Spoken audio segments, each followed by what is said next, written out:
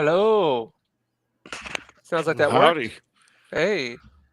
Yeah, so this StreamYard, they've got this new thing where you can brand your for people who haven't paid subscriptions, you could brand your StreamYard page now.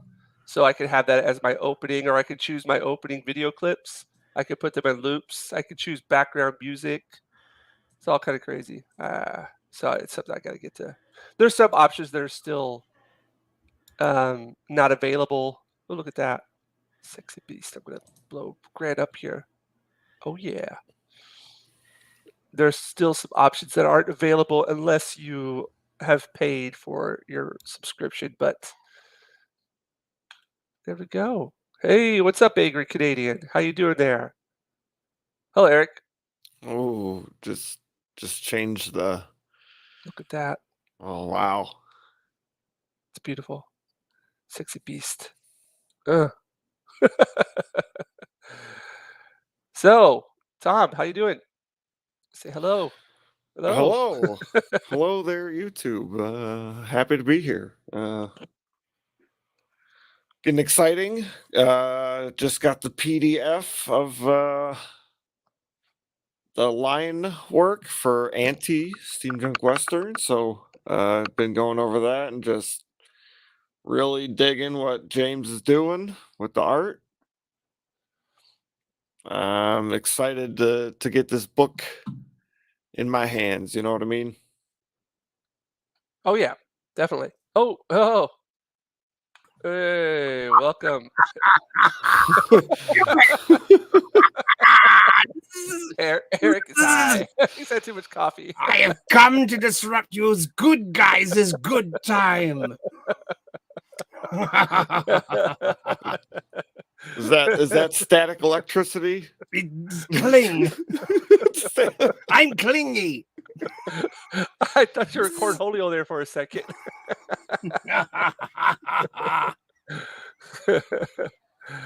How you doing, man? Good morning. I have brought the dark side of the coffee.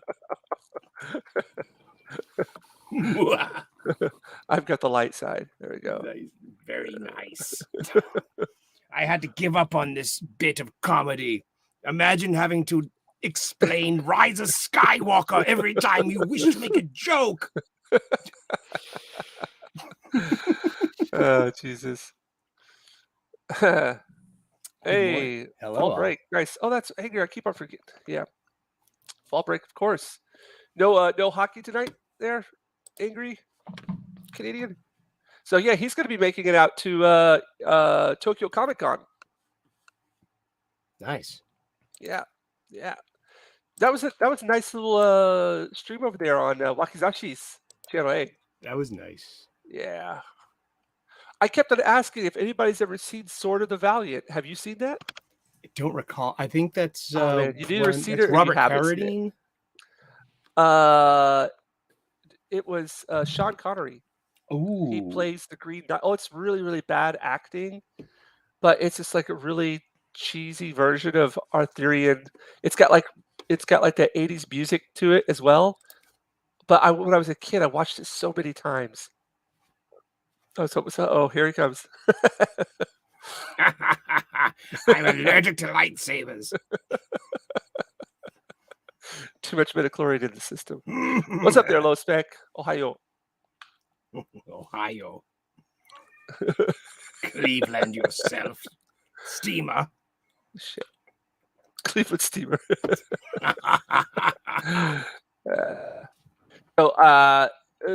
Let's just blow up here. Gregory has made some great computer graphics for us tonight. I'm just gonna show them off here. There we go. Little Jinjas are reproducing all over the place. Is a sexy beast. Look at that. Jinja is a sexy beast. Oh, look at it. I reproduced. Mr. Grant Gregory and his computer skills there. I tell you what. He's gonna be coming up with the next big thing. You just watch. He just hit 3K, by the way. Nice. Congratulations. Yeah. Is he on mute? Right. he is. I Oh, no, hope so. he was. Thank God. Hello, Roger Ryder. How are you doing today? So apparently I was talking and I had my microphone muted, and I was wondering why everyone was ignoring me. We're It just was like my evil Gregory's. plan. Things are going how I have foreseen. Yeah, so I said, thank you, appreciate the kind words. There we go. Oh, I knew you was high. Wait a second. What time is it there, Eric? Is it like 8 in the morning? Early enough. Early enough. It's 4:20 Ah, somewhere, right? Exactly. Somewhere. 9:09 in the anti-meridian. Yeah. An empire time. So I was thinking that I would just like let one of you guys draw tonight. I'm just gonna like sit here and let you guys take over. Oh, really? Well, No. that's why Gregory's got the speed drawing going there. So There we go. so That's we're him. covered. That's actually him. What is it called? Your the people that write your books for you. What's it called? Ghostwriter. Ghostwriter. He's my Right. my ghost drawer. With my Pikachu, I'm shocking. Yeah, except the only difference is I am a ghost drawer because I can only draw ghosts. In other words, they're invisible. Like my girlfriend from Niagara Falls. I thought wouldn't your know girlfriend her. blew up. I fed it to my rankle. Mrs. X Palpatine. I had to make up this cover story of a clone. And, Oh boy. man, even Harvey Weinstein had a wife and kids, man. You couldn't have given Palpatine a goddamn wife. He was the most powerful being in the goddamn universe. He was the emperor. He would have, you know. He There's had no all Mrs. the Palpatine. bitches. Yeah, He did have a bad case of eczema, but you know, Oh, look at Harvey Weinstein. Chicks get over that with lots of money. oh, they do. Money Damn, and that- power. That Yeah. wife of his, that ex-wife of his, gorgeous. And like, you know, for any woman to go into a relationship with that individual, gotta know everything that's happened, you know. Oh yeah, you just put on the big old blinders there, you know. Yep. I mean, yeah, she's like she left him, changed the kids' names and shit. You know what I mean? Wow. I think she went Yeah. back to her maiden name, and the children followed suit. They Indeed. Woo. So what's on So- the menu tonight, there, Mr. Harris? We Well, have a blank canvas. I like this. Yeah. I've got the Hulk. The Hulk. I was wanting to do the Hulk. Nice. Incredible Hulk. So I was talking to Grant before the show started, and I've got Uh-huh. like, you know, comics here, and I've got some images that I was Mhm. looking at, and I was like, "What do you recommend?" And he was like, "What was it? World War Hulk. World War Hulk." Mhm. So I started looking at those images. I was like, "Yes, exactly. That's exactly what I was looking for." Mm. That just really brutal. Would it You be know. too culturally insensitive to have like the mushroom cloud of the gamma bomb, as in, No, and not at then, all. you know, and then you know, with the hulking Hulk. You know Not what at I all. mean? In Yeah, fact, that'll just like probably now that the- you said it, it's there. Ooh. The one that went off on like Skara, that one. I'm thinking like his origin, his like, you know, Yeah, the like this origin, the original one. he's shielding Rick Jones with his banner, Yeah. his puny banner body. But I like, know exactly fucking- what you're talking about. you know what I mean? Like you see the mushroom Oh, cloud. okay. So Yeah. okay, so you mean he's origin? Yeah, he's origin. Yeah. Well, man, here's the thing. If he didn't do that, then who knows? He might have been able to win that battle. Mm. Wait a second. I know I saw a picture of that earlier.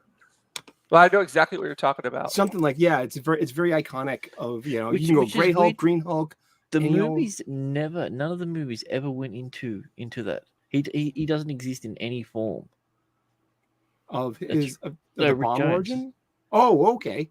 Yeah, that's, I mean, it would have been such a powerful thing to have that in there, but they decided not to. You can even race swap and gender swap them now, and just be like, you know, I saved this little non-binary, you know. Wait, was person. he redhead? No, he's a chestnut-haired boy. Yeah, Oh, but he was a okay. boy, and a cis white male, straight guy. So he's got to go. Oh, that's so gay. Wicked. Oh no, we got to make him gay too. Yeah. Dude, I know that picture you're talking about. For some reason, I can't find. Well, actually, that's kind of like it, but it's more like on the inside one of the panels. Mm-hmm. Yeah, yeah, I can see that there. Oh no, there it is. Boom. Oh no, but that's more of a modern one. Yeah, but I Yeah, I'm know what looking. you're talking about. I I see in my completely know what you're mind's talking eye about. some, like, Yeah, yeah, heavy Kirby lines, or, like, shit yeah, like that. Just yeah. maybe I'm making it up. Maybe it's a Mandela effect. I You know, don't. it I could don't think. be. I It don't could think be. there was any Kirby crackle in that picture though. Mm. That was Simon, right? Yeah. Josie. Yeah. Okay. Yeah, so that's on the table for tonight because I've finished all of the inking for our comic. Yay! All the inking is Congratulations. done. PDF, I did the lettering, sent that over to Roger Ryder. And so he's now going over that. He's going to have somebody look at it with them. And then we're going to get that proofread, do some adjustments, get the black and white, get a proof made. And while all that's being done, I'm going to be working on the coloring. I've already colored several pages, but I'm going to, I've got a lot more coloring to do. So I'm going to spend the next couple of weeks working on that. And then hopefully we'll be going into the printing phase at the beginning of, ASAP. Would be nice. Would be very nice. Just have to see how it goes though. But hopefully everybody out there is doing well. We got Angry Canadian here. Had his hockey. Got home at 2 a.m. I couldn't imagine doing that. There you go. Went out I practicing hockey. I got you a share screen, and I've got Okay, the cool. cover of the Incredible Hulk #1, art by Jack Kirby. Uh-oh. I don't see it. Can we see this? Really? Not yet. I don't see a share option down here. Oh, here it is. I'm sorry. I neglected No, to hit the there we go. button. There we Boom. go. Oh yeah. Yeah. Blow that up. Blow that up a bit. Oh, Do you have a that's blow neat. up, or do I have a blow up? I think you have to blow it up. Yeah, hold control. Yeah, I was gonna say you hold control and scroll up when you're on that picture, and it'll do it. So hold control and then scroll up on your thing. Yeah. Ooh, look at that. Give me more. Oh yeah. More, more. So there's no atomic blast behind him. Right. Yes. But I mean, I can see it. You know what I mean? Yeah, I know. I think we're both going to the same thing right there. We know in our mind's eye we could see it. It actually wasn't portrayed on the cover, but we have that image in our head. Yeah. You know? Yeah. Because there isn't some kind of explosion behind him. Yes. We got Thunderbolt Ross. We've got Betty, soldiers, and Grey Hulk. Isn't that sweet? Yeah, Grey Hulk's cool. Here we go. Thank you. Whoops. Oh, that's okay. There we go. Oh, there we go. All right. Awesome. Yay. So, Grant's mute there. Grant, if you wanted to say any kind of like, well, we just want to congratulate Grant again. He hit 3K. Had a stream for that today. Beautiful. I stream with my heroes. There we go. It's weird. It is weird. Yeah. It's weird, man. All right. We could talk about the art, but I've got something more important. Sexism in drawing. Oh, yes. Ooh, we have to wait till McEnany gets here then. Give it to him, Grant. Give it to him. I'm here for this.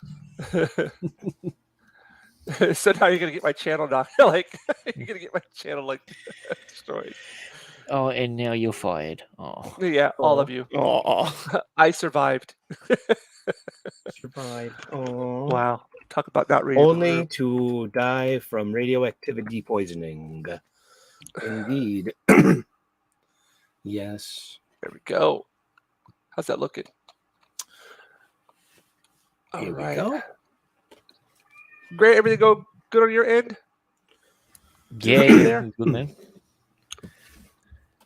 So, Alrighty. do you have any idea of your pose or your structure you're gonna do for your... No. Basically, what I like to do. Okay, what I like to do with these is I just have these ink washes. I throw them down. I kind of got an idea in my mind, but I kind of like to play around and watch like the ink blots move around, and then just find the image there, like make it come to life.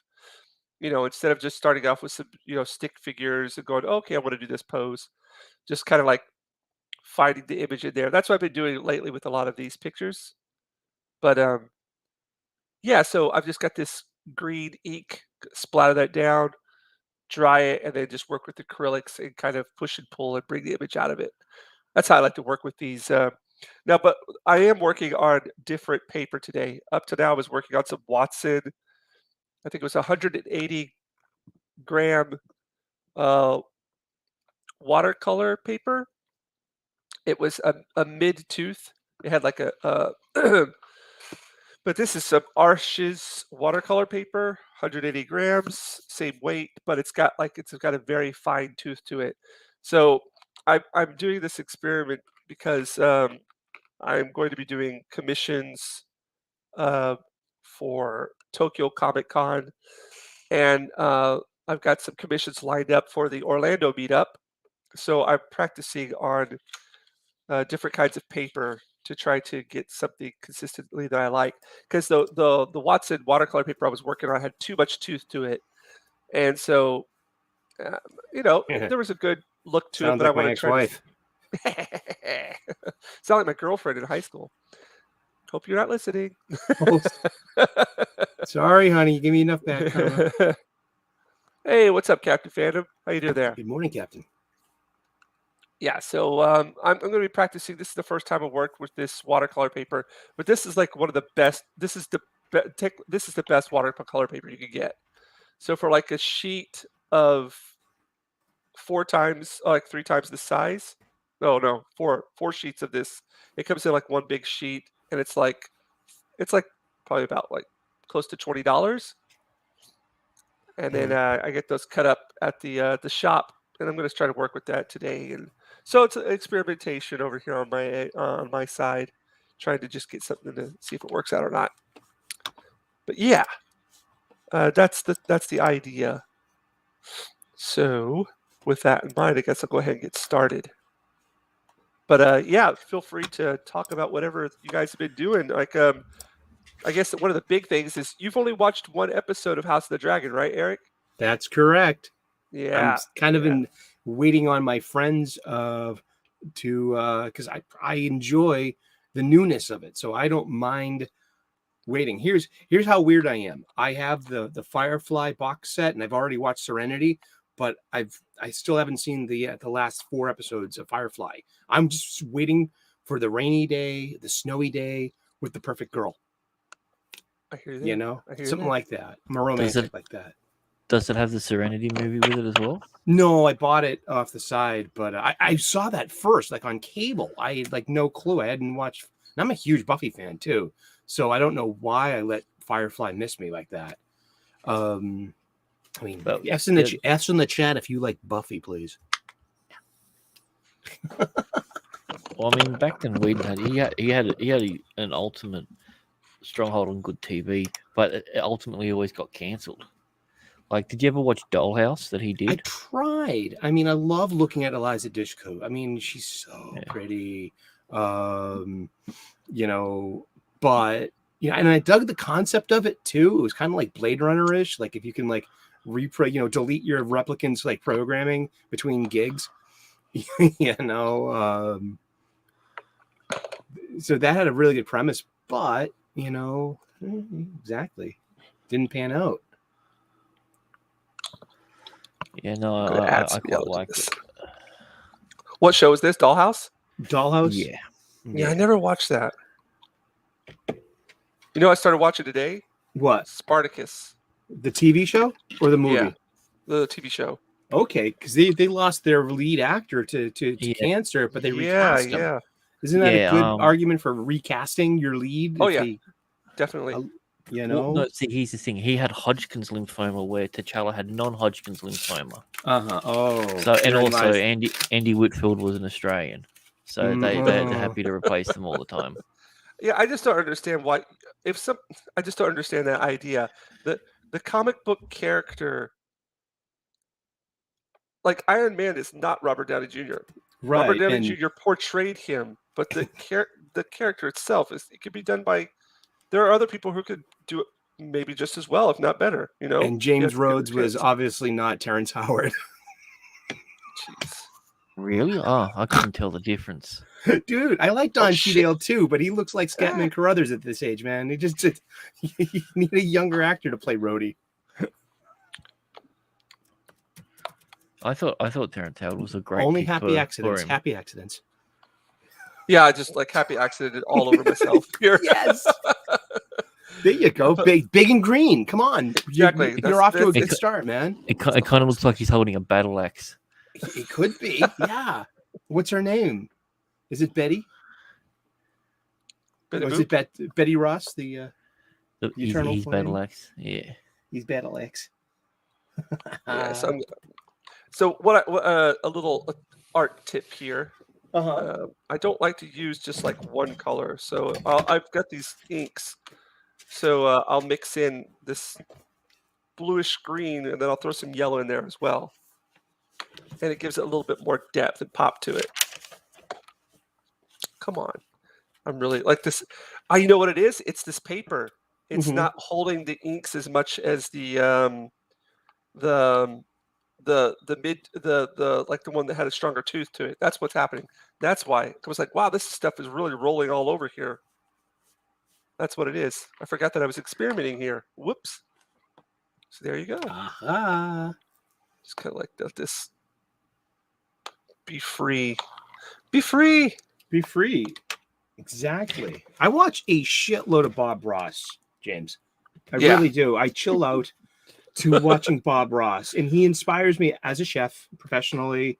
The Yep. whole happy accidents thing. Oh yeah, definitely. Especially that especially when making sauces, stuff like that. I mean, there's a level of consistency you'll always have, but sometimes you taste someone else's sauce and you're like, oh geez, you put way too much vinegar in this. Like, how can you balance that? Oh, brown sugar. That's a start. Let's start there. And but yeah, you make a happy accident. You're like, oh, this is actually a really good sauce now. There we go. I mean, dude, accidents are your. I think Picasso said it. He has like a quote like, "Accidents are an artist's best friend" or something like that. I can't remember what he said, but it's something along those lines. But dude, like, no, you have to have those accidents. That's what it's all about. And I find that if you go completely by the book and you copy somebody like to a T, it doesn't give you room to make those accidents. Mm-hmm. Well, I'm starting to see the image here. That's what Raphael said. He said the best thing an artist can do is have an accident. Have a mistake. Right. Yeah. Just as long as it's not in their pants. Right. Yeah. But then he was talking about Donatello and Master Splinter, and then they went and got pizza. So yeah, who knows? 4 baby turtles. Radical. Did they ever have any kids? The turtles? I don't think so. Maybe the No, their mutations Interesting. made them impotent. That's what I'm thinking, unfortunately.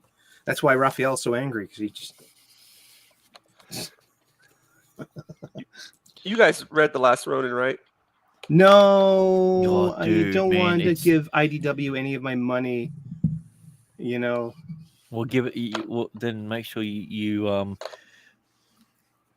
pirate it allegedly, and then donate some money to the author and the artist.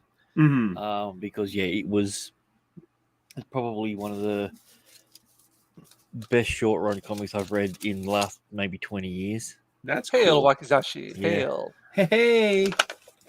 Great Konnichiwa. stream you just had there, Wakizashi. Yes. Happy little ninjas all over the place. Happy little ninjas just everywhere. There might be some little ninjas out there roaming around the world. I don't know. You never know. You never know. You have to always have your throwing stars handy. You do. I'm gonna mute myself here for a second while I dry it. This blows. That's a bad pun. Awesome. Gee, what was I gonna say? Yeah. So, what do you think? Today's topic: the Hulk. So, what was your first exposure to the Hulk? Was it the comic book? Was it a TV show? Was it one of the many attempts at the movies? Grant, what do you think? Or Roger?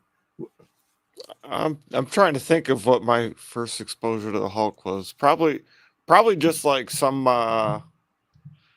like action figure I had. You know what I mean?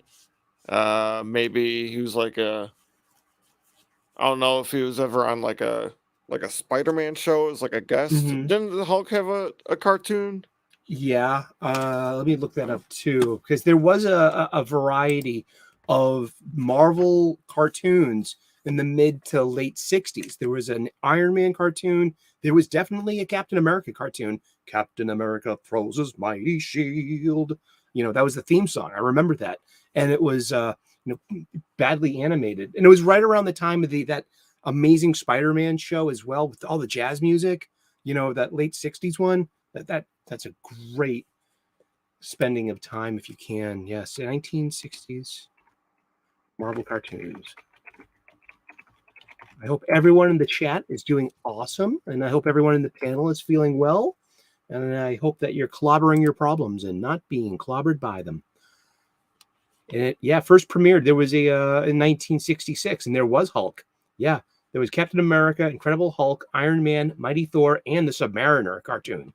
So yeah, there was a Submariner cartoon. Wow, huh?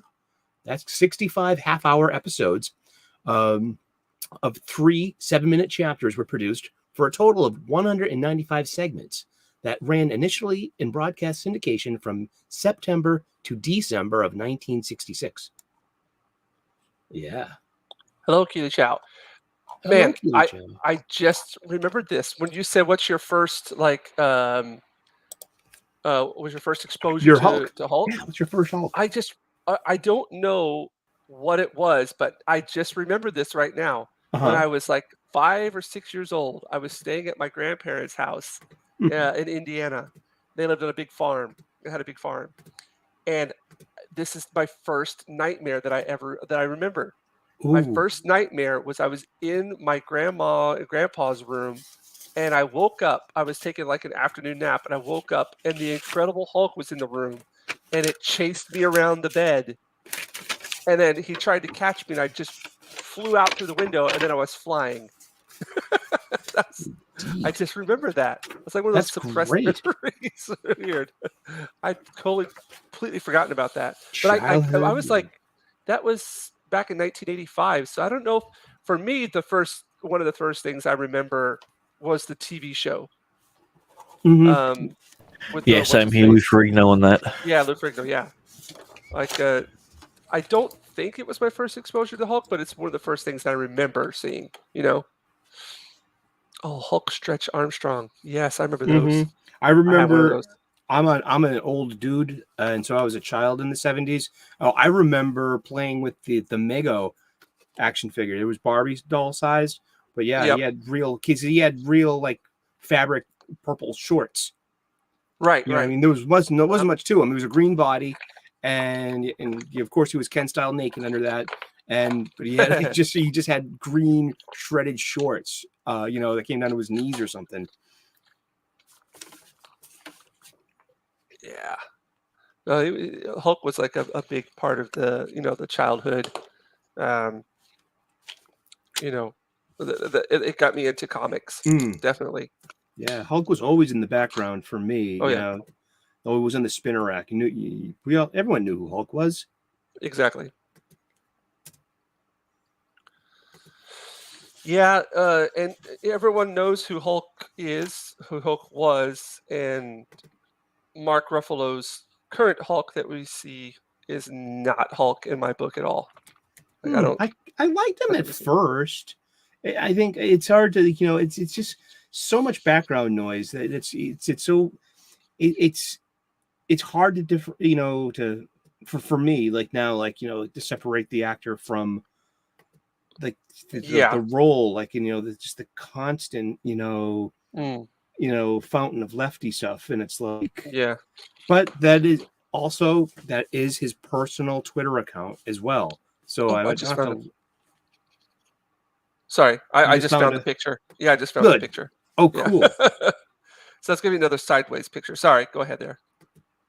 No, that was about it. Yeah, it was just. I mean, I liked the Eric Bana movie.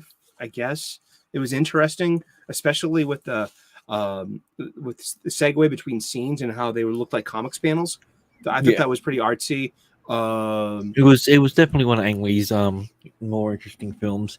Yeah. But I definitely think they missed out on an opportunity because you have Ang Lee as the director in there. That the tagline of the thing is "You wouldn't like me when I'm Ang Lee." And then when they had I it there, remember they that. could, Oh, okay, Unbelievable. yeah, because he just got off of doing Crouching Tiger, Hidden Dragon, so he was trying to bring aspects of that within, like Hulk jumping really far and had like this kind of quiet, Mm. aesthetic to the poetry of his power. But yeah, I think something got lost there in translation. I forgot that's what the movie was called.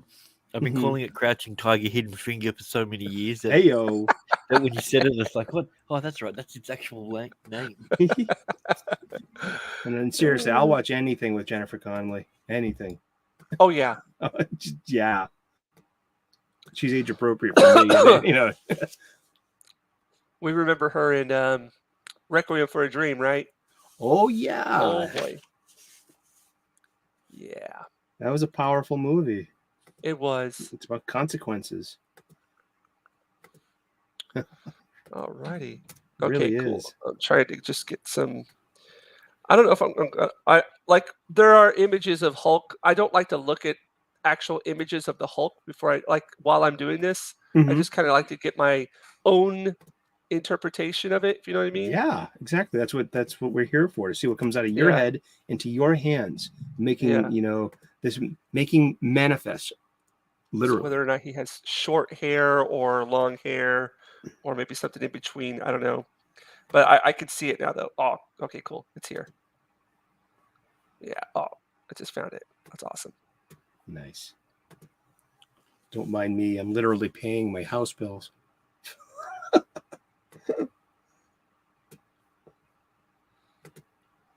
Yeah.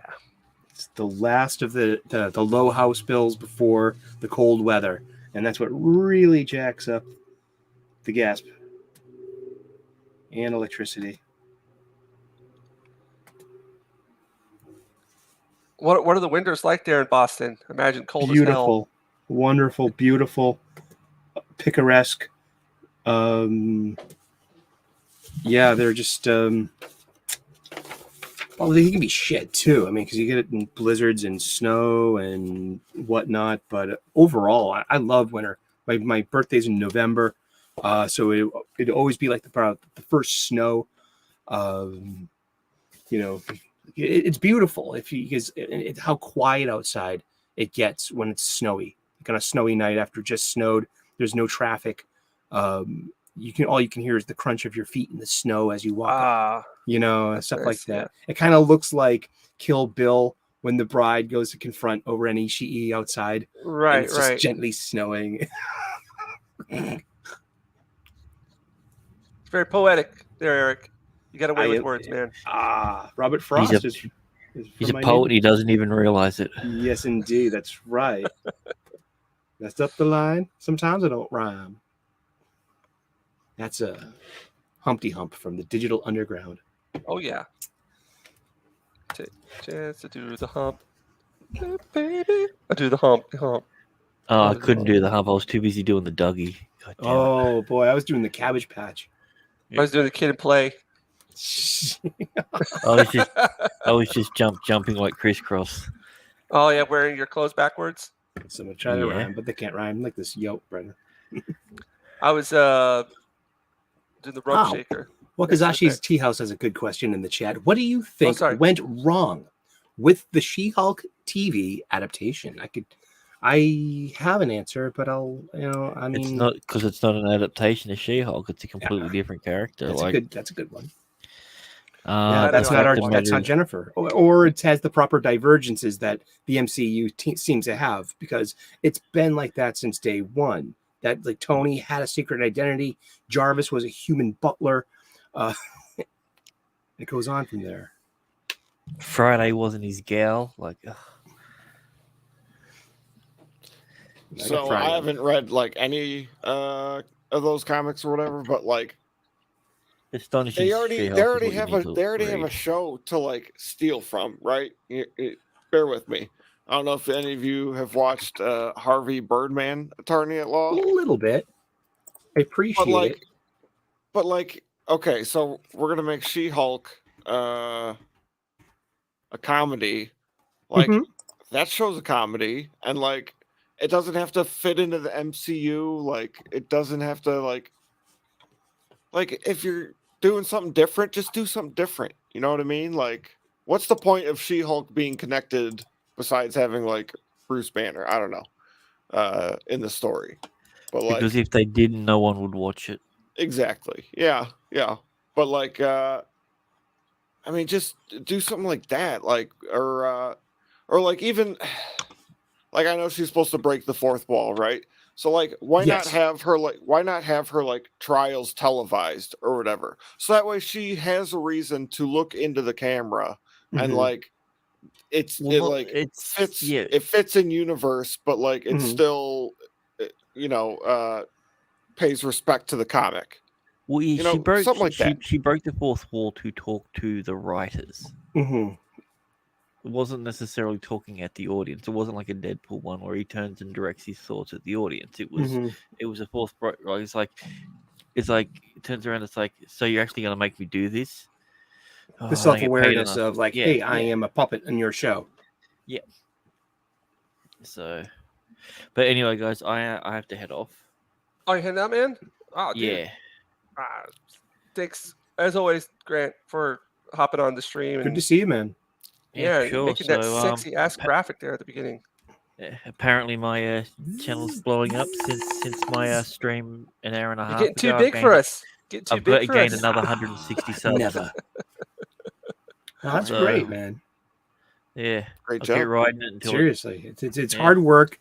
It's slogging. It's sometimes, most of the time, it feels like, is this ever going to pay off? I've only And- been doing it since 2009, so Jesus, man. Yeah.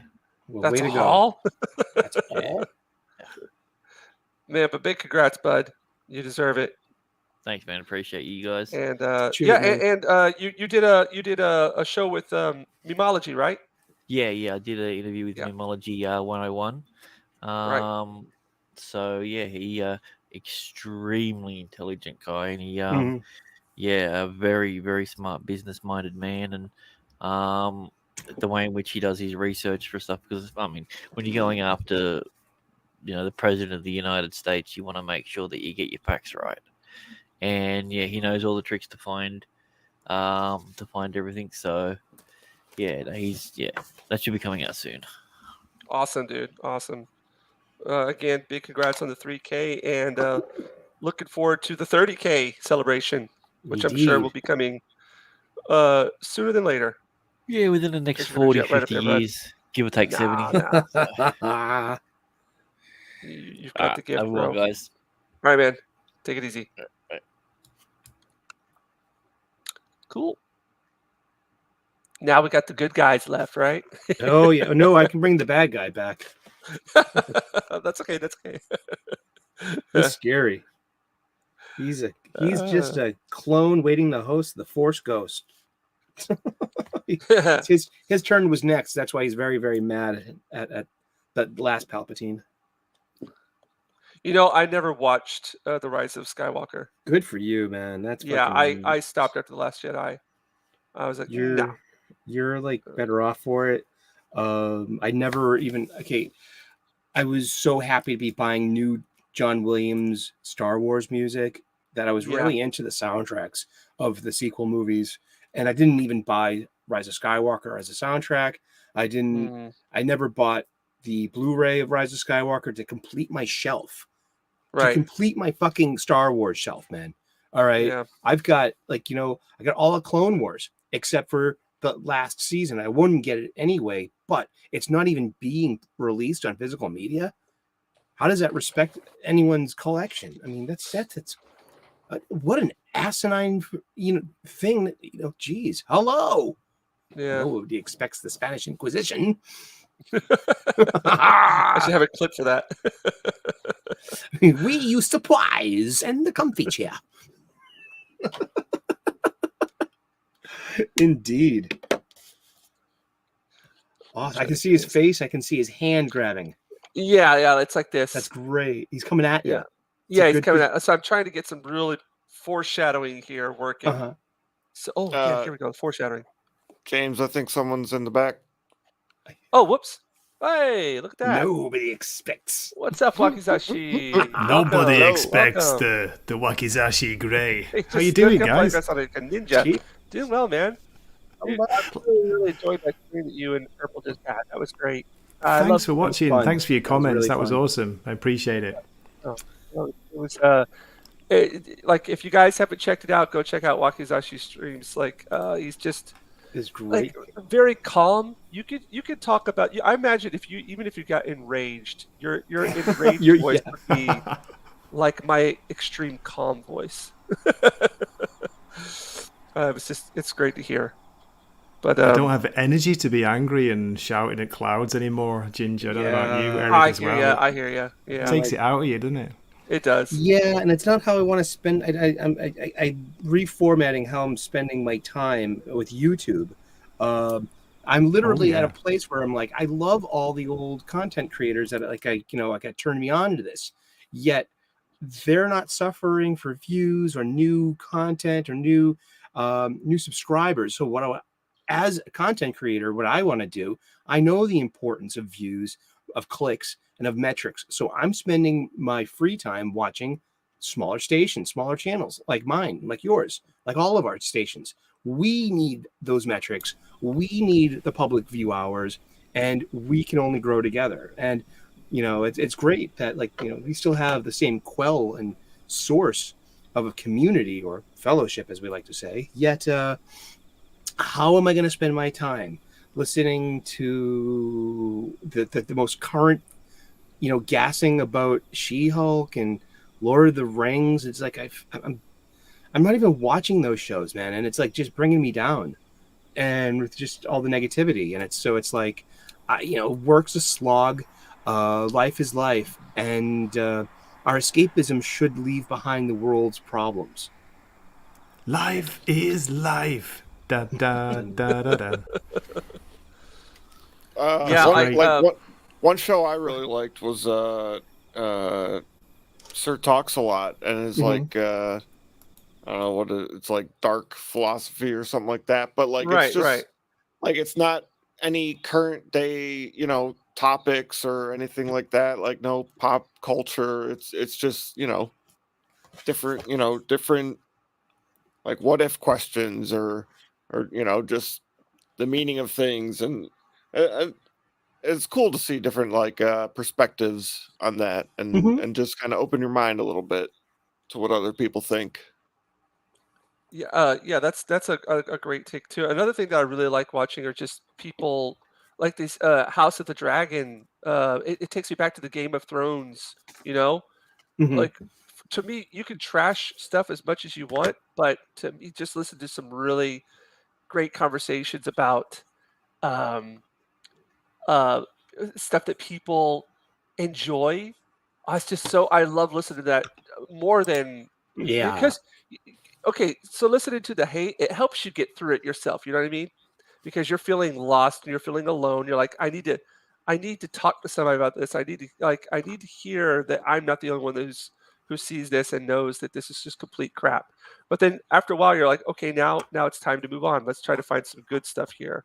And so whenever I'm listening to, Sporking with Mr. Grant Gregory on there talking about House of the Dragon, when I listen to other YouTubers talk about it and just listen to them really delve into the all the symbolism, the mystery, the unanswered questions, just so fun just to sit down and listen to that. But yeah, Tom, I could totally understand there too, just stuff that doesn't have to deal with the mainstream entertainment. What's going on, just like those philosophical kind of questions. What is it? Positivity doesn't seem to sell or to be popular, it never has, does it? It never has. Well, I mean, during Game of Thrones, yeah, it definitely did. People like I watched tons of videos. There were so many videos out there. I was just watching tons and tons and tons of stuff. But you just have to have really good entertainment to be able to do that, though. And if there's nothing coming out Another thing too is like the weekly. I'm going to go on like if you want to have like if you want to discuss a show, it has to be released weekly. Mm-hmm. Because if you just drop it all at once, then you can't sit down there and really dive into each episode and kind of dissect it. It's impossible. over. Mhm. It's over. Yeah, it's over. And then you're just Speaking going of- on to the next thing. Sorry. Hey, Gray, do you know anything about Sandman season 2 on the Netflix? Is it over? Yeah, it got canceled, didn't it? I don't know. According to Mr. yeah. Gaiman, it was in Yeah. development. He was writing it, or it's written. I don't know. I'm out, mate. I'm out. To be honest, I'm just going back Really? to the comics. Yeah, Okay. Shit. That's The comics that's are an great. indictment. It's I'm enjoying the audiobook right now. Oh man, audio's it's so good. fantastic, isn't it, Eric? Yeah, I'm so on good. Yeah, Act 2, and it's really fun. Yeah, I mean it's because it's so immersive in that era, the pre-Vertigo DC Copper Age. Because when Vertigo starts as an imprint in '93, there's a little bit of a tonal shift in all of those titles, of Swamp Thing, Constantine, and Sandman, where it became a little bit more separated from what was going on in the DC universe. yeah. I remember that. Yeah, Sandman was out in 1989, the first issue. As you Yes. say, Vertigo came later, didn't it? correct, in '93, and so you had a good like 4 years of Sandman played so well with the DC universe because it was DC universe. Yeah, and we kind of it was. forget that was knee deep in what was going on. You know, JLI as a Scott Free and Martian Manhunter have a great cameo scene. Yeah, You know what I mean? That was Yeah. a cool issue, wasn't it? That one. I remember that. He offers Martian Manhunter offers to share his Oreos with Scott Free. That's cute. I love shit You like remember that. that? That's amazing. Yeah, man, because it's like those are the kernels for us. I mean, that's the good stuff. That's the binding stuff. That is continuity between different titles. Yeah. Yeah. Was that just after Crisis on Infinite Earths had finished? I can't remember Yes, exactly, What was it going because- on at that time? Because you had all these because at the same time you had right before that you had Howard Chaykin's The Shadow relaunch, yeah. trying to bring the Shadow into modernity. And I was a big fan of Andy Helfler's when he picked up after Chaykin, especially with Kyle Baker's art. Man, that was some glory days of DC material on the Baxter paper, man. Oh, that was some good shit. James, do you know Kyle Baker's art? Okay, I'm horrible with names, as you guys all know. I always have to say that, but if I saw it, I would know it. Let me look it up right now. Kyle Baker. Cool. Yeah, Kyle, he uses pastels, beautiful art, a lot like yours. I mean, it's just, but his run on the Shadow in like 88, 89, 90. I mean, I just hunted these down again. My third time in my life. Yeah, he's an excellent artist. He did a Plastic Man, I think, in the early in the 2000s. That was amazing. Yeah, I've definitely seen his work before. Yeah. Eric, what was that? Was it called Prestige format? Yeah, Something the like that, do you Prestige remember? format back in the for day. Yeah, mature yeah. audiences. Oh, there it is, The Shadow. Yeah. Oh, I like that look. Yeah. Bill Sienkiewicz did it before for a little while, and then sweet. Kyle Baker took over and finished. I mean, what I loved those. I was a teenager in high school reading those off the shelf monthly. That was one of my titles, and so they had Shadow. So they were trying to reinvent the Golden Age heroes. So in the beginning of Sandman, Morpheus has the gas mask style helm. And that was kind of evoking Wesley Dodds, the Sandman, in his gas mask. Welcome, Bandito Bane, by the way. Hello, Bandito Bay. Welcome. Hola, hola. Hey, How you doing? ¿Qué onda? ¿Qué sabe? Ponme al día. I'm doing okay, actually. Nice, man. Actually, yeah. That's good to hear. Even though my Raiders lost 2 weeks in a row. It happens, yo. This is what happens when you give your heart to a football squad. Yeah, yeah. I know. I've been a Boston Bruins fan all of my life. It's been this wonderful seesaw of emotions and tribalism. Eric, I Yep. just checked out the Kyle Baker covers on Google. Yeah, I remember them now. Yeah, I they're didn't buy, insane. didn't buy Look it, up but the it was 7 Deadly great. Fins. It's this amazing run. It's Shadow Okay. versus an Irish mob in late 1980s Manhattan, and it's off the wall. It is so good, and it's like you can see where like Hollywood people were reading this stuff, because then we got something like Miller's Crossing from the minds of the Coens. They're so Oh like yeah. they're parallel, you know. Oh, It's yeah. just so fun. Nice. Yeah, these covers are insane. I love just the simplicity. Like he did some Dick Tracy here as well too. Mm-hmm. Oh man. Yeah, Yeah, I see the Plastic Man one there as well. yeah. Kyle He did a Baker's- white power. You see the white power one? I don't know. Oh, No. that's a bit iffy. I'm not going to be able to put that one up on screen. Okay, Yeah. Oh, look at that Joker he did. you can put the link in the private chat, and we can all check Oh it yeah, out. yeah. We can I don't know giggle. if this is okay. Here, yeah. Let me do that. Hold on a second. I've got a weird like female soldier wearing just a kind of bra and pants. Weird one, Kyle Baker. I don't know what this is a cover to. Whoa. Oh yeah, he did a lot of like this like jungle art of like adorable little like scantily clad, big bosomed babies. You know what I mean? Yeah. Yeah. His art's quite naughty at times. I like that. Cool. Here Mm-hmm. you go. It's in the private chat. I think you have to scroll down just a bit.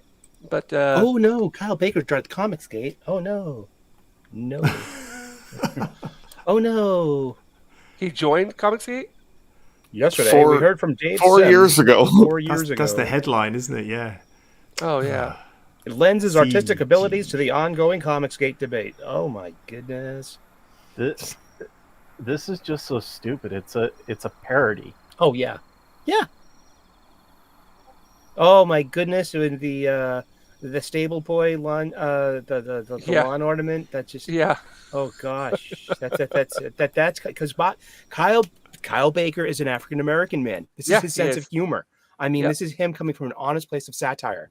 Yep. So yeah, so he properly represents and properly. Yeah. This is a voice that can be doing this level of satire according to Yeah. the new rules, right? Yeah. Right. I love it. That's this is really funny. Eric, look who wrote the article. Rich Johnson. Oh, Oh, sorry. I'm going to answer a question Oh. here. Hey, Jinja, what all do you plan on selling at Tokyo Comic Con? Well, I'm going to be doing commissions like this for people. If they have like a character that they want me to do, I'll do Mhm. commissions. I'll also be selling original artwork, like my original character artwork pieces that I've done like on the stream here. I'll also be selling postcards, posters, stickers, any kind of other merch that I have. Bring a tablet and have them buy Auntie.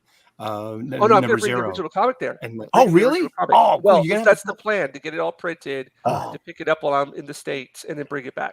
oh, Oh, good luck. So That's that's Yeah. the plan. Yeah. Speaking Yeah. of, I was able to buy my own episodio. Thank you, dude. I saw that. Thank you. Appreciate it, Thank man. you. Appreciate it. Yes. Yeah. You were number 30. nice. Big 3-0. Yeah, so Indeed. that's what I've got planned so far. So I might have get a couple more things printed out, or some other merch. But basically, I'm going to be focusing on commissions and trying to sell what I already have. So like, I'm not allowed to print out postcards, Mhm. posters, or Mhm. any kind of merchandise that contains Marvel or DC or other right, because popular characters. It's covered. yeah. But if somebody says, "Oh, hey, could you do this picture of this for me?" That's okay. Mhm. Yeah. That's cool. Yeah, Oh. yeah, okay. Yeah, just we were talking about this because they sent me a PDF, Tokyo Comic Con, that said, and again, I don't know if this is for people. I need to go and do a little bit more research now that Japan's opened up to the public. They've opened Yay. up their borders. They've probably changed some of these policies, Mhm. but for the vendors, the PDF, the one that I got a couple of months ago, said that we had to have negative tests to get in. But they might have loosened up on that now. So I don't know. Well, I need to email the people there and get the specifics on that. But yeah, I mean, because their goal is to have 70,000 people attending this. Nice. That's what they're aiming, to have 70,000 people. Yeah, That's a watch little as that get together in stream is. Japan, right? That's a little get together. It is. Yeah, Japan's still pretty strict, and the people still here. It's masked up to the kids, little 3-year-old kids are walking around. It's just I'm kind of done with it. I kind of live outside of that world, except when it comes to like me taking part in things like this, because you have to do it. It's required. It's like Mhm. 100%. Yeah. And if my whole idea is right now, it's my time to kind of shine as a cop, like in this This is your year and next this is year. my year. I've got to do Yeah. it now. So there's no Yes. more like waiting for the powers that be, the stars aligning. Like I have to make this effort, and so I feel like this is the year I've got to do it. So if it requires me doing that whole mask up thing, well, I Mhm. can't do anything about it. Just do it. I mean, yeah. And then just What's well, most important, what matters most is yeah. you getting Exactly. there, selling yourself. I mean, I look at someone like H.H. German of Sigma Comics. He does Here Comes Calico. I met him at Fan Expo Boston and spent about 10 minutes talking with him. I know him from Wes's Thinking Critical channel. It was great meeting him. But he is like one of the hardest working people in independent comics. He's going to every con this year. And he's got a booth at every con. He's pushing Here Comes Calico. And it's a really good, it's a pretty violent magazine too. I didn't expect it to be so brutal, but hey, it's a pretty good comic. And he got me a copy. He was like, hey, I tried to give him money because I was like, this is what you're here for. And he was like, no, I ain't taking your money, man. You take this. And I'm like, he's pretty cool. He's a pretty cool dude. And but yeah, be like, H.H. German, like go out there. Exactly. You can't fake this. There's no faking this. Yeah. No, man. and you got to put like 100,000% into it. Like there's none of this just like expecting to be good at what you're doing, because there's a lot of artists out there, and I admit that I used to be one of these people that is like, you've got this gift of being able to draw, but like any person with the kind of gift, like music, food, sports, whatever, it's something that you have to work at it still. You've got the seed for it, but you have to keep on adding water to it to keep that growing. You can't just let it sit there and stagnate, because the earth around it will dry up, and you won't have that talent that you need to succeed. So that's what I got to do. You got this. There's no getting around it, and it's scary because you're putting yourself out there for public to criticize you, to like throw not your name in the mud, but just like to just laugh at what you're doing. Like, there's people out there that look at it like, oh, this is complete shit. What are you doing this for? But you kind of like, that's going to happen. Not everybody's going to like what you're doing, but you just got to keep on pressing it. And then hopefully something good will come out of it. That's the state of mind I'm in. Just have fun doing it too. I've got a coterie of responses for people like that. So, and I'm glad I ripped off one of my gurus, Deepak Chopra, a spirituality guy. And you can say something like, well, that's an interesting thing for one adult to say to another. Thank you for your compliment. And just like kill them with kindness. Just like, take away your, boom. I hear there. That's an interesting thing to say. That's nice. That's interesting. I was going to come up with some kind of South Park quote. Okay. But I kind of forgot it. Oh, man. Or you can go for the Miller's Crossing, take your flunky and dangle. Oh man, I'm gonna put that, like, I'm gonna watch that again. Not like watch it, but have it on the background while I'm working, because there's those movies again that you could just sit down and listen to, have on the background, and you feel like you're there. Yeah, that's one of them. That wonderful Carter Burwell music. Oh yes, it's beautiful. Damn it. I love soundtracks. I've got the Miller's Crossing soundtrack. I bought that years ago off the iTunes store back when there was such a thing. I remember that. Remember I the went through a iTunes store? phase where all I was listening to were soundtracks. You know, like the Gladiator soundtrack, like freaking Yeah. Crouching Tiger, Hidden Dragon. Crimson Tide. Crimson Tide has this remarkable soundtrack. Did John Williams do that? No, I think it might have been Hans Zimmer. Let me It was Hans Zimmer. You're right, Hans Zimmer. Yep. or anyone knew who Hans Zimmer was.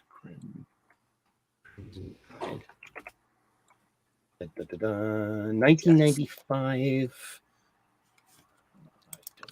All right. You know what? I prefer Wikipedia over IMDb any day. Yes, Just same because here. of Hans Zimmer won a Yep, Grammy Award for it as well. And he did the Gladiator soundtrack as well. Ah, yeah, huh? Yeah. This was a Tony Scott movie too. Wow. Ginger, Eric, I just wanted to pop in for 20 minutes before I'm heading to bed now. I just wanted to say I hi. got you. Of course. Yeah, Catch you man, later, guys. Oh, Catch you appreciate later. You jumping on here, dude. I feel honored. Come on. It's I'm not me kidding. talking about little old me. Like, no, you guys are like, you're just full of all this knowledge, and I look up to you guys. I respect you guys, and to have you on here, it's surreal every time. Well, But it's thank you. it's fun. Yeah, It's fun. Thank This you so much. is a geek-free zone. It's a free Yeah. geek zone. Free geek. Free the geeks. Free the geek within Eric. you. Be one. Let's return to the days when nerds weren't cool, when nerds were getting bullied. Back in the old days. I mean, yeah, exactly.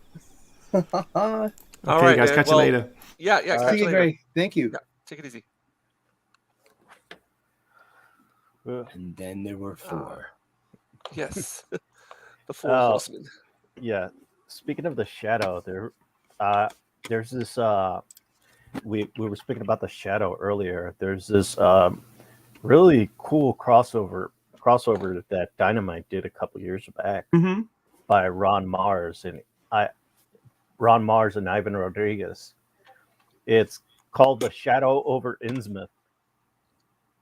And it is basically like a retelling of the Shadow over Innsmouth, but with the shadow with the shadow as the main character. And It's called. What was it? This is from Dynamite. yeah. Dynamite. Yeah, and in the I remember in the comic book, the Ooh. Garth Ennis also wrote some Shadow as well. yeah, and in it there's these disappearances that are happening in the small town of Innsmouth, and Lamont Cranston's there, and he starts investigating, Mm-hmm. and he learns that there's these that he hears from the local fishermen of the deep ones, but when he starts investigating as the Shadow and he sees the deep ones, turns out they're guys in costume. They're just using a submarine, and they're basically shipping illegal arms. So I think it's a really good twist of the story, making it grounded in reality. And that's what I like about some of these stories that they came up with in Dynamite. They have a Shadow Batman crossover. Yeah, there's also a Shadow with That was from March of 2018. Written by Steve Orlando. I don't know. ew, Let me see if I'm blocked on Twitter by that guy. That'd be good. That's always a good litmus test. All these Marvel creators. And once again, that's their personal accounts. So sure, I don't have to like it to respect it. You know what I mean? Yet, Yeah. how the hell am I ever going to want to spend money with Marvel on these, on creators that have judged me as being adjacent to hate groups or to being bad persons? Motherfucker. Yeah, I fucking love this guy. I love that gang. They're pretty funny. Yeah, I was watching them today. They had which one is it? Jim's what's his name? Jim Starlin? Mike Barron? He does. Jim Starlin. Is he still Yeah, was that him? I'm so horrible with names. But they had the girl Rainy Draws. Yeah. Rainy.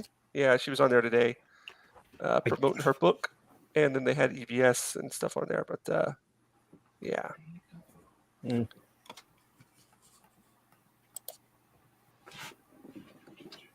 Awesome. Found the image here. Just a I matter just of. read Fiendish. I got my copy of Fiendish in the mail. Oh yeah, I saw just you this put that up. week. This is a really well put together magazine. Yeah, It's a really yeah. nice comic book. You got your copy? Who, me? Yeah, you. No. Oh, dude, I haven't ordered it. Like, for me to get anything shipped over here, it Yeah, would cost must- me almost like $100. Okay. You know. So my Um, plan is to get stuff delivered to. Oh no, I can't. I don't know how I'm gonna do this. Like, I could get somebody to. I could order it, have it delivered somewhere. You can get a PO box probably at an Orlando post office. That's true. That's one way to go about it. Maybe you can promise Drunk 3PO, who's a local, some kind of bottle of something. I'm just kidding. No, that guy's too busy for I mean, he. I'm just Well, joking. that's He's a the nice guy, idea, though. Like, to get somebody to order it for me to pick it up there. Like, there'd be more than a fair share of things that I would like to do that for. Hmm. You know? There was someone local to the scene. Yeah. Make a off-panel arrangement. Yeah, I'm gonna have to see what I can do there. Yeah. But yeah, she's got this. She made up her own language. Yes. And there's some really good splash pages in here. She's did really nice faces. I'm not gonna pick on anyone's artwork or anything, but I just love some of these full page vistas of the city and of the of the town from afar. It's just beautiful. Very, very nice fantasy stuff. She draws very nice nature stuff. Like I was saying about Bob Ross earlier. I love Bob Ross. I love trees. I love it when like Ethan would draw trees. He always mentioned something about drawing trees. Bob Ross always mentions the trees. And it's like, I love that part of it. There's a lot of trees in here. Yeah. Happy little I'm a trees. druid. Yeah. Happy little trees. Yeah, happy little trees, happy little accidents. No, she's definitely fleshed out that story. She's done her work, man. I've listened to her, and it's inspirational. I'll sit down and I'll start taking a break. I'm like, no, get back up, buddy. There's no time for you to break. You've got to get back up and start working on this. Yeah. Like, and you see people like that put in the time and the effort. And I'm always a firm believer that the time and the effort will bring about some kind of good result. I mean, and if you don't do that, don't expect to have anything. Some bonus stuff in the back, just like the pre-colored drawing, and then so she's drawing it, she's inking it, and she's lettering it herself. And that's what I'm doing. Yeah, and the onomatopoeia, of course. So, but the onomatopoeia is funny because I'm not sure if they're done in the new Arsa alphabet. I'm like, because they're like the onomatopoeia are just it's weird because there is a cipher at the end of the book, and it's very secret decoder ring like.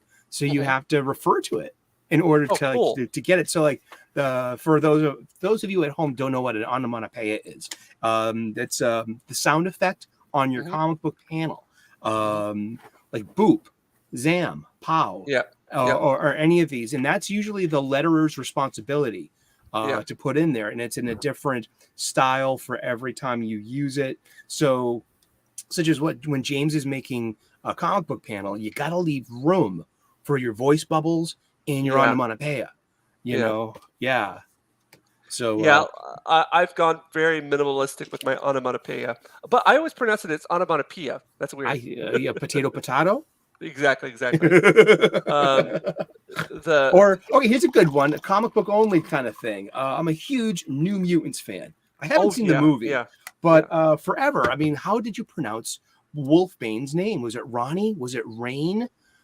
Was it Rahan? I mean, you know what I mean? I pronounce that? I know what you're talking about. I don't remember how I pronounced it. Exactly. I think it was like Rihan or something like that. I thought it was Ronnie for a while, or Rain, and then like Ra's al Ghul, or it's Russ al Ghul.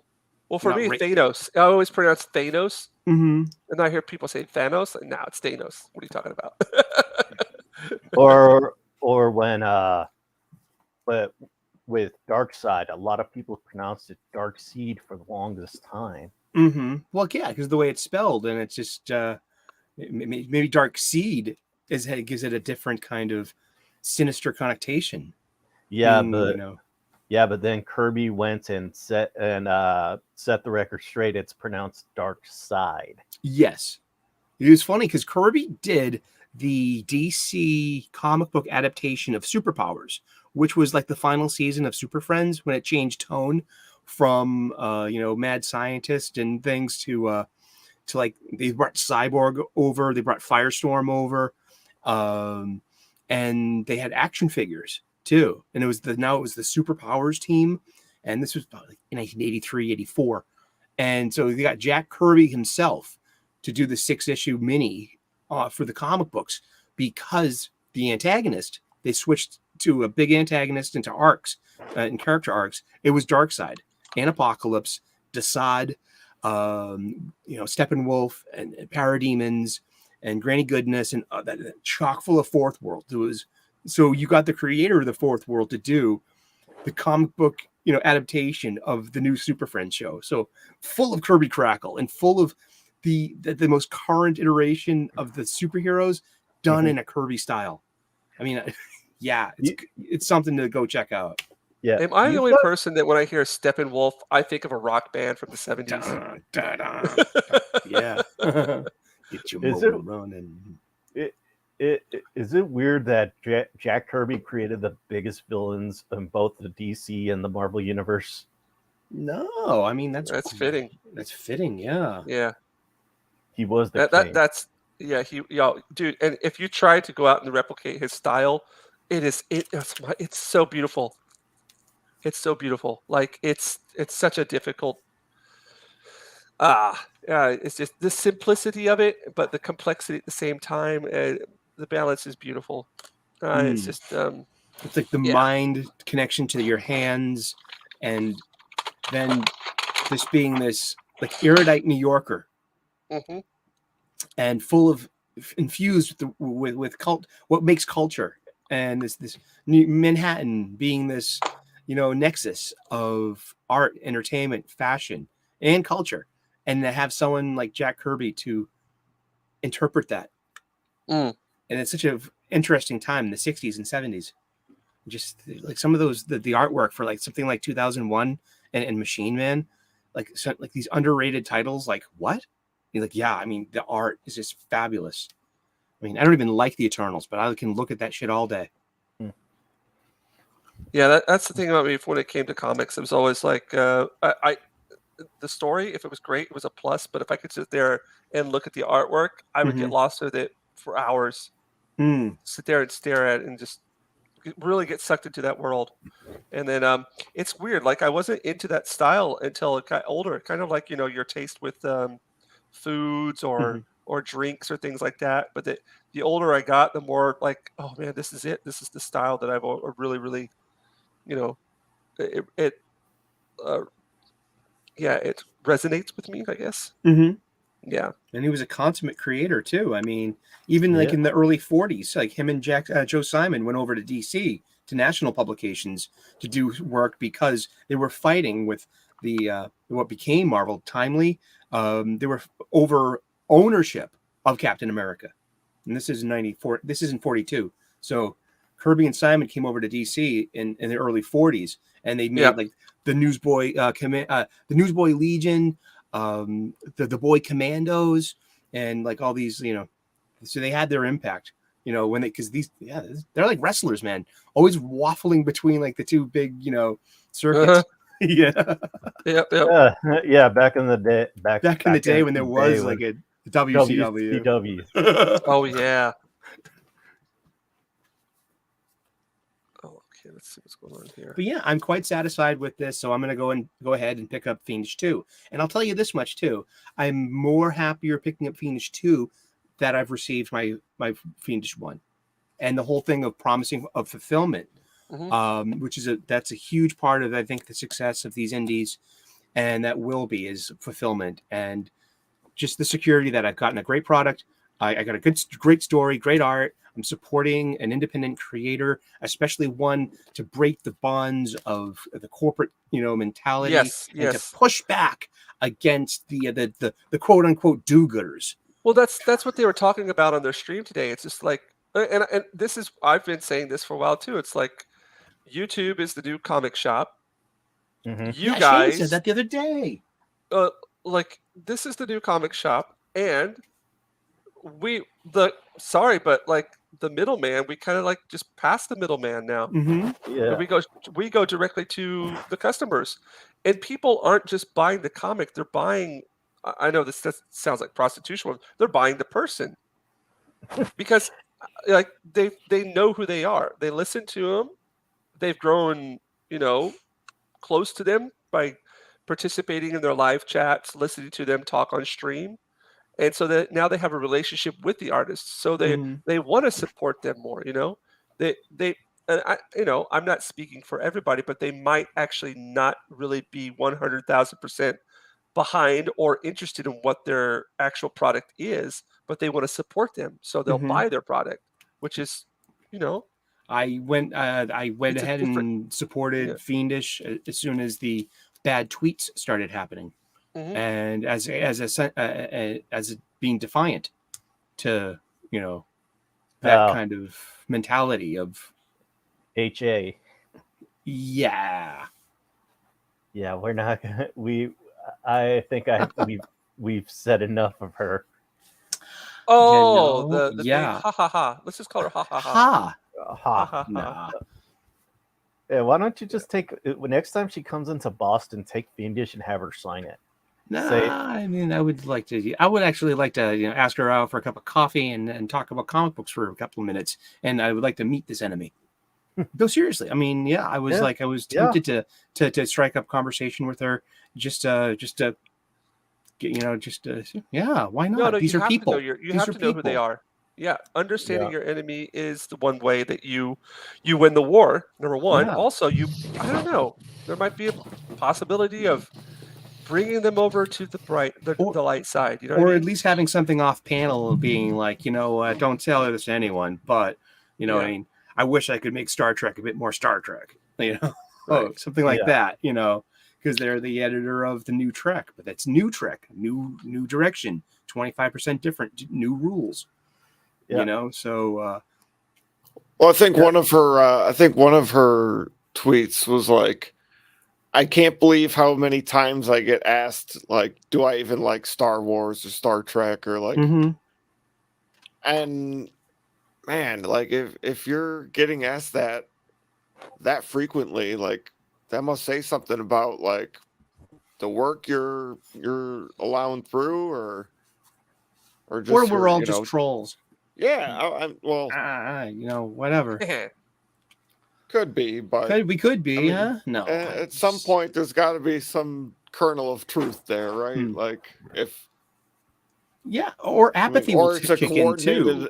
coordinated review bombing, right? There you Yeah. go. Yeah. Exactly. It's like yeah, weaponized nerd rage. I'm like that's someone's handle out there.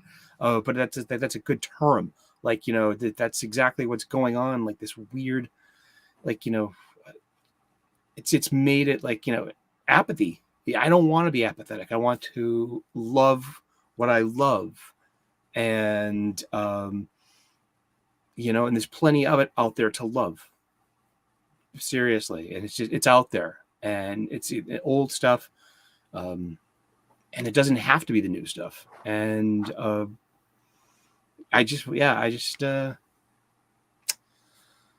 I want to root for these people. I want them to succeed, because if they were succeeding, the comic book business would be healthier, and there would be more robustness to the storytelling and what's being offered.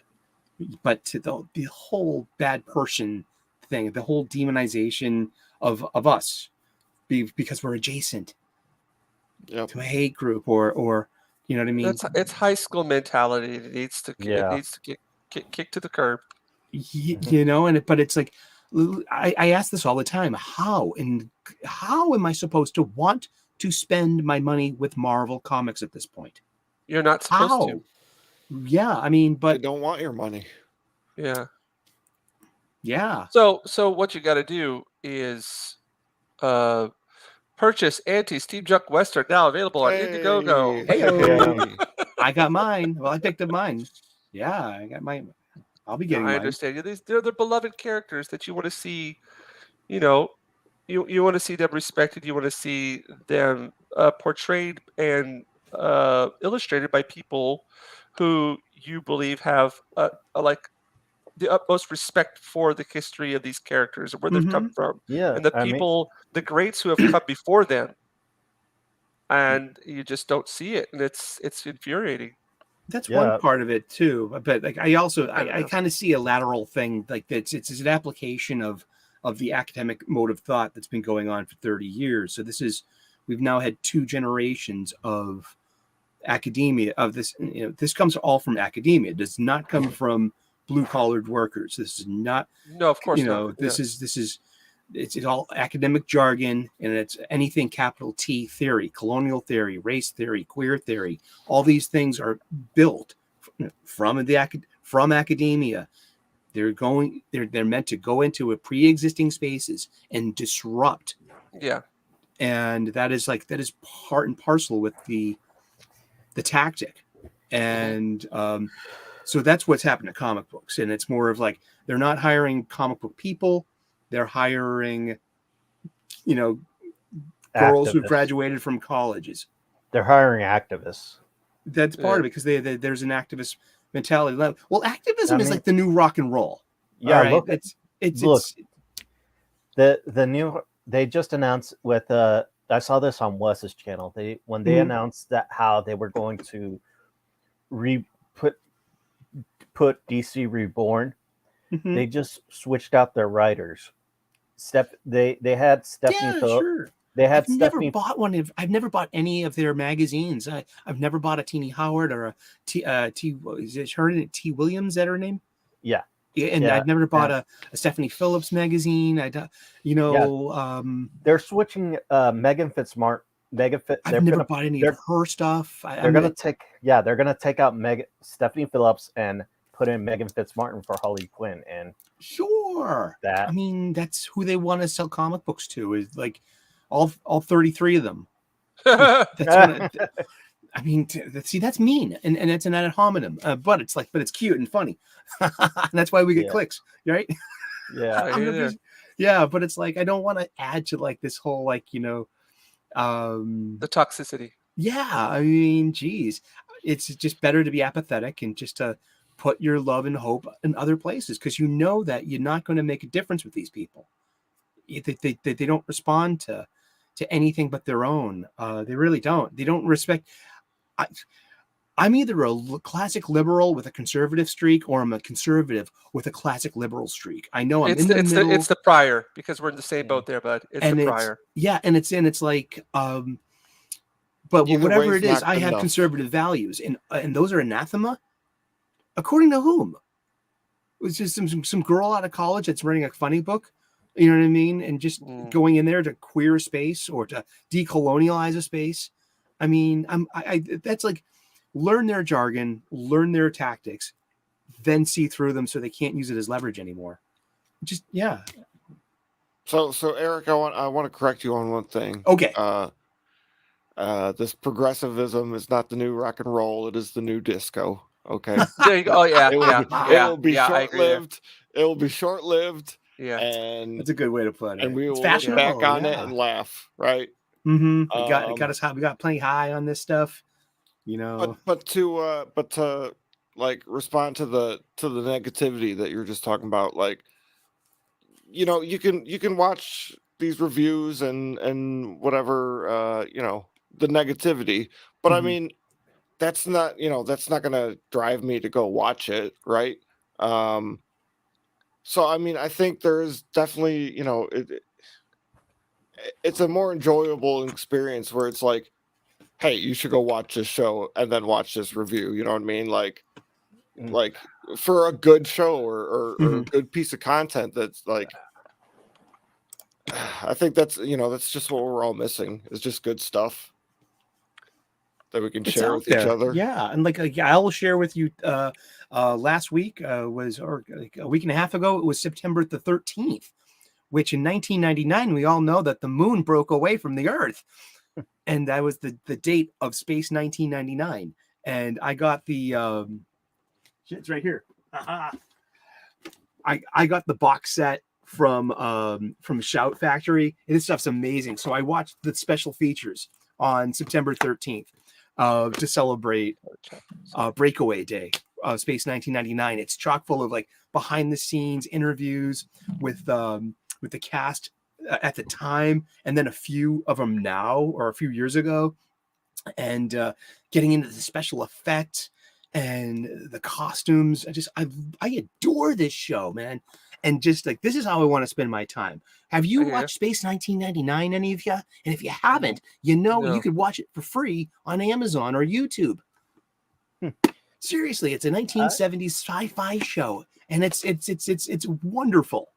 Space I- 19. What's it called again? Space 1999 with Okay. the husband-wife team from previous show Mission Impossible of Martin Landau and Uh-huh. Barbara Bain. They were a married couple, and in real life, and Last- yeah, Actually, last night I saw War of the Gargantuans. what's that? War Is of the it new? Gargantuans? No, actually, it's from the 1960s, from the Toho heyday of the giant monster Oh. movies. Okay, is Yeah. that like the one with King Kong versus Godzilla? No, that one's actually was a sequel to the Frankenstein Conquers the Earth. Okay, It's where they made a kaiju-sized Frankenstein. nice. Yeah. Yes. Yeah. That sounds cool. The original, the original idea was for the original idea for Frankenstein Conquers the World is they were going to have a Frankenstein, kaiju-sized Frankenstein versus Godzilla, but they decided after King Kong fought Godzilla, they decided to create an original monster for it.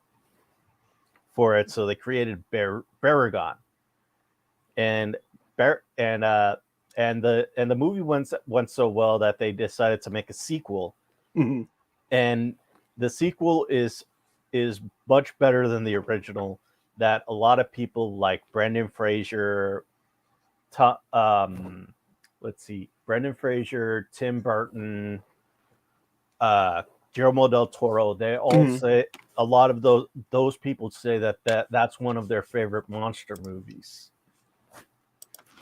It's What's it called called again? War of the Gargantuans. So it's a War of the kaiju movie Gargantuans. from the early 60s. Yeah, it has Ross Tamblyn from West Side Story.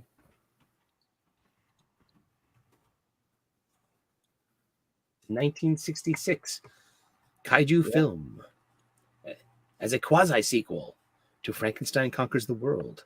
Yeah, It's a Japanese American co-production. yeah. A lot of people love this movie. Like Guillermo del Toro actually got some of his ideas for Pacific Rim for this. Mm-hmm. What were your guys' thoughts on Pacific Rim? I Only watched it once. I loved it, dude. I loved the it. first- Giant monster movies. Oh hell yeah. Oh yeah. Either it's okay. I mean, I have a soft spot for the kaiju, like the old stuff, but they never really replicated the magic of those rubber suits and obvious models of, and just there's something to the cheesiness of it that Yeah. it's very endearing. Those old kaiju movies are endearing. Modern CGI stuff, I mean, with probably the exception of Cloverfield, all pretty much. I liked Cloverfield a lot because of I think that had more to do with the narrative of it, and it's like found footage kind of quality to it. But because that was about tension. That was For me, yeah. Yeah, for me, I love giant monster movies, Mhm. but I love Pacific Rim. I mean, it's giant robots fighting giant monsters. More, please. Yeah. Well, the human part was one of the worst parts about it. You know what I mean? Yeah. Again, Well, it's like, that's the thing with every monster movie. yeah, Every monster movie, they have to get the human angle right. exactly. Like for me, the one of the monster movie I watched the most was King Kong versus Godzilla, the Mhm. old like Oh, yeah, Man in monkey suit versus man in yes. lizard suit. Oh, yeah, I So love obvious, that movie. and Yeah. but it's wonderful. Yes. It's just something fun about it. There's something, yeah. yeah. There's just it's But production quality. It's that Japanese filmmaking production quality of the yeah, '60s, man. one of the Yep. things that I did not like about the original American cut version was every 20 minutes it would cut to that guy behind the news desk. Oh yeah. Did you? Okay, here's a it's quasi kaiju because it has all the special effects of it, but it's a 1977, 78 Japanese movie called Message from Space, I haven't seen that one. and it's like their bootleg version of Star Wars, and Oh. Oh, it's yeah, really fun. Yeah, and it's hard to get on physical media. It's like I'm looking for this. I would rather have this in my Star Wars collection than Rise of Skywalker. Oh yeah, definitely. Yeah. Let me go Message look from this up. Space. Yeah, I Mess- saw that on the Brendan Tennell. On I the watched Brendan that Ten- on Yeah, I on saw that. 1978. It's occasionally free on Amazon Prime. That's where I watched it. Yeah, Brendan Sonny Chiba Tennell is in it. actually. Yeah, Brendan Tennell actually reviewed it, and that is just like one of the cheesiest, most blatant ripoffs I've ever seen. Yeah, like this Star Crash. I love the Star Wars, the blatant Star Wars ripoffs. Yeah, I've got a blatant Star Wars ripoff. I'm thinking of writing at Ooh, some really? point. Really, go ahead. I'm liking his face. I'm liking his face so far, James. Oh yeah, I'm in my zone here. I'm not even like. There we go. It's good stuff, and I like one thing that's very we don't take it into consideration sometimes as Hello, as Mrs. being Flu. hello, Mrs. Flu. How are you? I think it's the artist's knowledge of physiology and musculature. Right, And right. so, like, I'm impressed with your muscle placement, the Ah, ripping, the shoulders. I liking haven't that. done enough work with like muscles. I make up a lot of shit, but I just look at stuff and I kind of get like inspired by it. But Mhm. I'll be honest, like I have a lot of work when it comes to doing like this comic book muscle anatomy. I look at a bunch of stuff and I try, but in the end, I kind of like, you know, I have a little bit of freedom with the the way things I portray things. So Nice. you can hold my feet to the fire about it, though. You know, I need to be Yeah. put my place.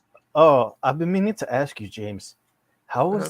was how did you how was it for you during the typhoon? Oh, dude, it was crazy over here, man. It was top 3 that I've experienced while I've been here in Japan. So our house, luckily, we only had a little bit of damage. One of the trees in the backyard fell over. Some tile from the outside of the house fell off. So I've got to replace that. And some roofing came off of the back porch. But there's a big laundromat two doors down, and they've got this huge, gigantic carport, a parking lot, and they have a big roof over it. That thing got it got blown away. It was huge.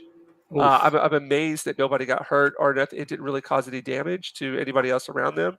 But no, it was wicked, and it was really moving slowly. So and we were on the right side of the typhoon. That's where you get hit really hard if you're on the right side of it, because the way it spins clockwise. So if you're on the right hand side of it, you get pounded, and it basically went right past us on the left hand side. Then it did like a 90-degree turn and went up, and it was crazy. Everybody that that was on the direct path of the typhoon really didn't experience that much wind or damage, but everybody who was on the right hand side of it got pounded. And yeah, but luckily nobody got hurt.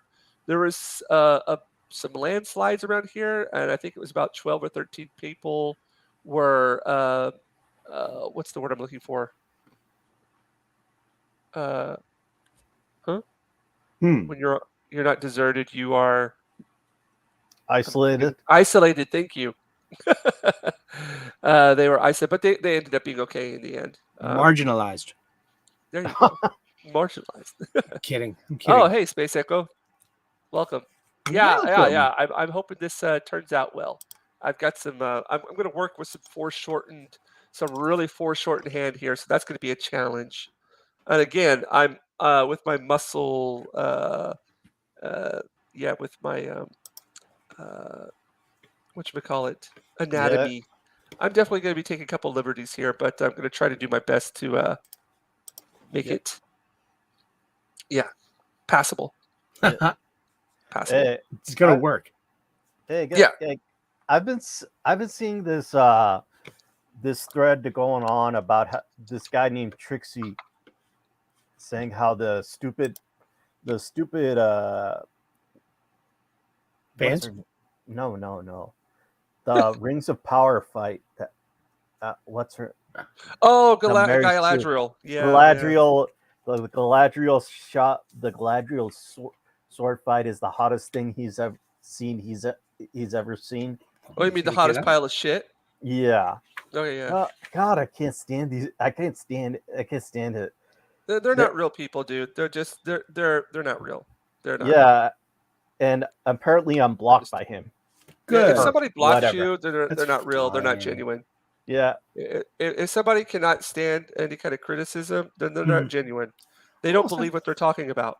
I actually have I don't mind blocking people at this point. It's only Twitter. I don't take it very seriously. I know lefties take social media very seriously because it quite literally is their megaphone to espouse their values. Right. I remember when Twitter was a fun place. yeah. I would like to I would like to keep it that way.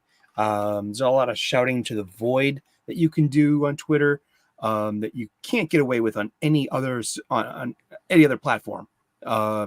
And I don't mind. I just like fucking just Twitter's Twitter. I mean, Yeah. and but I think it's kind of like the same people that bash CG. Why the fuck are you taking these people so seriously?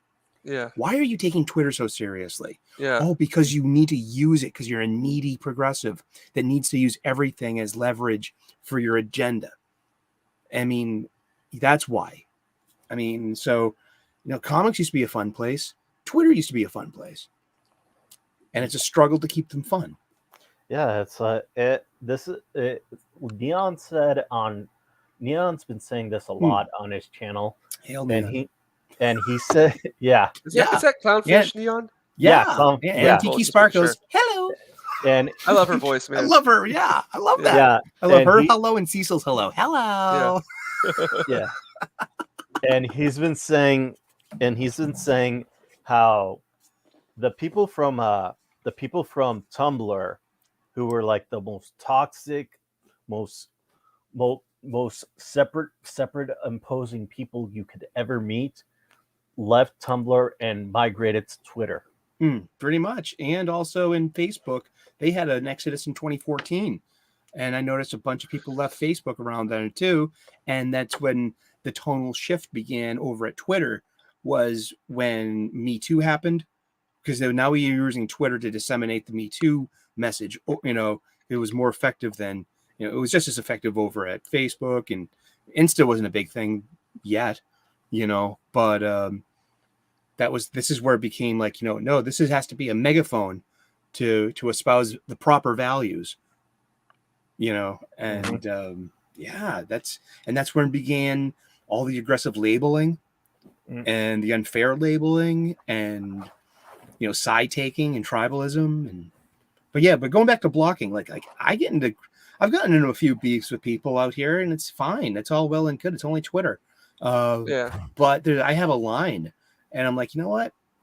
Literally, I don't give a shit what you think. or what you're saying, and here's a block for you. You know what I mean? And just take it as an L, take it as a W. I don't care what you think. That's apathy. You mean nothing to me. I mean, no, that's hard for me because I'm a spiritual person. I have respect for every human being out there. I believe in reincarnation. You know, Yeah.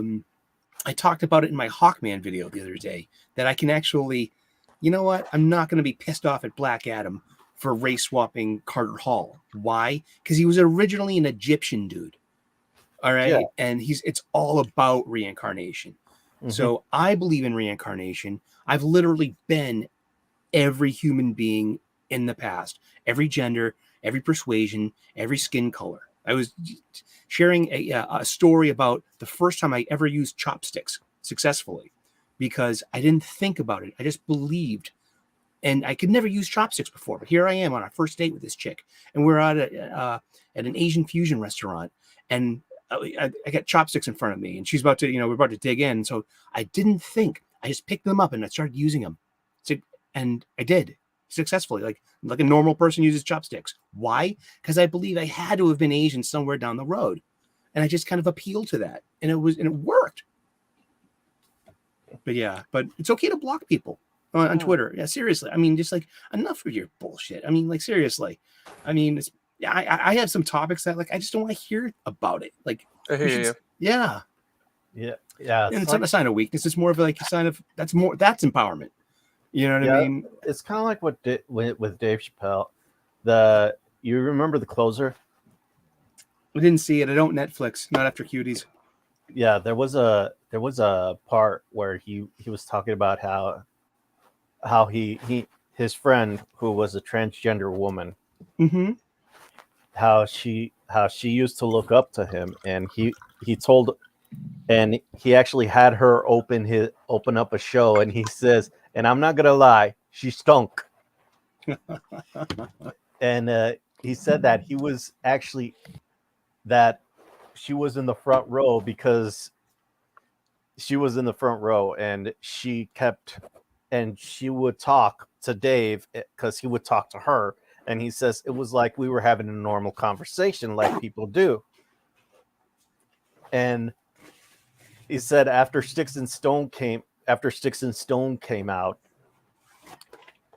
the Twitter went ballistic on him, calling him anti-gay and anti-social. And he said, I didn't give a shit because Twitter's not a real place. Twitter is it's Yeah. And he's So go ahead. no, you go. well, who You're went our first? host.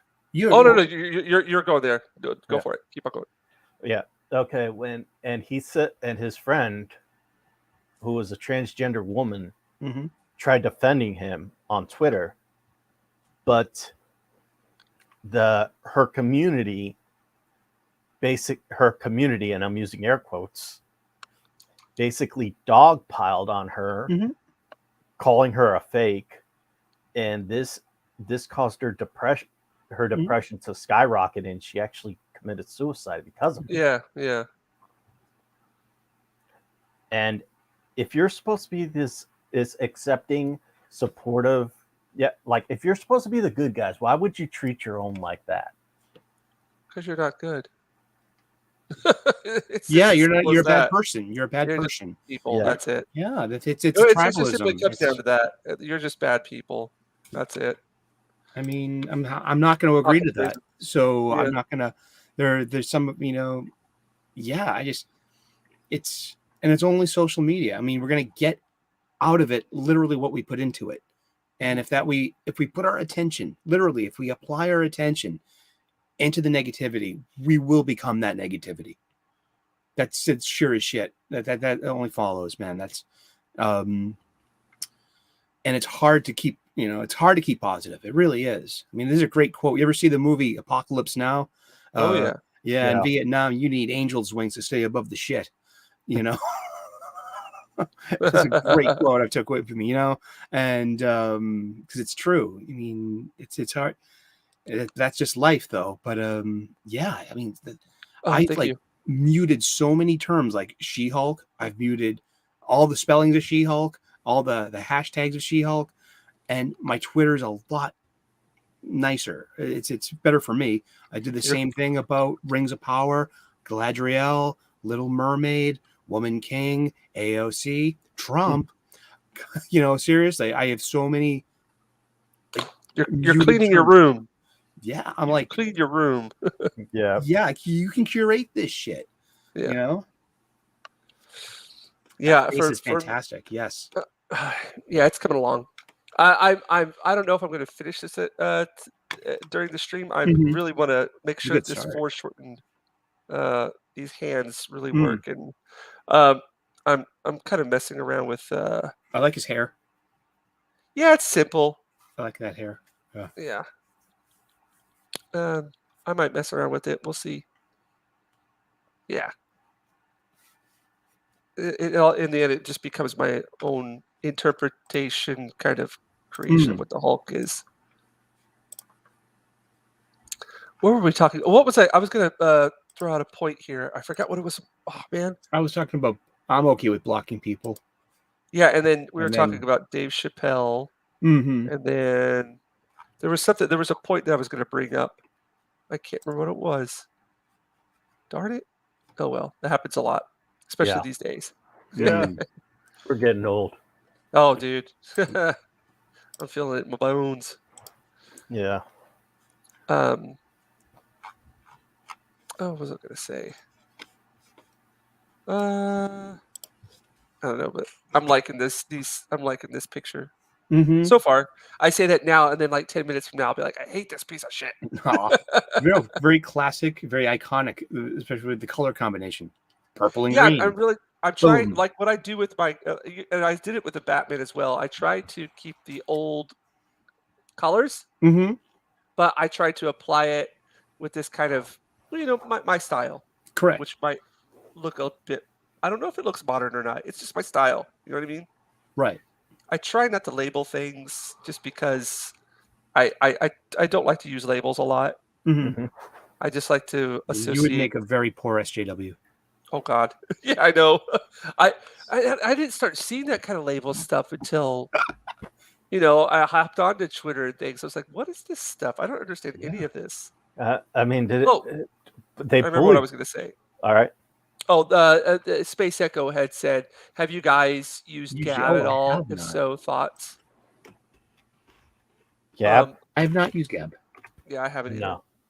No. What is I Gab? signed up for Minds. I used it for a little bit at first, but I haven't used it forever. You know what? Ever since Parlor, I think I don't give a shit about it. There's like, I don't want to diversify my thing because it's just going to get. Parlor was a get great confusing. example of the abuse of leverage. About Mhm. Parlor literally got deplatformed.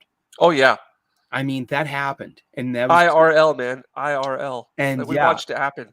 It we was watched that insane. happen, and I remember like my Zoom friends are all they're all in the lefty slant, and they were talking. Hey, have you heard about the new platform for right wing Nazis? It's called Parlor, and I'm like, I almost Jesus Christ, stop I'm on using that Parlor, Nazi word. I hate when and people like use that. seriously, I'm like, yeah. I'm on Parlor. I almost said that, but I didn't. I was like, you know what? I'm not even gonna go there. You know what I mean? It doesn't. I don't want to. Yeah. Everybody's a Nazi. It loses meaning now. Yep. It does. Fine. Yeah, we'll come up with. There'll be something else to replace this after this. Right after these messages. The more you know. The more you know. Yes, Yeah. that's one to grow on. I'm right now. I'm going through these. I'm listening to these D&D horror stories. Mm-hmm. And like new edition stuff. well, no, there are these. There's these D&D.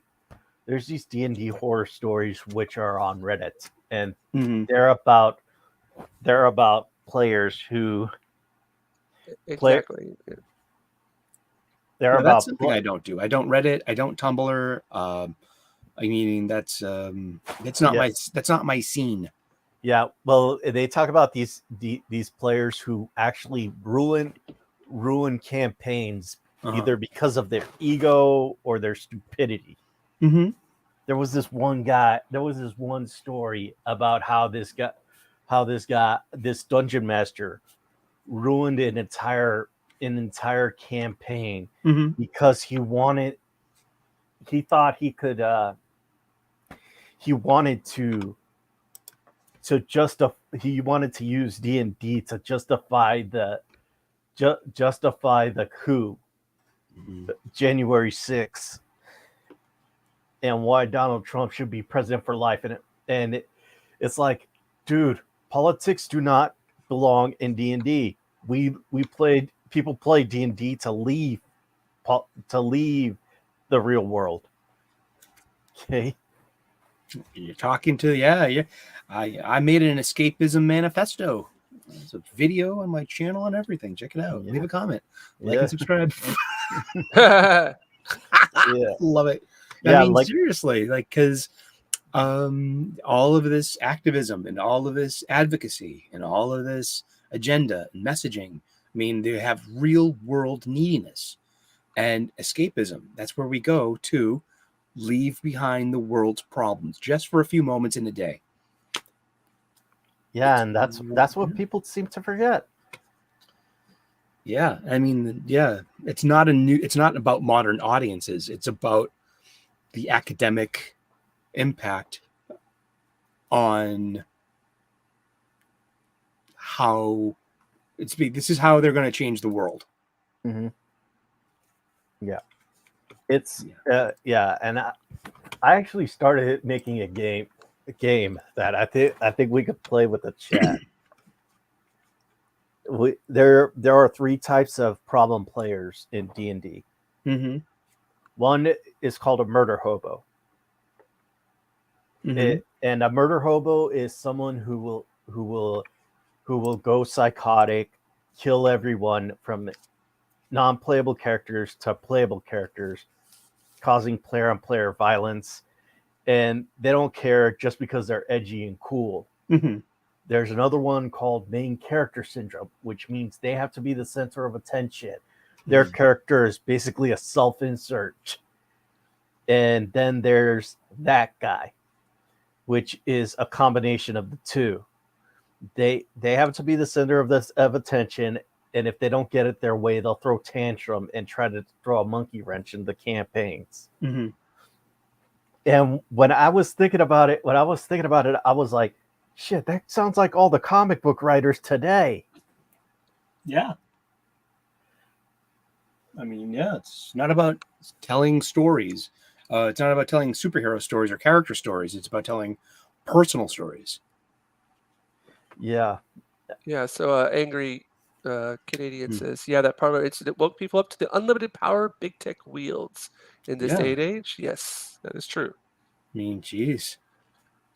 I think it's just been, especially with what's his face, Mark Zuckerberg went on Joe Rogan and basically said, yeah, you know, this is what we're doing, and it was just like talking about it nonchalant, but it's like, dude, that's wrong in so many ways. You're not supposed to be doing that, but just talking about it like it's a matter of fact thing is like, yeah, you know, okay, but what are we going to do about it though? You know, we're hooked on it.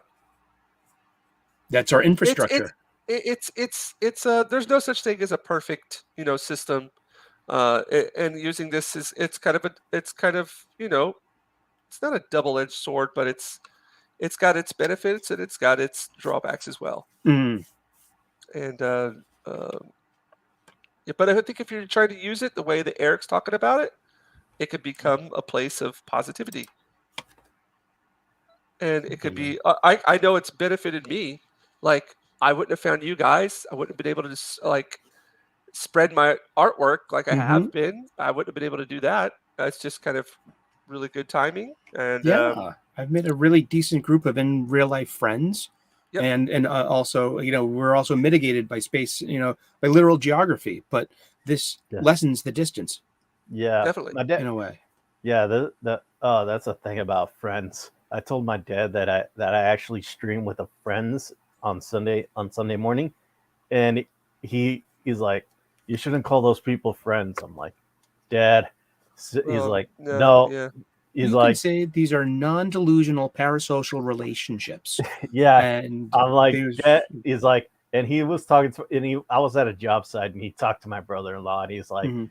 he just, he's like, I don't understand him. He just throws around the word friend so easily.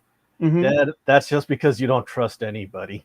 Yeah, if And you don't trust anybody, you can't have anybody close to you. yeah, and he's like, I have my reasons, and I can't argue with him like that. I mean, my dad's 5'8", looks very wiry, has a gut, but he still scares the crap out of me.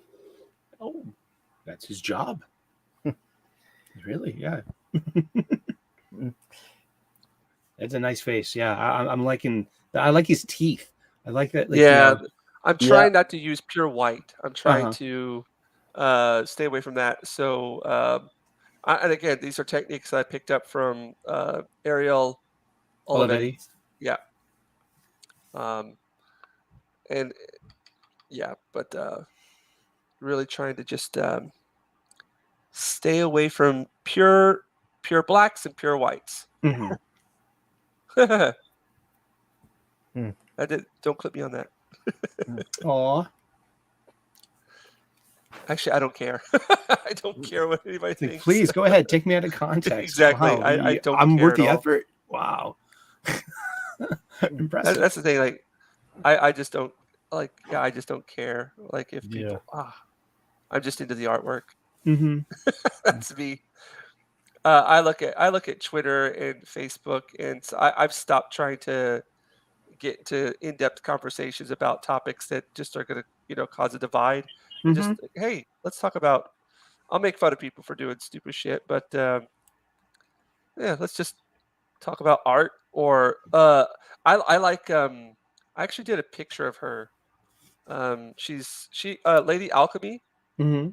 You know the comic, right? It's I on don't. Indiegogo. She does some amazing photography. And she posted up on Twitter a lot, and it's just like, and I did a picture of her. I didn't know that it was her, but I asked her like, "Oh, can I do a picture of you?" Because I saw the picture up on Twitter, and then I didn't realize it at the time, but it's the lady who wrote the story for Lady Alchemy. Mm-hmm. Is this the And Martina Marcota? yes, Okay. she does some really nice photography. Um, I just like seeing that kind of stuff. People creating things, and again, Renee with how do you pronounce her name? Is it Renee who does Fiendish? Fiendish, Irene. Sorry, did Irene. I say Irene? Sorry, but it's Renee Strikalski. Draws, right? Yeah, Yeah. Renee, Her real at name's Renee Irene. Draws. Yeah, Yeah, so it's yeah. Irene, and her nickname's Reenie. Oh, Yeah. Hi, okay, Reenie. okay. She I here? don't think Love your she's stuff. I don't think she's watching us. You never know. Hey, man, keep Ah. your simpan strong, okay? Oh, Hi, yeah. Reenie. She's adorable. She's got great energy. Yeah, Yes, the energy. I love the energy, man. I love the Yes. energy. She She's such inspires a- me as a creator too. I mean, because Yep, same that's here. what I have. I get Yep. that. I suffer from that same affliction. I can be perceived as being annoying. she's a good.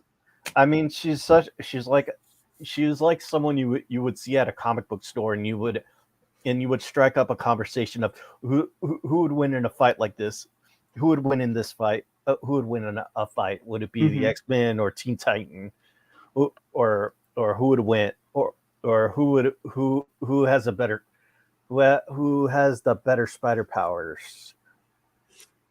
And I love those people. I love those people. It was about debate. It was about debates. Who was the better? What was the better story? What was the better character? And And comics were fun. yes, And Yeah. not being used as an information, dissemination tool.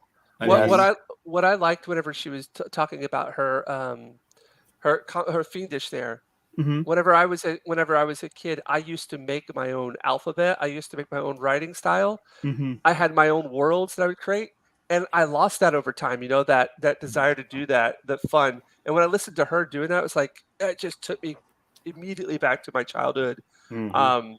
I still have notebooks where I have my fake alphabet that I made, Hmm. and it's just like It's gonna what? come in handy someday, dude. Yeah. I've got to bring Mhm. that kind of stuff back, that energy. And when I listen to her to talk about things, it's like, dude, this is it. This is exactly what I'm talking about right there. Mm-hmm. So yes, I am. I don't Just make say sure I'm a you trademark simp. everything correctly. Let's learn from Bram Stoker, who trademarked Dracula incorrectly. And that's why Dracula is in the public domain and can be used with impunity by so many different creators. Yeah, that's Well, what. Roger Ryder went out and got ours all copyrighted and everything. Cool. Yeah, he did the whole process. Talked with a lawyer, got it all done. Nice. Speaking of Dracula, I'm watching a shitload of Dracula movies. Uh, What are some recommendations? A recommendation actually would be Bela Lugosi's 1931 original. I Oh. can't remember I can't remember watching this in my adult life, and then I watched it the other night. It's 100. It's an hour and 12 minutes long, so it's got great pacing. It's all about economy, man. This economy of storytelling, and shot in black and white. So it's got this great visual feel to it. There's great sets, great design, great kind of special effects. It has tension and it has sexuality. Really, I believe there's gay coding in this movie, especially between Renfield and Dracula in Act 1. There's definitely some kind of thing going on. Yeah. And I also watched this recently too. This is the 1973 TV version starring Jack Palance as Dracula. Really? Yeah. This Jack is done Palance. Yeah. It's a very macho kind of Dracula, because before this I've only seen Boris Karloff and Christopher Lee. Christopher Lee. Yeah, who exudes a certain power, but I wouldn't call it macho. Yeah. What's this? Gene Hackman. Oh, no, wait, not Gene Hackman. What else did I watch? Okay, and I watched last night. I gave it another chance. Francis Ford Coppola's Dracula with Gary Oldman, Winona Ryder, Keanu Reeves, Anthony Hopkins. I love that movie, dude. Yeah. I love it. I fell asleep. What? Yeah, I fell asleep by Act 3. I was like done. I was. Dude, I love it, dude. I love that movie. I have to finish watching it later, but because it's one of the Dracula movies I'm doing for I'm doing a series. I'm doing a new show in October, 31 Days of Halloween. It's gonna be a daily. Right. Yeah, I'm doing 31 horror movies over the 31 days of October. Just leave some out content. Leave out Dario Argento's Dracula 13. That's a horrible movie. I'm not even familiar with it, but it must be stylistically interesting, at least, because It that looks like Italian. It looks like cinema a thing. cheap. It looks like a cheap sci-fi movie, and I mean Sci-Fi Channel. Let's see, I watched 5 Christopher Lee Hammer movies, Dracula movies in the past week as well. I love the Hammer movies. Man, there's so many beautiful women in it. They were meant to be titillating. Those were TNA movies, dude. Yeah. Speaking about TNA, did you see World Class Bullshitter's new art book? No, Yeah. I haven't. Like what? Tits? Tits in the art. TNA. Yeah, tits in the art. Yeah, TNA. They got Machini on that shit. He's all about TNA. Yo. I love his style. Yeah. Well, I saw the Kickstarter or the Indiegogo page when he was talking about Ross Kieran getting fired. Mm-hmm. I mean, Yeah. oh yeah, Oh, Yeah. man. Schadenfreude. yeah. Think about her like putting out that tweet saying how she survived after they laid off like 24 people.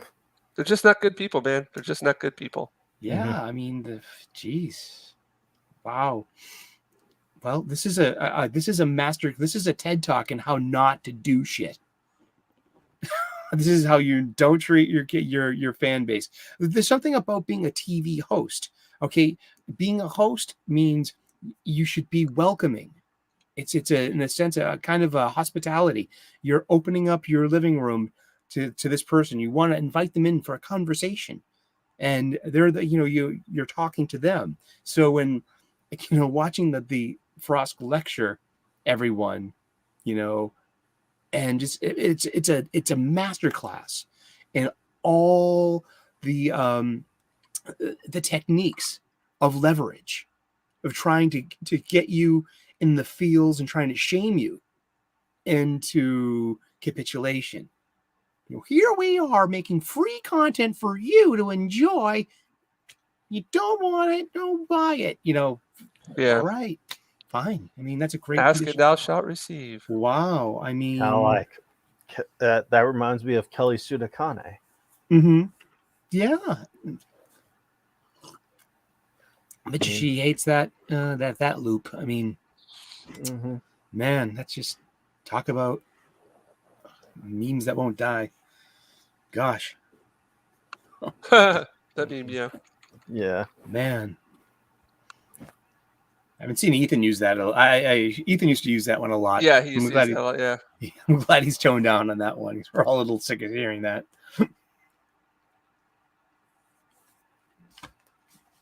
But yeah, so if I'm watching, I will always watch the Jack Show for some reason. I like watching Anna's art streams.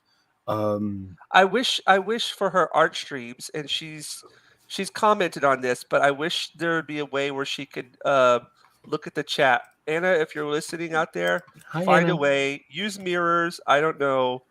Find a way where you can like talk with the chat while you're painting, Uh-huh. because the chat has some interesting comments, and I don't know if she's doing it on purpose or not. She might be. Who knows? She might be just needed to get the No, work she done. said it. She says, I wish I could see the chat while I'm doing this, but just the way it's set up, she can't do it. But I wish she could find a way, because it would just be more interesting that way. You know, that's all my only little critique of it. Because I've watched it a few times, and you know, you want to talk to her about like her techniques or stuff, like, oh, what are you doing right now? What's the medium, this and that, or you know, no, that's just my only critique of it. But yeah. Yeah.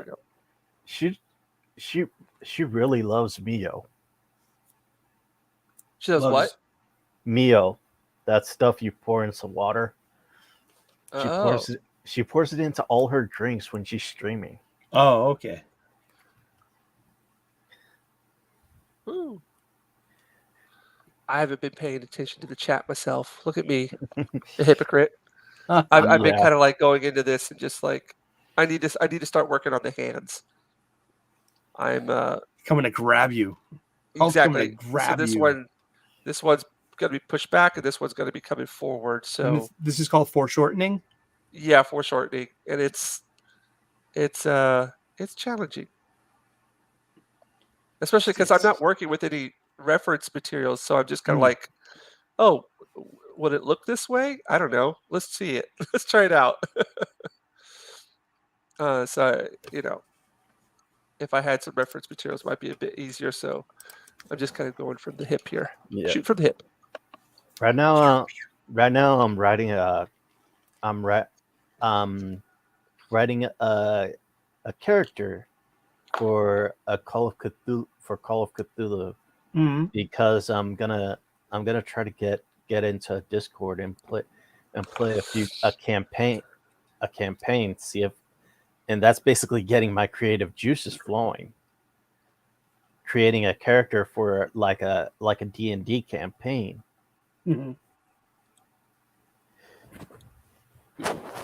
And Eric,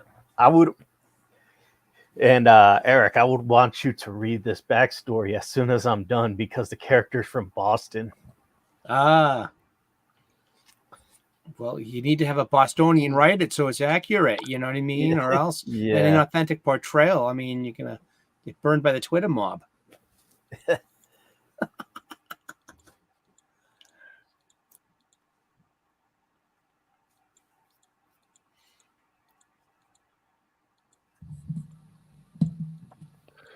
So as far as the Halloween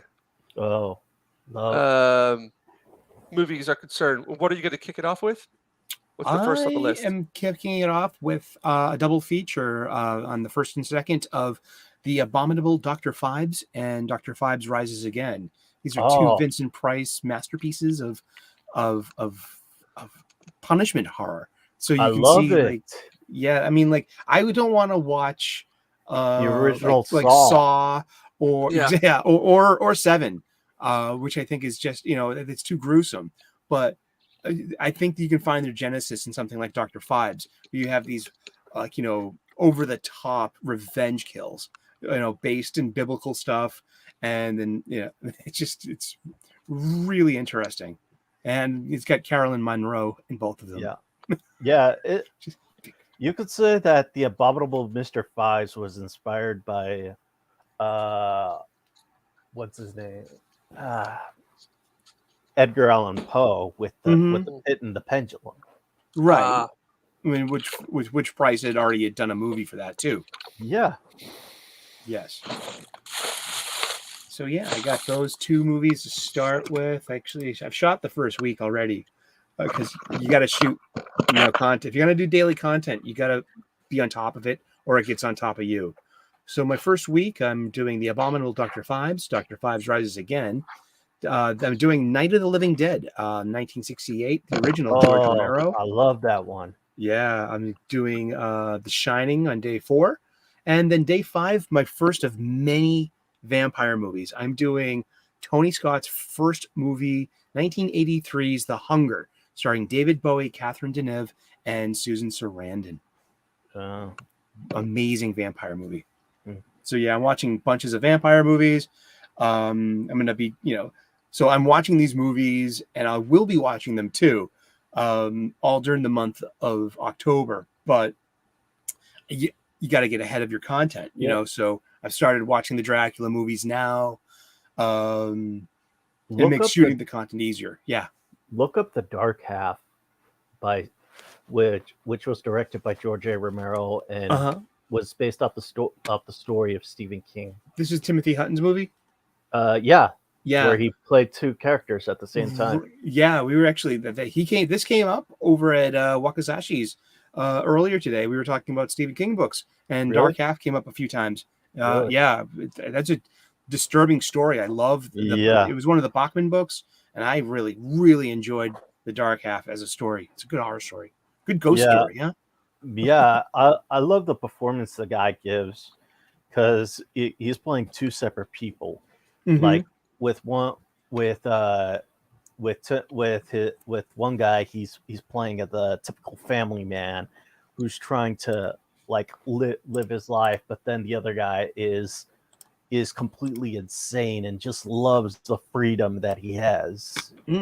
It's quite like the archetype of Jekyll and Hyde. Yeah, but this is from what The Dark Half is that the evil side of him grew from a tumor, or like it would have been a twin. Right. In the book, it was a twin that was absorbed. It happens in childbirth as well, and embryo development. Yeah. So they find I remember I never saw the movie, but I remember the book. They had to give open brain surgery to remove a tumor. Yeah. There was actually an eyeball and a fingernail. Yeah, and it was actually in the movie. It was actually an eyeball. They kept that. Oh wow. Yeah, they actually showed the eyeball. It was actually an eyeball, part of a nostril, and a couple teeth, and one of the teeth actually had a cavity on it. Oh yeah. Yeah, and so sweet thoughts. Yeah, and that guy actually grew from that, kind of like a.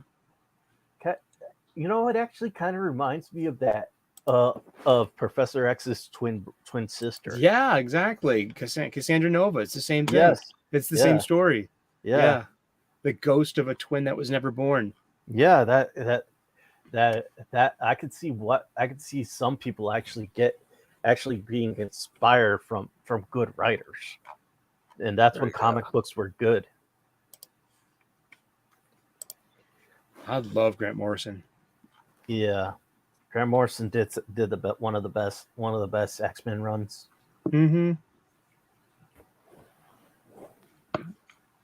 Love that. Yeah, I made the mistake. I had them all. That's actually I took a break from comics at Onslaught. If you remember X-Men Onslaught, that's where I got off the boat That's for me. about That's the 5 last one I years. got too.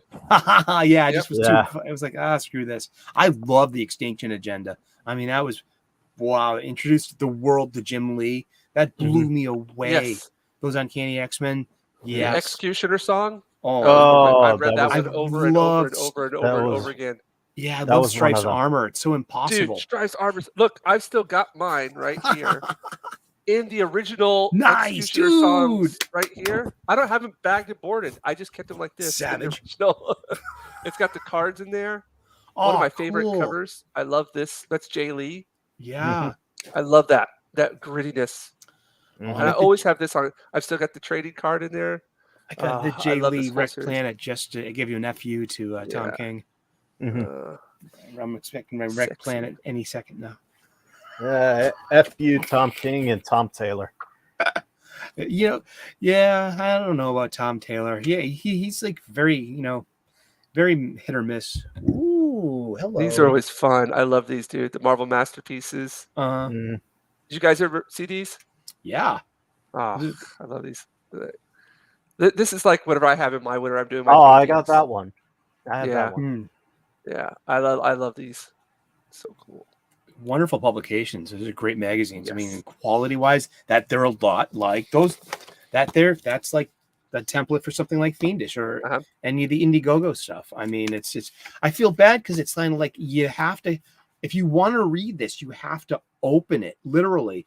Then you're Yeah. going to hear the spine crack a bit. Dude, Or I don't care about that. I love we have to do it.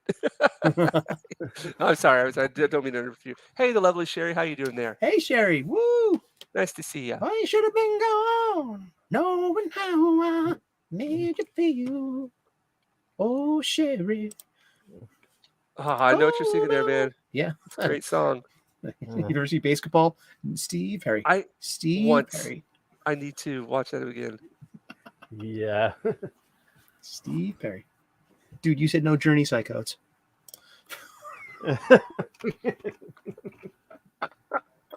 I watched Orgasmo recently, man. That movie holds up. Yeah. That movie's funny as all hell. Yeah. I respect Trey Parker and Matt Stone. Yeah. I respect. Oh, dude, they got balls. Nice movie. Yeah, they say that they will laugh as hard as a to a far right to a far right nutcase as hard. They will laugh just as hard to a far right nutcase's face as much as they would laugh to a far left nutcase's face Mm-hmm. because they don't Yeah. care. No, they don't. Because they're bloody rich. They don't care. Yeah, Seriously. don't- I mean, money goes a long way, man. Seriously, they got they negotiated streaming rights 15 years ago before there was such thing. They innovated that they got what, $500 million to split for South Park and its streaming rights because they negotiated it that way. They covered their ass for a few, for a future that may have, and it panned out, man. That happened. Honk, honk, I'm rich, bitch. Hold on. Hold on. It's in my head now, man. It's Where you such a should good have been song. gone, knowing how I made you feel. Uh, Dun, dun, dun, dun. Where you should have been gone. Bow, wow. Sherry, do you? I don't know if she has any plans. Do you have any plans to go to the meetups? Because you're always like on everybody's stream. You're always out there supporting everybody in the chat. Are you going to go to any of these meetups, or have you been? Has anybody met her? Mm, I'm not sure. I hardly leave my house. So apparently, the second of the No plans the at all. two, the No two plans at all. Orlando meetups. Mm-hmm. The second one is completely booked. Nice. See, I Awesome. signed up for the first one. Mm. Oh well, So I'm excited. That'll book up too. yeah. So Yeah. while you're in Orlando, are you going to go to Halloween Horror Fest? I sure as hell am. Nice. Yeah. You're gonna go to Harry I'm Potter. gonna go. Huh? You're gonna I've go to never Harry been Potter. to Universal. Oh, that's at Universal, right? Yeah. No, that's at I've never been to Universal Universal. Island of Adventures. there's two Universal theme parks. There's Universal Studios and Island of Adventures. I've never been to Universal Studios in America. I have been to the one in Japan, but never in America. Mm. Have you been to Disney in Japan? Never in America. In Japan, many times. Oh, that's cool. Yeah. Does it feel like a little piece of Americana? Yeah, definitely. That's cool. There, Are you able to get like American foods there? Like do oh they have, yeah, like, we got turkey and they got the whole the like, turkey there's a wing. Mexican restaurant. Yeah, they could. It feels like it's a little America there, but it's definitely smaller than the American one. Mhm. But what I really like is they have Disney Sea. Now Mm. Disney Sea, they don't have that in the States. Mhm. And That's it's got SEA like as in ocean. yeah. Like they got like 20,000 leagues under the sea. Oh, Um, okay. they got some really cool stuff that They apparently got a they don't have in the Nautilus. States. They got like All a right. mock-up Nautilus. Yeah. Really? Okay. Is it submersible? I gotta look Wow. this up. Second. I'm One gonna second. look I this don't up, know. man. It was All right. closed when I went there. Disney Sea, Sea Nautilus. 20,000 leagues. Oh, Disney under the Sea sea. Tokyo. Official Disney Sea. Let's see. I remember they had. Oh. I remember they had like a Disneyland Tokyo had like a haunted house under Cinderella's castle. I haven't seen that. They had one. They actually Oh, they closed it did? down. Yeah. Ooh. Hey, Yeah, is that 20,000 leagues under the sea place is really cool. is it true that KFC is huge at Christmas time in It is. Japan? Yep, everybody gets chicken. Nice. KFC and cake. KFC and cake. Awesome. Yeah, that is true. All right. I'm looking at the Halloween Horror Nights web page right now for Orlando, and the houses are the Weekend, After Hours Horror Nightmare. It's the Weekend's own house.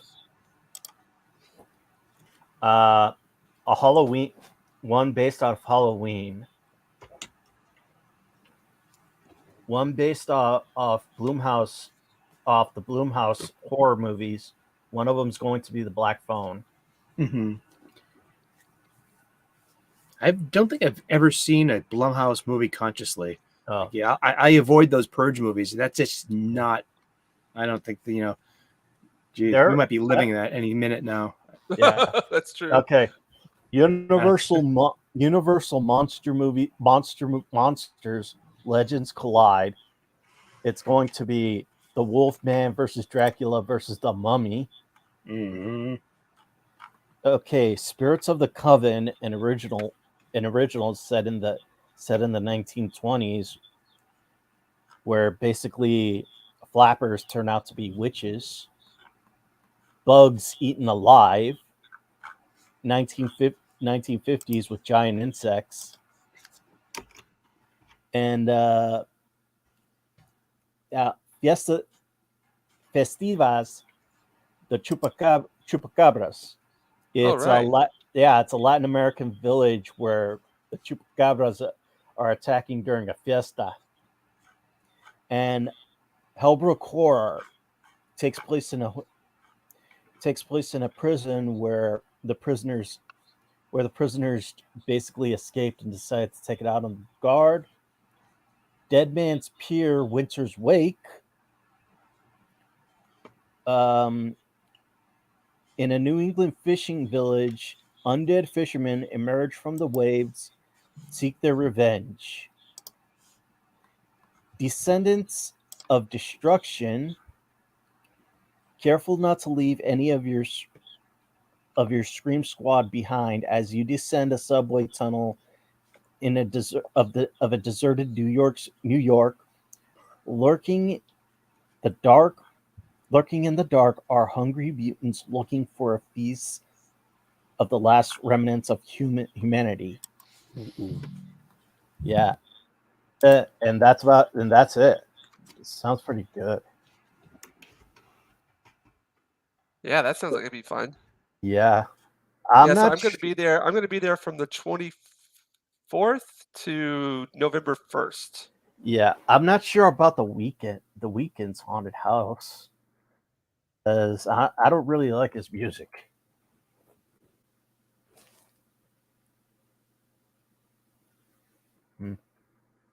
Weekend Haunted House. Yeah, the weekend after hours nightmare. Hmm. It, yeah, I didn't really like it. I don't really like his music, but Who's this? the weekend. Oh yeah, I don't know that. I don't know them. Yeah, yeah. I I kind w- of avoid modern music. It just yeah. it correctly, although it does correctly portray the zeitgeist of the culture. It's kind of soulless and Mhm. digital and vapid. I don't mean that. I like young people too. I mean, they're inheriting this earth. Seriously, their music sucks. It's probably been the battle cry of old people throughout history, though. It is. It has been. Yeah. All right, come on, James. Get this hand right here. There are some who's cool for young music, young people. Haim, the three sisters. Uh, They rock. They're actually really just like I want to just poke fun at them sometimes because they're so cute. And they kind of look like a 70s rock band, but they're in a way, but they put on a hell of a show. They got a lot of energy, and they play their own instruments. Yeah, That's respectable. yeah. HAIM. Three nice Jewish girls. That's their last name. Chaim, which is a Jewish word for like luck, but to life. L'chaim. It's a L'chaim. yeah. Did I say it right there? L'chaim. Chaim. That's Gene Simmons. That's Gene Simmons' name. His name's Chaim Weitz. Witz or Gene White. AKA Yeah. Gene Simmons. isn't he from Israel? He came. Yeah, I read his biography a few times. His autobiography. He reads it to you. It's really fun. And he's like, yeah, I came over when I was 8 years old, and I was very sheltered. I was an only child. I read comic books all the time, like Kirby comic books. That's where he got the idea for his cape. Was from Black Bolt. Really? Yeah, visually. Yeah, he was like always a huge. He's like us. He's one of us. Yeah, Yeah. I know that. I've seen. I saw him. Hello. De nada. The Mrs. Is there a Mrs. Jinja? Oh, over here? No, no, that was my stepmom. Oh, okay. She got mad because I was talking too loud. Oh, Talking too loud? Yeah. Is there a baby in there? No, she. It's Sunday over here, and it's Sunday morning. mm-hmm. Ah. Ay, mami, lo siento, pero no chingue conmigo, mis amigos, por favor. Ay, mami, no papao. Lo siento. I actually understood what you said there. Yeah, why are you talking so fucking loud? Yeah. Is that? He's like, hey, I apologize, but I'm talking with my friends right now. Ay, lo siento. Yeah. I Yeah. studied Spanish for a little bit, but I can't speak it. I work with lots of Latinos and Latinas, so Spanish is a very important part of my skill set as a chef. Yeah. I speak very bad Spanish. I know all the dirty words. Yeah. She got upset because I was talking too loud, and it's Sunday. She wanted to sleep in. Well, says vente a la iglesia, mami. That means get to church then. It's Sunday. What are you wasting time at home? She basically. Sorry, mami. Lo siento. Yeah. Bring her on stream. Bring her on stream. Yeah. Nah. Soy loco, pero loco feliz, mami. Yeah. She's pretty upset right now. Yeah. The ladies get that way. Yeah, she works at the school. She works at the school district, and she wakes up at around 6 and 5. She wakes up around 5, Mm-hmm. almost every day. So the weekend is when she could sleep in. But I Yeah, basically woke her up. Mm-hmm. What time is it there now? It's good. It's 7 a.m., 7:30, 8:30 actually. 8:30, 8:30. Yeah. Anything wake- after 7, you should be clear, Bubba. No, she wants to sleep in. Well, that's like, then maybe like put on one of those ASMR channels. You give her suggestion to like, like I fall asleep to a fish tank and it's got this ambient fish tank sound and like and it can drown out my flatmates who are in the kitchen. We have thin walls, so Yeah, she likes the silence. she's gonna pow you with a chalanka, baby. Sound Puppy. silence. She's gonna hit you with the she's gonna hit you with the flip flop there. Watch out, baby. Yeah. The flip flop. Yeah, mommy's gonna hit you Yeah. with the chalanka, baby. Yeah. The chancla. ¿Quieres papao? Yeah. Yeah. The chancla. That's impressive. How do you know papao, gringo? Like, I know papao. That's always impresses my Latino friends. Like, "Gee, where did you pick that one up?" It's like, Papi, yo entiendo. It's like, Papi, what are you, gay? Like, no, that's what you all call each other. Papi, mommy, everyone's Papi, everyone's mommy. It's a fucking tribe, literally. Yeah. Seriously, it takes a village to raise people. Yeah, and everyone's mommy, everyone's Papi. It's I was nothing- watching. I don't know if you guys ever seen North and South, the TV series. a long time ago. Oh man, I Yeah. rewatched that. Yeah, I rewatched that here recently. Well, rewatched. I had it on the background because I watched it a billion times when I was a kid. Uh-huh. Patrick Swayze. Wow. Uh, That's like but- ancient history. Wow. Oh yeah, but all of the people they were calling their mother-in-laws, they were calling them mom. It was just like a different kind of, but at the South, like your mother-in-law was your mom, became your mom. Yeah, Marines are like that too. Everyone's, mom's mom, dad's dad. You're all brothers and sisters in the Marines. Yeah. Yeah, that kind of reminds me of Heartbreak Ridge. I haven't seen that movie in a while. Ridge. That was a good movie. Clint Was that Eastwood. That's the Clint Eastwood one. Yeah. Yeah, Yeah. I love that movie. Gunny, private profile's dead. Well, it was his time then. They were like, no, Okay. they Don't actually, give the bastard the satisfaction. I love that line. Take that Yeah. with you.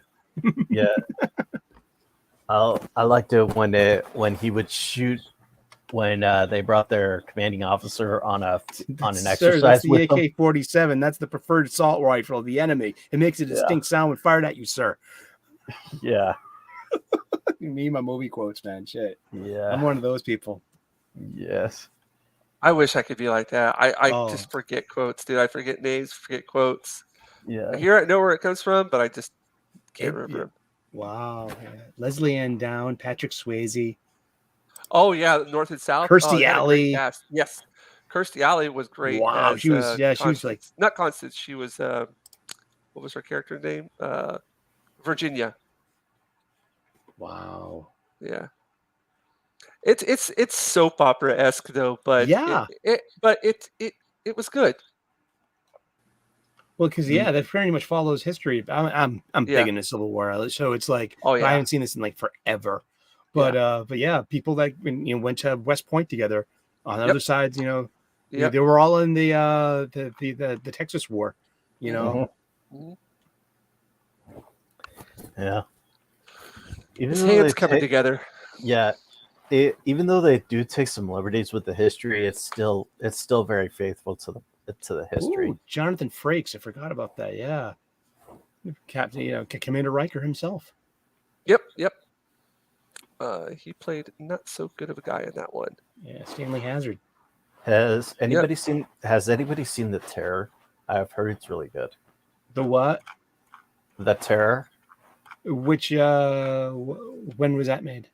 It was an AMC show about the HHS Terror, HMS Terror, which was trying to get past the Arctic shelf, but it ended up getting stuck and it ended up getting marooned. Oh, hey, Bandito, did you see this? By Angry Canadian? Canadian, Mm. sorry. Hey, Bandito the Bane, you're looking for someone to review your comic story? What kind of review are you looking for? Grammar, spelling, etc. Oh, There you go. okay. Yeah, I'm looking for someone to I'm looking for someone to help to go through the work where I go through what I'm writing so far, and I want basically somebody to help me with with the editing Mm-hmm. with the editing and make sure I'm writing everything good. And if you're if you're up for it, and grammar and everything, yeah, if you're up for it, let me give you my my my my Your particulars. yeah, let me give you my email.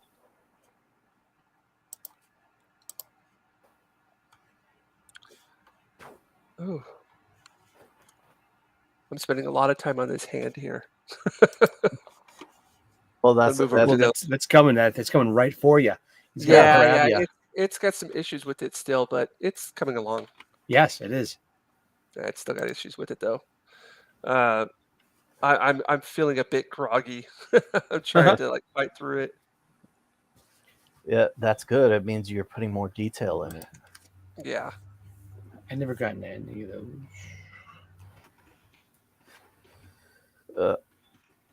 Did you see Mr. H's review of Rings of Power? He was talking Mhm. about Galadriel. He was talking about Galadriel and how every time she has a resting bitch face, she has like this what he calls like a rabbit twitch. Yeah, I've seen that. Yeah. Yeah. I thought it was funny the way he described it. I think she's cute. Yeah, Big crush on her in her scowl. when she's not when she's not scowling, she's cute. But when she's You gotta scowling, We got to get used to unlikable women. I mean, that's what we're being offered. I mean, you can take her or leave. That's They a- don't care what you think. Depends on what part of the globe you live on, man. Yeah, huh? I mean, in media, women used to be uh, capable, smart, capable, and attractive. But unfortunately, only the first two can be said about the women today. I get a lot of shit from my lefty friends who think like, "Wow, you turn out to be a real misogynist," and I'm like, "Can you blame me?" Man, I'm sick of that word too, man. I mean, seriously, I mean, enough. I mean, I love it now. I contain satire and humor, and I can be quite off-putting at times. But yeah, I love everyone, Just be yourself. and I love it. I Yeah. love my real world friends. Yeah, and yeah, Yeah, and they give me balance. yeah. There's a new it's just that there's a new game called Destroy All Humans 2, which is a remake of the 2006 one, Mm-hmm. and it is a complete satire of the James Bond movies. Mm-hmm. And they have like this ex-KGB agent called Natalia, and she even though she looks cartoonish, she is still smoking. But a lot of journos were like, "Oh, this is so unfair to women," and we were like, and Mm-hmm. when I read that, I was like, "What do you expect? The game was made in 2006." Um, another thing, just a small comment on that. The reason a lot of people are pissed off about like sexy women or in gaming or entertainment is because it's difficult to be that way. It requires effort and work, and they don't like to put effort and work into things. And that's Yeah, why that's why they criticize it, because they can't be it. They can't attain it because they don't have that dedication to it. Instead, Yeah, and it's about you know what I mean? controlling culture. It's like, and I mean, there has been legitimate, concerns about unattainable lifestyles or dangerous lifestyles. I mean, to like any of those waif thin models of the 90s. I mean, there's a lot of unhealthiness. going along with maintaining a physique like that. Mhm. Right. Skipping meals, drug use, whatever it is. There's competition. But I'm saved also by the wise ass kind of response I heard once, like, about, oh yeah, women have to, like, do like this and then, like, have to always dress up nice, and or men are going to be judgmental. And it's like, bitch, men don't give a shit. It's other women No. that talk shit about other women, Yep. especially about their exactly. fashion. And I'm like, whoa, yes, Yep. yes, That's it. That's it right there. like, hello, Yeah. Yeah. awesome. Very true. You have Yeah. used social media to socially connect, Bandito. There you go. Oh, you guys. There we go. And that's what we're Awesome. here. Yeah, that's there we go. Sweet. Using We can social say, media to be social instead of antisocial. Yeah. Yeah. Wow. Oh, thanks, Angry Canadian. That's a nice hand. Yeah, I'll send It's you coming what I along. have. It's still got some issues with it, but True. I'll- Well, if you see the things that we don't, yeah. but Very I'm like glaring coming to me, along. but it's coming along. Yeah. Thanks a lot, Angry Canadian. I'll send you what I have so far with the characters and my first draft of what I have so far. So yeah, maybe today, maybe tomorrow I'll send it to you. Send it today. Okay, fellas, I'm at the like 24-hour mark, so I'm gonna dip Oh, you're out. heading out. Yeah. All right, man. Well, good Really? to see you, Roger. Good to talk to Anything you you like guys. to plug, Cheers, Roger? man. Anything you like to plug? Sure. I'm on Twitter. I'm on YouTube. Not really on YouTube, but I'm here. I'm here on Jinja's channel on YouTube. And I have a Mhm. channel, but don't worry about that. But Isn't there a comic you want to plug? Yeah. I was getting there. Yeah. Worry about Yeah. backing anti-steam junk western before the campaign closes. Now it's Ooh. 8 days, right? Uh, It's 8 days left. is it? Something It along is those getting lines. down to the nitty gritty. So It is. yeah, go check that out. And thanks for having me, guys. Have a Yeah. good Good man. to see you, All man. right. Good luck. one. All right. Indeed. All right. Take it easy, man. And then there were 3. Hello. Nice. Sorry, I'm just like drawing away at this while you guys are talking. I feel like I'm That's Well- that's usually part and parcel. What are your thoughts on the new Willow series? not zero interest. Buffy Willow. No, the Willow from Oh, Madmodican, you are magnificent. Yeah, Yeah, I love that movie when I was a kid. Mm-hmm. It holds up. I watched Yeah. it recently. It's really fun. Yeah, Val Kilmer should have done more roles like that. Oh yeah, definitely. yeah, Definitely. That was like right down his alley. Yeah. yeah. Didn't he do that like after Top Gun? Yes. Yeah. It's funny because Tom Cruise went on to do Legend. I love Legend, dude. Love Legend. Tim Curry's. Yeah. Dude, one of the best characters ever, dude. That Oh man, the so darkness. freaking awesome. That's Man, a Tony Scott film too. The that's part Ridley. of that movie that really, really, really, really, really freaked me out is whenever the lady is dancing with the shadow Mhm. Oh, and it gets closer to her and closer to her and closer to her, and then he steps out of that mirror. He steps out of a Mm. mirror, right? Mhm. yeah. Oh, it's such a good scene. So dark. No computer graphics. Mhm. None. None. Not any. Sorry. All Interrupt practical effects. Yep. All it. Wow. Yeah. Those I'm big gonna have to watch it. horns. Yeah. Tim Curry just. Dude. I wonder how long it took him to do that Oh makeup. my gosh. I imagine hours. Mhm. I'd say at least a good 5 hours. Yeah. 5.5 hours because his entire body was encased in makeup. 5.5 hours. The There you film's most challenging character design Curry had to wear a large bowl-like structure atop his head with 3-foot fiberglass horns supported by a harness underneath the makeup. Yeah. The budget was $24.5 million for Legend, 1985. Yeah. Yep. What Beautiful. Ridley Scott, was that Ridley Scott? That was Ridley Scott, yeah. Yep. the one character that freaked me out the most was Meg Mucklebones. Even though she was in there just for what that one scene. But Which one was that? It was the witch from the swamp.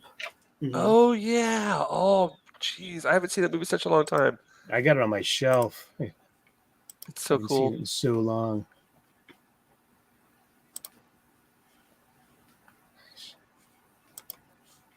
How do you guys go about like doing a watch party? Don't know. Well, I have a big TV, so like when I watch House of the Dragon with my friends, apparently they can see everything with great clarity. What's going on behind me? For like any movie, we do like movie nights. Like we throw on something that we're familiar with, so we can talk over it. Like Right. Real Genius. Speaking of Val Kilmer, I just watched that the other day, man. I love that love movie. that movie, man. Love that. Made of unstable molecules. Yeah, kind of like you, Kent. Yeah. Kent, don't you know you can't park on campus, Kent? Kent, Yeah. that's your car in your room. That's such a good movie. Speaking about Val Kilmer, he's going to be in the new Willow series. Good But for He him. is. yeah, That'd be but but it's going to be limited. His scenes are going to be limited because of the throat cancer he has. Well, yeah. Kind of like with Top Gun Maverick. He didn't Does. hold up with like Tom Cruise did. Nah. Have you guys ever seen Hot Shots? Oh, No. God, Sorry, not Hot Shots. Top Secret? Top Secret, yeah. Well, yeah, I haven't seen that in a while, but that's a funny movie. I know a little German. He's standing right over there. One of my favorite lines. Nice.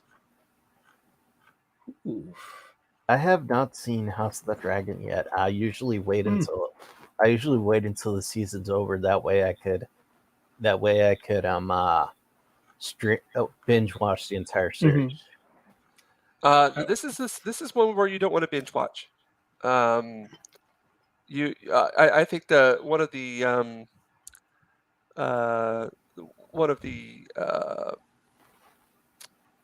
perks of watching it weekly is that you get to theorize and you get to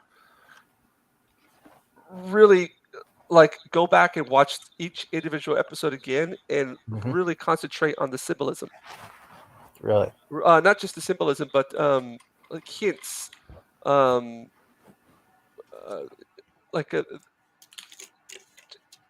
people's motives aren't just out there for you to. They're not given to you completely interpreted. They're open to interpretation. Like, oh, did that character just do that for that reason? It doesn't tell you.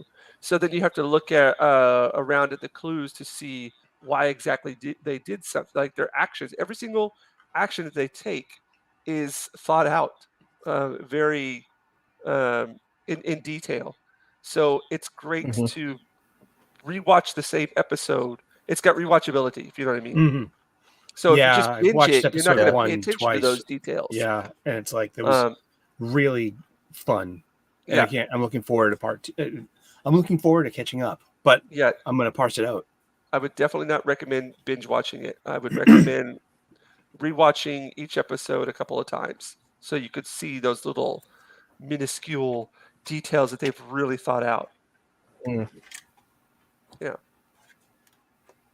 And then after you watch each episode, go check out like Sporking, go check out Nerdrotic and Mahler talking about it because they do great discussions, afterward discussions about each episode.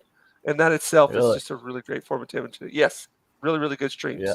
Excellent streams All because they're talking about things that they like. Yes, and I'd rather be watching people when they're Yes. happier. Seriously, I love, you know what I mean? Just Yes. that's when I want to Mhm. spend my time with my favorite creators. Yep. Is when we're talking about the good stuff. you Yep. know, because I can always tune into It's a Gundam and get my fill of like I'd rather watch him I'm going to avoid She-Hulk stuff, but I love watching him. It just because of his sense of humor Right. and his delivery, and just I couldn't care less about She-Hulk. Yeah, But it's like, so yeah. yeah, I'll I'll watch. tune into that on purpose. I'll watch Angry Joe. I'll watch Angry Joe and watch him get mad over She-Hulk and the Rings of Power, and and when I'm watching this, I'm like, hey, better you than me. Yeah, I'm not going to waste any time with those kind of shows. Yeah, Yeah, I'm just not going to do it. I'm just No, I don't have the.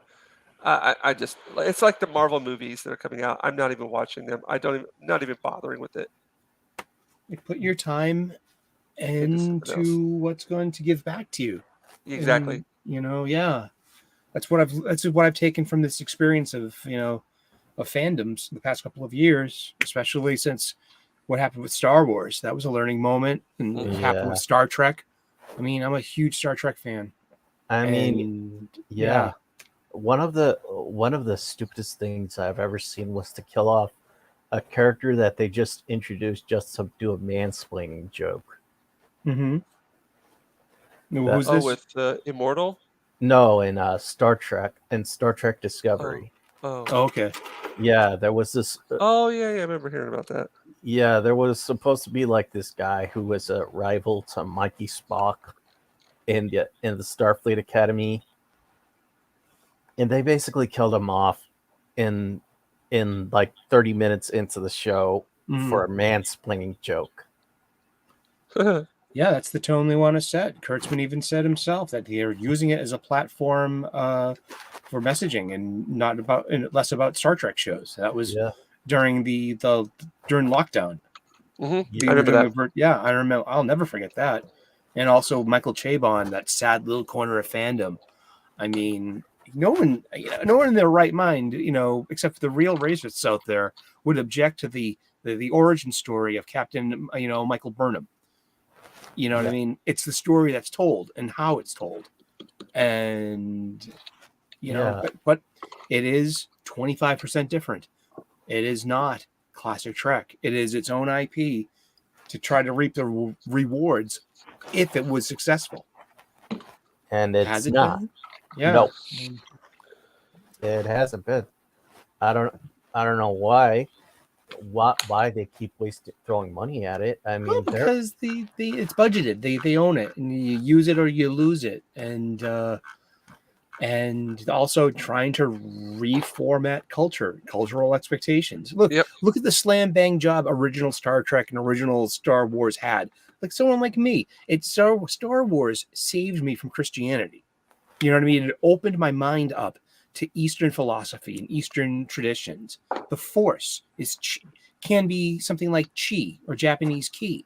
Mm-hmm. There is something, and there was always like this Eastern element to, especially in character names. There were so many cues in original Star Wars to Eastern philosophy, and especially the whole thing of the Jedi and the Force. Yeah, I remember.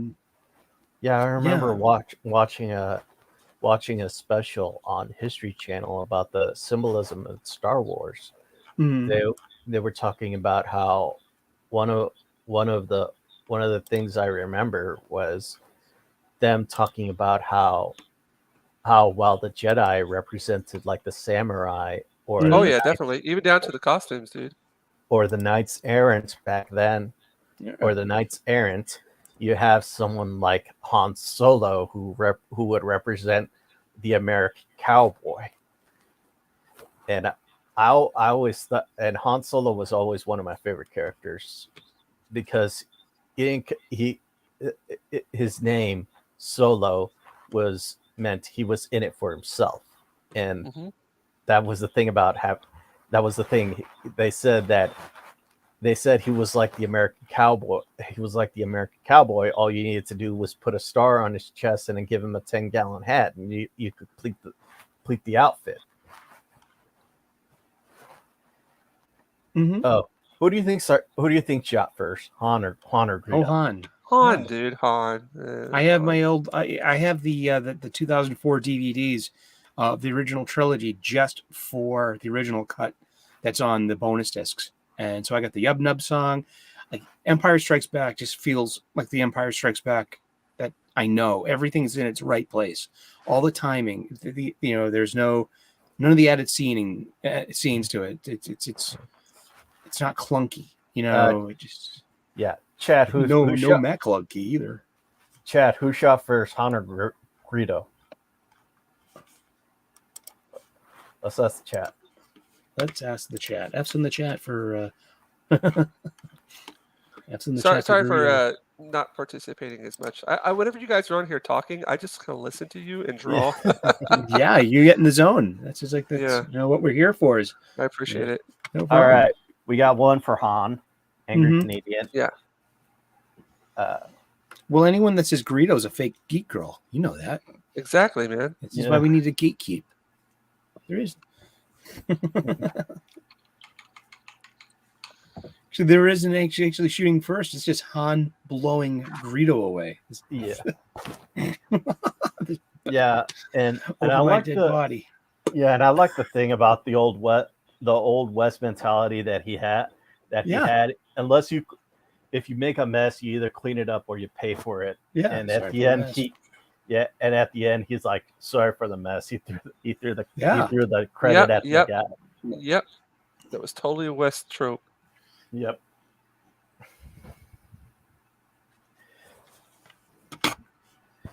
Oh, shit! What's up? So that What's means the Yub Nub song is no longer canon. So if any new geek, you can't. Oh, I'm sorry, you're a Disney canon person. There is no Yub Nub song. You don't have one. You can't link. You can't lay claim to that. Yeah. Yeah. Sorry. If Disney wants to make a new wants to create a new Star Wars canon, Oh, why are THX they 1138. why are they going back? Why are they going back and selling the most famous Star Wars novels that they say are Star Wars legends? Is that Because that's from- where the real money is. Yeah, they're reprinting. They're reprinting these Star Wars novels, and they have like the one with Mace Windu. They have Heir to the Empire. Mm-hmm. Oh, They got new covers for Rogue Squadron. They Yes. renamed it X-Wing or something like that. I They think dropped Rogue Squadron from the title. no, I think Is that it? I think they still kept Rogue Squadron. they But there's- dropped the movie though, right? Yeah, huh? Yeah. Oh, Yeah. Aw. Patty Oh, Jenkins. wah, wah, wah, wah, wah. I think it was because Boop, boop, boop. I think it was Patty Jenkins says that it was due to creative differences, but I think it's because she couldn't stand Kathleen Kennedy.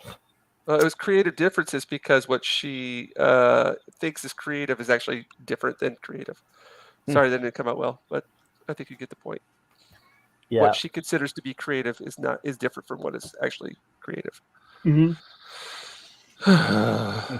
That's Poor just like Star a whole Wars. sad. Yeah, that's just I've avoided everything Disney Plus. I don't do Marvel shows. I don't D Plus at all. So I've avoided all the Marvel shows. I've avoided. I mean, Mandalorian is made for me.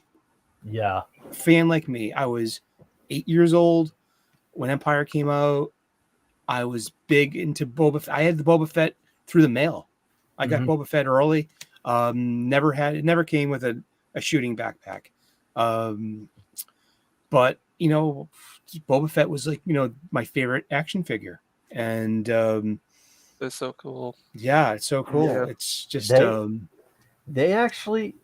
The thing was that they actually recalled all the shooting backpacks before they were sent out because they were afraid it might have been a choking hazard. Yeah. Yeah. Thank you, Battlestar Galactica, and your shooting Vipers. So yeah, I mean, let's see. I got one of these recently. This is an LED lightsaber. Oh, it sounds Nah. nice. It sounds great. There's a bunch of different colors. This green, because got maybe red will show up better. Yeah. Ah, that sounds You can nice. it came with two, so it has a centerpiece too that I can make a baton with it. Yeah. It's got Ray yellow, but it's got Mace Windu purple. So it's got like 7 different colors, great sounds, and it's got Ahsoka white. This is so impressive. I bought one for my best friend for his birthday. His Star Wars crazy daughter, who just turned 13, that I got to watch her grow up and share Star Wars with. That was amazing. You know, it was a good experience. You know what I mean? You know, take and leave Disney canon wherever it is. I got to see the next generation of Star Wars fan grow up. Yeah. It was great, you know. And but yeah, I missed Mando. I heard it was good. You know, so I missed out on the whole thing. Yeah, but I didn't miss it. I chose not to do it. I don't want to give same them. here. Yeah, Mandalorian was good. Mhm. I did like the Mandalorian because at the end of season 2, they actually had when they went to go rescue Baby Yoda or Grogu. They actually had an all female strike force, which was I know. Which was basically Gina Carano's character Cara Dune, the two Mandalorian Sasha Banks and Sasha. and was it Katie Sackhoff or was it Yes, Lana Wing? Katie Yeah, Sackhoff. Katie Sackhoff. Yes, Katie Sackhoff. And there was another one. This is and like so I'm very Looks like a I will. racer. This is Han in Carbonite. Yeah. This is my the Oh, first let me show it 1/6 off. scale. Hold on a second. Okay, Sorry, I've been. well, that's okay. There you go. This was my first 1/6 scale, and thank Very you, Robert cool. Mayer Burnett and Az, who turned me on to the joy of 1/6 scale collectibles. And yeah, and Hot Toy was this Hot Toys or Sideshow? I forget. Sideshow. They re-released this, and I was like, oh, perfect. I've always wanted a life-size one of this, but this will do. This really will do. This is great. I mean, so that's literally spending new money on Star Wars in a way, you know, but I don't think you can I don't think I can ever 100% not buy anything Star Wars ever again. Like, what's it going to do to me as a Star Wars fan? It limits me. You know what I mean? But I can be discerning on what I spend my attention on. And so I'm going to pass on Book of Boba Fett. I'm going to pass on Andor. I'm going to pass on Bad Batch, rather. I passed on the last season of Clone Wars, and I loved Clone Wars. Yeah. Filoni gets a lot of crap, but you know what I mean? He stepped in it too. And when he said that how all Luke did was just open the door for Leia. That Yeah, that's wrong. Yeah. Wrong.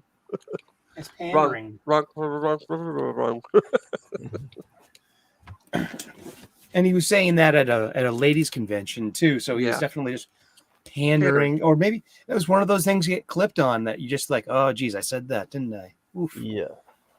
Yeah, I mean, but hey, I mean, Yeah. I love the whole thing. Yeah, Disney bought Star Wars because they wanted a boys' property to compete with their already existing money making from princesses. And what do? They boom. Yeah. John Boyega called out Star Wars. Good for him. Yeah. I'm glad he did. Yeah. And if there's anything that deserves a Snyder cut more than that Justice League movie, it's Rise of Skywalker. If they could go back and do another movie, Yeah. just do episode 9 all over again and have it like, you know, you can have your choice. The Jedi General Finn leading those unprogrammed stormtroopers. That would have been awesome. Yeah. Leading the next generation of Force users and lightsabers. That would have been cool. Yeah. I mean, John Boyega. They said John Boyega was going to be the new face of Star Wars, new face of Star Wars. But then, boom, they put him as a side character in the next movie. Mm-hmm. Yeah. That's just wrong. Aw. I mean, all they did was just replace him, have him be, put him on the sidelines for Kathleen Kennedy's self-insert. Mm-hmm. Yeah. Sad. I Just know. sad. Just take all the boys' stuff away. Boys have been bad, and we need to reprogram them. We need to put him in the corner. And we need to take away their Time out. toys. Yeah. Oh, God. It reminds me of Ramsey. I took away Theon's favorite toy. Oh He gosh. cried when I took it away from him. Oh, fuck. Dude, but the Oh. Ramsey in the TV show was horrible, but the one in the book, The book too, is man. Ooh, wow. Yeah. Ouch. Like, It- yeah.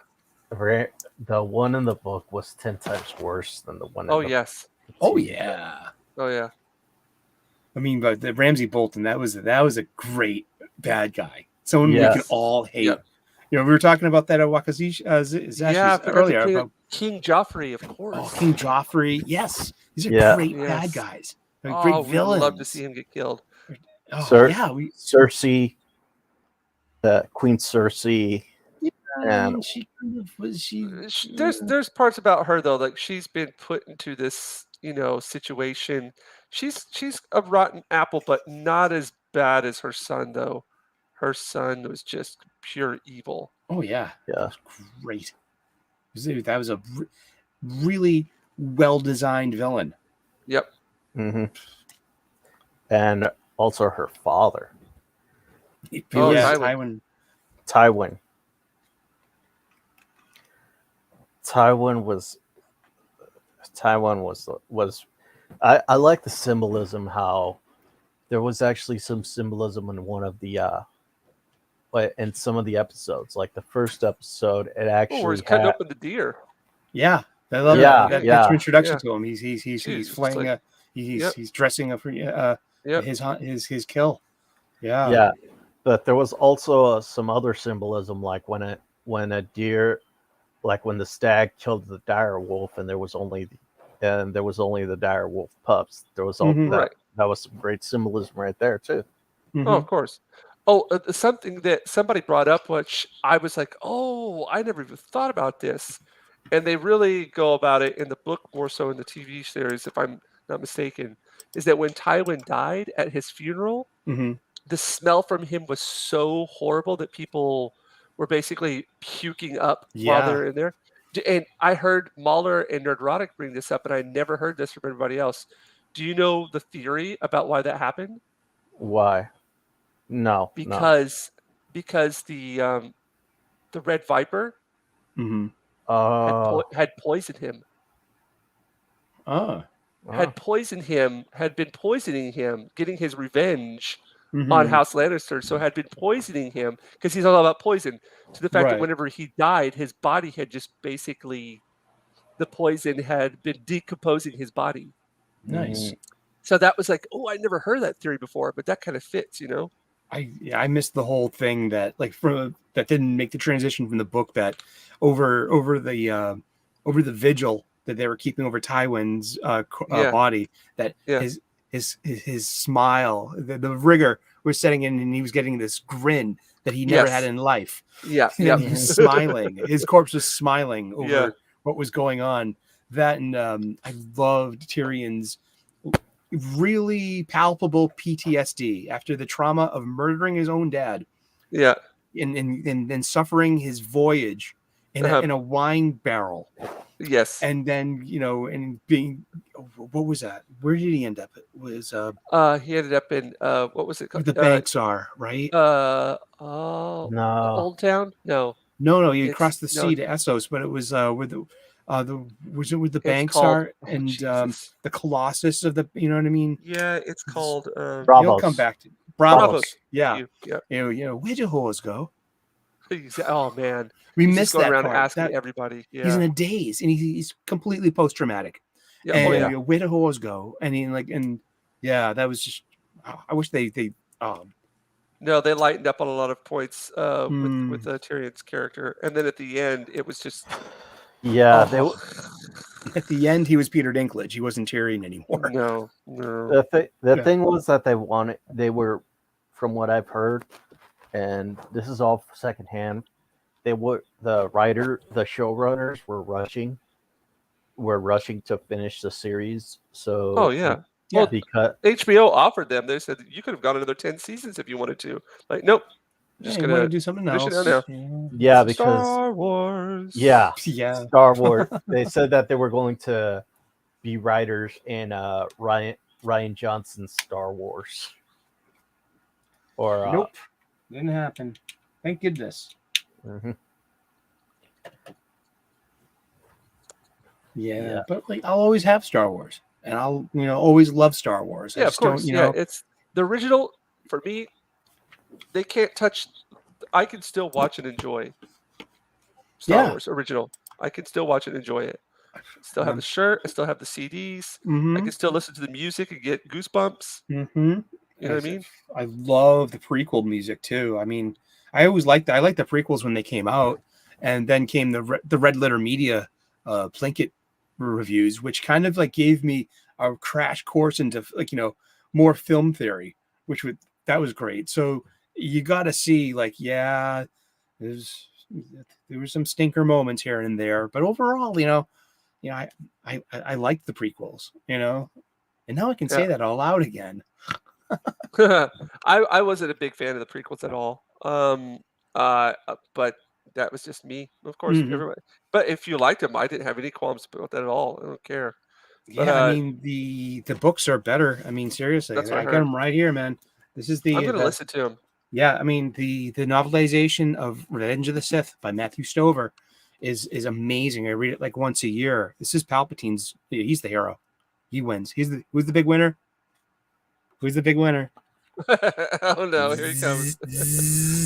Yeah, I mean seriously, this is all Palpatine pulling Anakin's strings, and plus all the like the little things that Anakin's going through that make his fall, and that he also enjoys his fall. He gets his sense of humor back in like those one-liners you hear Vader doing like later on in the movies. I find your lack of faith disturbing.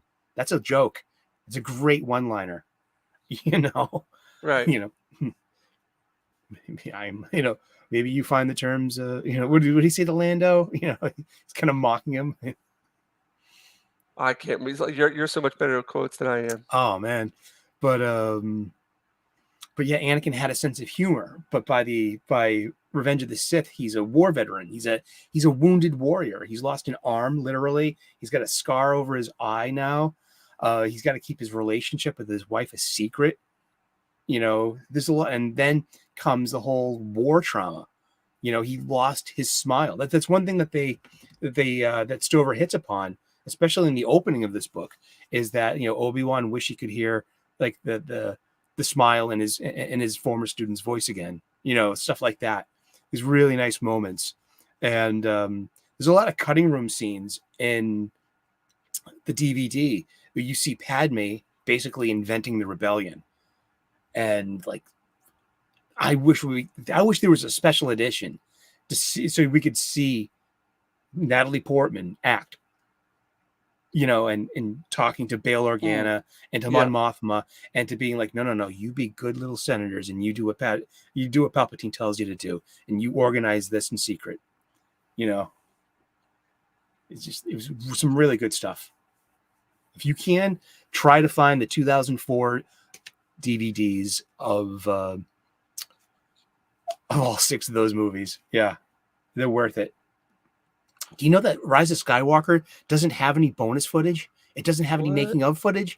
I heard that. Yeah, at least Last Jedi had a really good documentary of the making of. it was kind of charming because you got to see these practical effects that even Ryan Johnson, he really tried. He did his own thing, sure, but he got Frank Oz back. He got the puppet back of Yoda, and to see Mark Hamill with Frank Oz was such a charming moment. It's really worth it as a Star Wars fan. Something to check out.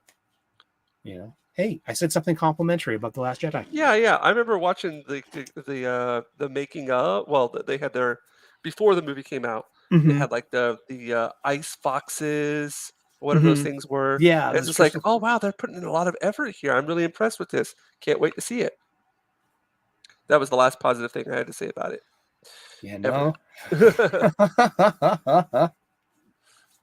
But it is what it is. It brought about because of that though, we met up. You know what I mean? Yeah. It put in, for all of its faults and all of its heresies, it did bring about the connection of a menace. lot of creative people out there. And it just blossomed. And just like, Mhm. hey, look at all you toxic fans. It was like, well, it wasn't toxic till you got here. Exactly. We were just fans, Yeah. just having fun. Enjoying our stuff and our stories. And everything worked beforehand. But you can't blame Disney for Disneyfying Star Wars. That's exactly what they. Yep. That's why they bought it. hmm So it's I mean, even if you think about all of the original, like Cinderella, Snow White, Little Mermaid, all those stories as well, Mhm. compared to the original, they're completely. It's not really a whole lot in common. Yeah, I mean, like the Little Mermaid, as a fairy tale, is a cautionary tale about making deals with bad people. It doesn't end up well for Ariel in the Right. original, but it got Disneyfied. Yeah. Ooh, Indeed. I'm in like a zone here with this. Yeah. That is Hulk about to smash. Hulk smash. Yeah, but I will say this about Ruffalo. We started off talking about Ruffalo a bit at the beginning. I liked him and his rapport with Robert Downey Jr. in the first Avengers film. Oh I yeah, love yeah, it was that great. was fun. Yeah. Yeah. Well, they I played liked off him each as an other. actor. Hmm. I liked him as an actor. He was great in some of the movies I've seen him in beforehand. Yeah. Yeah. He's done a lot of good work. But he just let his real life seep into his Yeah. acting roles. And Mark Whenever Hamill. that happens, Yeah. same thing. Yeah. If you do you follow Mark Hamill on Twitter? No, I no, don't I won't. anymore. No. I I unfollowed him. I just put him on mute too. just stay away from that. They should, because they're trying to stay relevant. You know what I Mm. mean? They're trying to stay relevant through social media, but that's killing them in the end. Just get off of it. The real greats won't get on there. You know what I mean? Yeah. They just don't need to be on there. Like Charlie Watts. Charlie Watts was never on social media. Mm. He was too cool for. He was literally that the other. I used to follow all the Stones, and they used to make fun of him. Yeah, Charlie's too cool for Twitter. Of course he was. It's too smart for it. He's too busy, like living life and enjoying shit. Exactly. Ah. How you guys feeling there? Very I nice. need, I need to get this. I need to get this other hand done. I'm avoiding it Mm-hmm. because I know it's going to take. Like it's late at night and it's going to take the rest of my energy. Yeah. And then so I need to go ahead and get it finished. I just need to go ahead and do it. Uh-huh. I'm just still trying to figure out what the arm pose is going to be like. But I'm happy with this so far. It's very nice. I like that. I like his face. I like his teeth. I like the mouth. I like his eyes. He's got a good fit. He's got a good face. I like his foot. I like these like little details. Like it's very rough, but I like those kind of things. I get that from Kent Williams. He would have really detailed parts and then really rough parts. Like a good mixture of that. But this is the first time I've ever done like drawn the Hulk. So Mhm. Oh, that's I cool. was all of these are intimidating for me. Like I get nervous beforehand. Like, oh my god, I've never done this before, and I'm doing it in front of a live audience. Oh well, let's try it out. See what happens. If it works, it works. If it doesn't, it doesn't. It's working. It's working.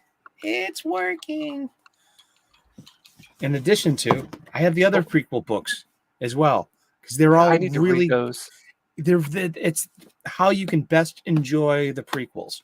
Mhm. There's a really interesting story note in the beginning of Phantom Menace where Anakin is going across the Dune Sea on a chore for Watto, and he's got 3PO with him. And on the way home, he finds a wounded Tusken, and he puts up camp for the night and takes care of the Tusken. And in the morning, he goes out. The Tusken's gone out of the tent. He goes outside, and there's a ring of Tusken around the camp, and they're taking back their wounded person, and they leave him. And then it's all in the details. They didn't Mhm. loot him. They Mhm. left all the stuff. They left all the droids. They left all the parts. And so it's a great setup to the Right. payoff in the next episode where he kills all the Tusken. So there was a point in Annie's life where he was, very compassionate, and then it all The just dark side. it just builds up. Yeah.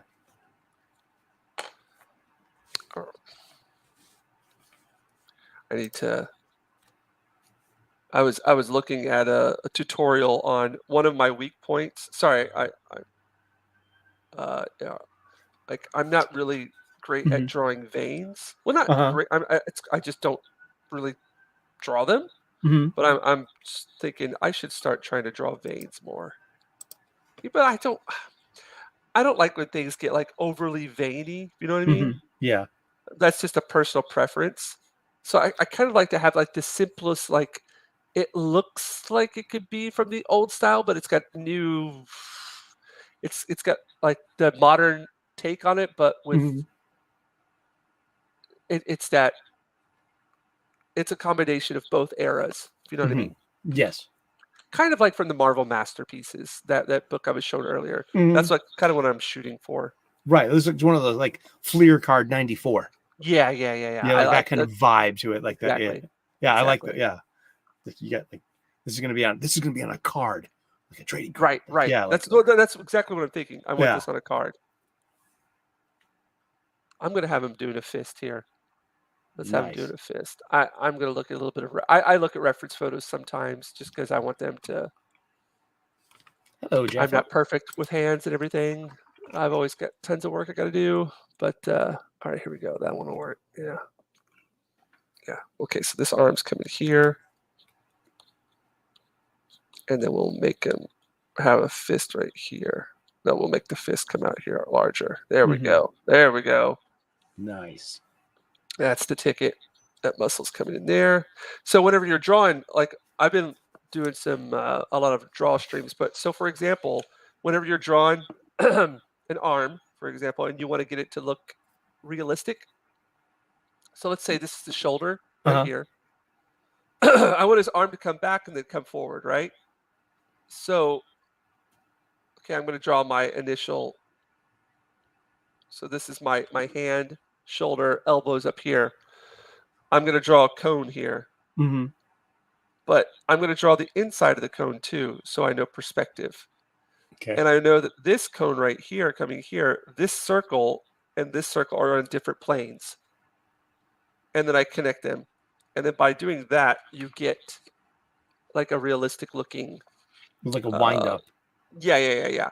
Whereas if you just try to do it without doing that, it'll look funky sometimes. But by doing this under structure beforehand, it'll help you. Problem is, I've already painted a lot here, so I can't really do that anymore. But after you do it for a while, you don't really need to, do that step. No, actually, no. All comic artists still do that step. What am I talking about? But I've got a fist right here. Yeah, there we go. I'm gonna finish this tonight. Nice. And you're free to jump out whenever you have to. Actually, I'm not really going that long. I am eventually gonna bounce a little soon because I had to do laundry, get some chores done.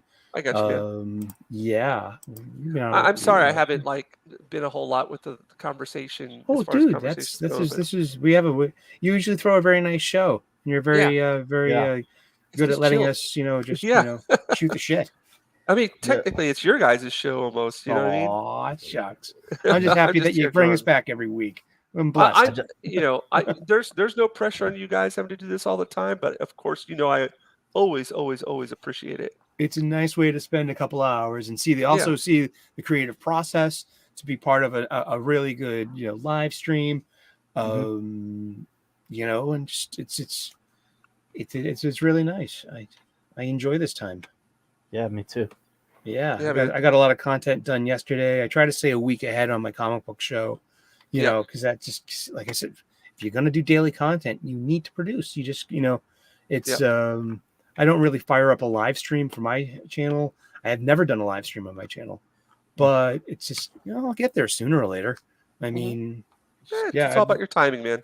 yeah, I mean, and this is a good show for me because it's a good part of my schedule. I mean, yeah, I mean, I'm free on Sundays in the morning. Yeah, I really am. Yeah. And I try to do like Saturday. I try to shoot content. So now I got 2 shows, and so I have to. But I got a bunch of content already shot for that. I did that on purpose, just because don't want to get behind on it. Like it's kind of easy to make content too from where I'm coming from, because I'm having a conversation with my viewer. I'm having a conversation with you, and this is my approach. And we can continue the conversation in the comment section, but overall it's like this is where Bob Ross kicks in. Bob Ross is having a conversation with you every time you turn on one of his old shows, and that shit is evergreen. And that's for me, that's an awesome standard to have. He's like he's my spirit animal as a content creator. Yeah, his shit's evergreen. Yeah, I mean that's and Oh, hey, what's up, Jaffo? Hey, Jaffo. I just noticed him in the chat there. Hello. Yeah. Bob Ross has a voice that you can fall asleep to. Yeah. And he's positive, and he reminds me to make positive content, and his intent and what he's trying to, he's just trying to share information and interest with you. That's just, and it's like, so yeah, I just like seeing like him and Mr. Rogers too. I like Mr. Rogers' tone and delivery and his niceness. But it's juvenile, quite literally meant to be a kid's show. But Bob Ross, that's just what a great format. 2 cameras, just 24 minutes. Nail it. Just get it done. He actually painted three of the same picture for every show. Mm-hmm. One he would do for the beginning, and the other one was for when he would be painting it live in front of the TV, and the last one would be when the credits would roll, and he would show the finish, and it would be the finished painting. That's impressive. Yeah. So they were so similar that there were very, very minute. There were very minute details that you would have to look at because they were just so similar. Well, if you're a young, aspiring artist, and the way to make some money would be to reproduce someone's work. I mean, before posters. You know what I mean? Yeah. How would you get how would you get your copy of Andrew Wyeth's Christina's World? I grew up with this. I'm looking at it right now. I have it in a frame. It's from one of my aunts passed it down to me. I grew up with this, and it's a copy. It's not even a poster though. It's from the 1950s. It's from the 1960s. Do you want to know a theory about that painting? I don't know if you've heard it or not. Go for it. She's actually paralyzed. Yeah, she's got polio. Yeah. and she might be blind. And Yeah. she's then the thing is that she's gone beyond the mowed grass that is the parameter of her life. Mhm. And she's now in the taller grass, and she's so close to home, Yeah. but you can see that the shadows are fading. Mhm. And being in her condition, she's literally so far from home. Yeah. I knew that you would know all that, man. Oh, shucks. Yeah, I You grew you up with you know this. you know more than I do on that. Oh, Yeah. shucks. But yeah, it's on my wall. I grew up with that. And yeah, I've been Yeah. pondering this one all my life. Yeah. I got a Johnny Depp poster of Johnny Depp as Raoul Duke right next to my door, and it This is has my one. attorney. You can trust him. Yeah, yeah. I think you're Samoan. Don't hold that against him. That was It so ha- crazy that a lot of people started like talking about Johnny Depp when she was doing like the Pirates of the Caribbean, but Mhm. I've liked him as an actor for the longest time. Yeah. Oh yeah. Oh Yeah, I yeah. was like, they're like, all that Pirates of the Caribbean brought him to fame. It's like, no, No. Oh, he was this in something guy's called been 21 Jump Street in yeah, the yeah, early 90s. He was a yeah, teen pinup star. Like, he was. yeah. Oh, and yeah, he was also in the first Nightmare on Elm Street. Yeah. Yeah, Introducing Johnny Depp. Says he so was in right there in the Platoon. credits. Yes, he was. He Yeah, was Edward Scissorhands. what Mhm. a great role. Like a wonderful movie. Mhm. Yeah. Reminds me, I have to get a copy of Ed Wood. Oh, yeah, Oh I forgot yeah. about He's that movie. amazing, dude. How did Yeah. I forget about that? I mean, Martin Landau, didn't he win an Oscar for that? Yes, he did. It He was an did. amazing movie. He's so earnest in that portrayal. He's so He is. weird. I like the one where the assistant asked for an autograph, but then he brought up Boris Karloff. Oh yeah. Oh man, this painting's starting to like really take on some detail that I'm liking. Nice. Yeah, Sorry. yeah. I really like my favorite role of Johnny Depp would have to be him as Raoul Duke Mm-hmm. in Fear and Loathing, because him and Benicio del Toro, around that time, they were both known for getting roles for their looks, Mhm. and they purposely made themselves look ugly just so they could get the roles. Gotta Benicio del respect that.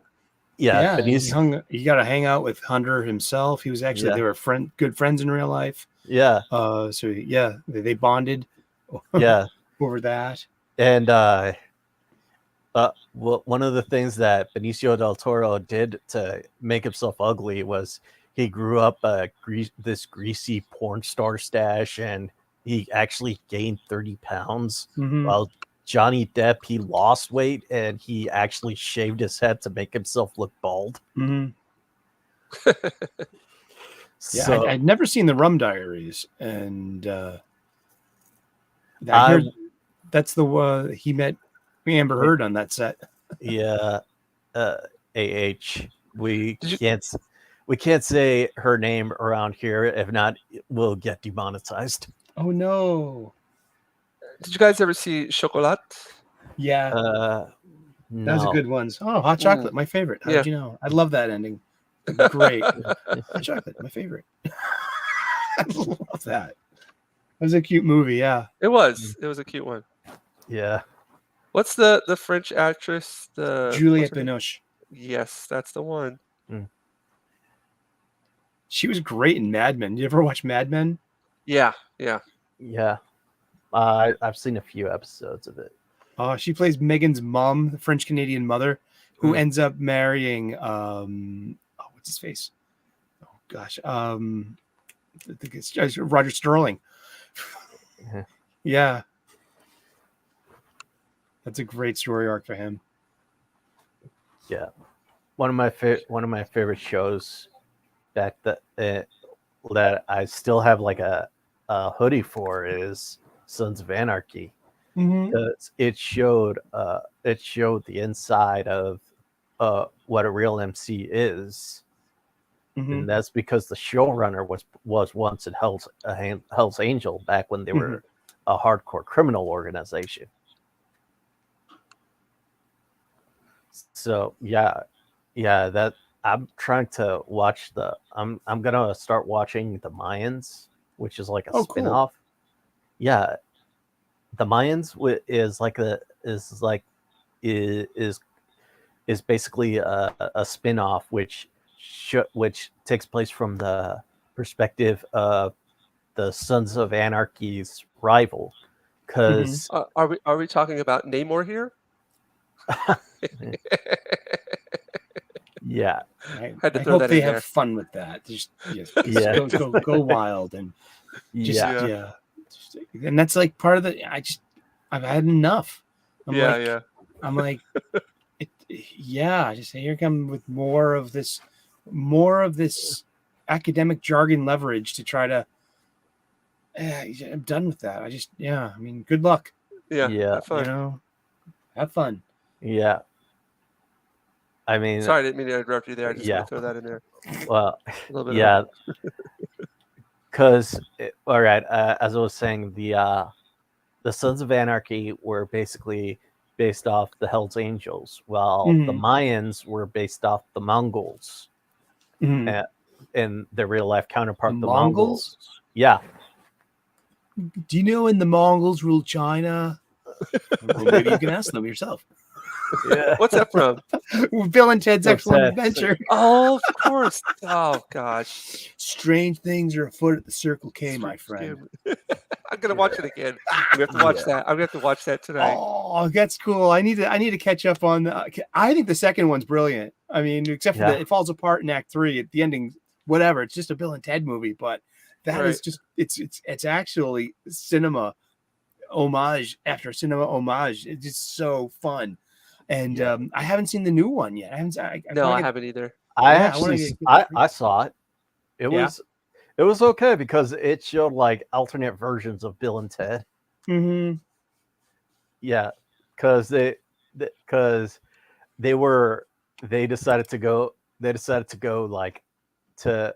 decided to try to steal the song from themselves. They decided to go to the future to steal the song from themselves. Yeah. Well, cool. Have a good day, Angry Canadian. Good to see you. Oh man, thanks for stopping by, bud. Thanks. I'll make sure I give you what I have so far. Probably today, probably tomorrow. Thanks. Sweet. All right, connections. Oh, that's a fist. And that fist is coming for your face after he grabs your head. Yeah. Yes. There we go. Yeah. I'm actually not very happy with it, but I'm gonna no. You'll make yourself happy. I have a feeling. One of the speaking about the Hulk, one of the things about the She-Hulk show where they keep showing that she's better than the Hulk. I think they read this comic book that happened during like a prequel to World War Hulk, where She-Hulk became part of Shield, and she went up against the Abomination, and she was basically saying how this wasn't going to be a slugfest like you have with Bruce. And she said how she trained with Gamora, and she's an expert in martial arts and knows gymnastics. But I think that's the only comic book they read, because she said she never read a She-Hulk comic book. Because it's not made for me.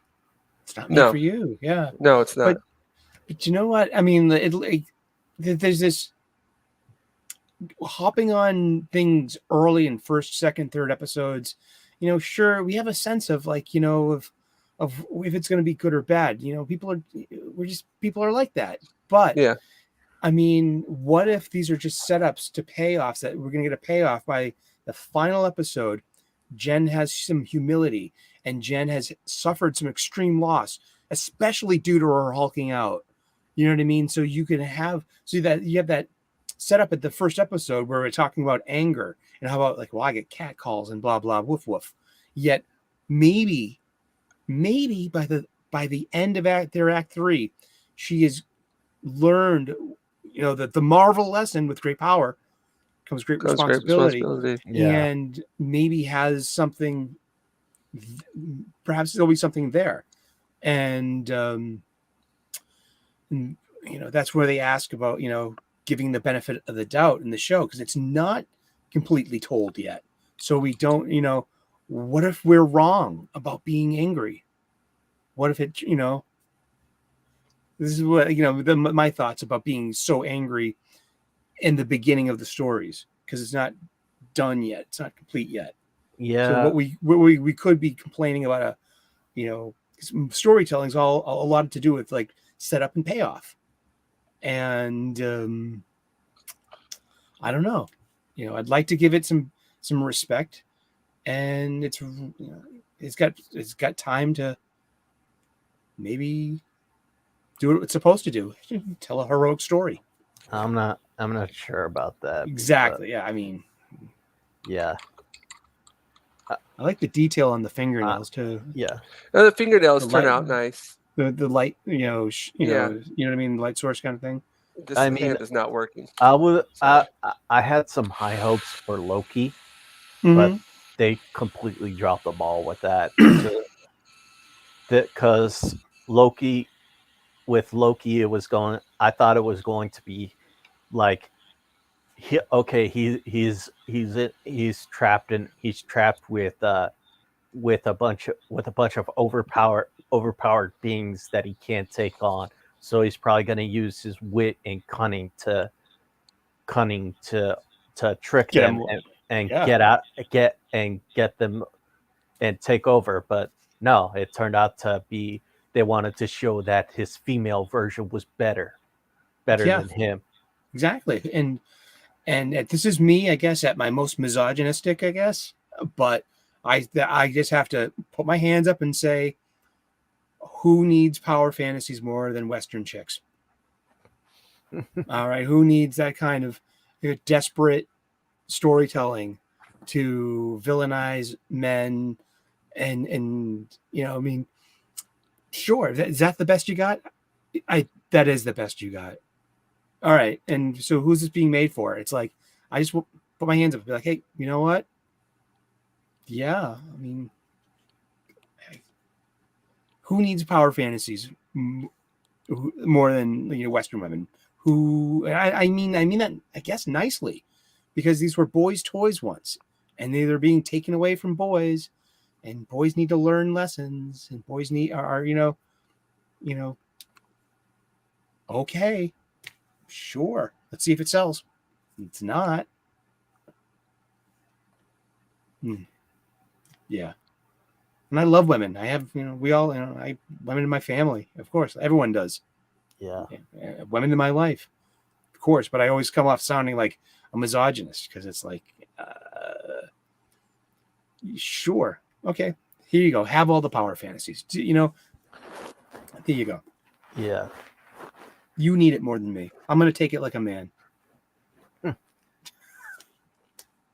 Yeah, and that's the thing. That with boys, you're not supposed to show your feelings. Well, boys are, I'm no expert on kids because I don't have any, but Yeah. I mean, boys are emotional creatures. I mean, just whatever. All humans are. I mean, Yeah. yeah. Yeah, and with I don't know why they keep insisting how it. I saw a video about a writer, and she says that right now the way they're writing the male heroes is most likely the best three-dimensional way how they are not the best three-dimensional characters they are. Because back in the 80s there were just these macho imposing characters, but now they show that they have flaws, they have feelings, they have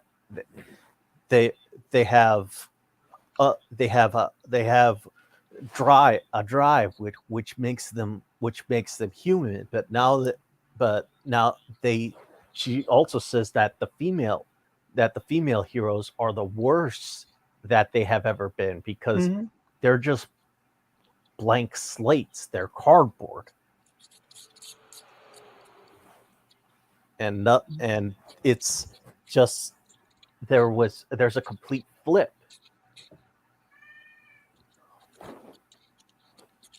Was that you, James? It's my cat. Hello, cat. Here, Mia. Here, Mimi. She just meows all night long. Uh, And then I pick her up and then let her, and she hops down, and then she does the whole meow thing all over again. It's yeah. This goes all night long. All right, I need to get this hand. What is wrong? All right. you got to get a handle on this. I almost want to change the pose, but Mhm. I gotta work with it. Yeah.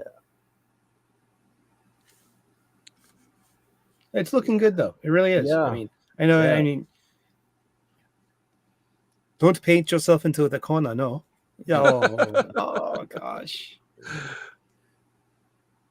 I'm being too hard on myself. Yeah. It's it's that's the artist. Yeah. It's coming along though. It's good. Yeah. Yeah, Its it's form getting is definitely that is what you were explaining this on the other piece of paper. Yeah, with I the explained cones. it well in the paper, but it's just Yeah. having a little bit of difficulty translating. But that's whatever, it's the challenge. And whenever you're working with extreme foreshorten, it's one of the hardest poses to nail down. Pull off. Yeah. Yeah, pull off. It always happens that way though, but I don't give up. I just keep on pressing it until I get it right. Indeed. There we go. Yeah, that'll work. That'll work. Okay, it's working. I just had to go back and make it a little bit bigger, and then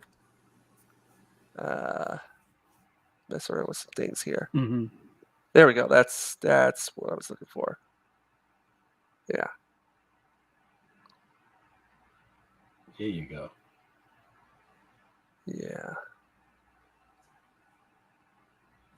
Well, What were we awesome. talking about? I'm going to bounce. I'm going to take this opportunity because it's almost 1 Okay, man. o'clock in the afternoon, and I got to get my laundry in. And the Sweet. restaurant, last call at the restaurant's at 3 Yeah. to get my food in. Eric, Well, I'm gonna thank go. you so much. Well, thank Yeah. you so much, James. Good to see you, No, Bandito. man. And Always Yeah. see ya. I'm always gonna fun. I'm gonna head out too, because it's almost 10, and You've football. already woken your stepmom up. Yeah, and football almost starts here. Indeed. Oh yeah, so everyone go and check out Rini and Fiendish. It's really Yep. good. I'm going to go invest in issue number 2, and I'm happy with that. And check me out at my channel, and all you gotta do is put my name into your YouTube, and you'll find me. Yeah, All right. and that's that. So have a great day, and good to see you, Captain Fandom Nerd. And good to see everyone in the chat. And thank you, James, so much for another great week. No, hanging thank out. you so much for coming on, and like just always completely Well, cool grateful beans. for everything that you do, dude. Completely. Cheers. Good word for It's a love fest. It comes right back at you. Yeah. I hear you, man. All right. See you, everyone. All right, take Bye-bye. it easy, man. All right. Hey, DJ, do you want to say anything before you head out? Yeah. My name is Bandito Bane. I am an all-around nerd. If you want to help me out with my comic, just email me at bombermanefx@gmail.com. I am looking for people to help me with the editing and with the grammar and bounce off some ideas. So if you're interested, email me and we'll talk. All right. See you. All right, man. Thanks again for All right. coming out to the show, And- bud. And I no always problem. always appreciate it. Yeah, no problem, dude. Bye. Yeah, thanks, man. So I'm gonna stick on here for a little bit longer and finish up the details with this picture here. Again, Eric, Grant, Thomas, Roger Ryder and Bandito, thank you so much for coming on to the show. I always appreciate you guys coming on here and you know, basically running the show while I sit around here and doodle. Uh, yeah, thank you, Captain Nerd. It's coming along. Thank you, Low Spec. I'm gonna try to finish up this hand right here and then do a little bit more. I'm working on with some palette knife expressive marks around here, around the edges, to give it a little bit more movement. But I'm gonna try to finish this up here in the next 10-20 minutes.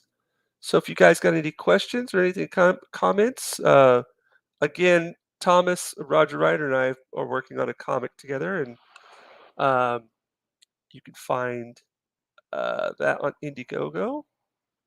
Um, Anti-steam junk western. It looks a bit different than this.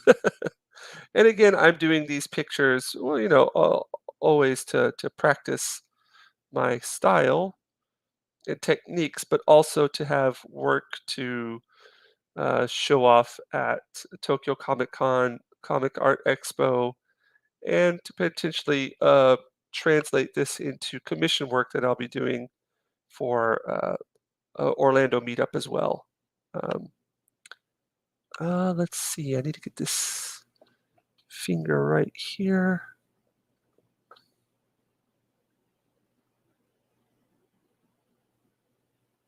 There we go. Get dark around that.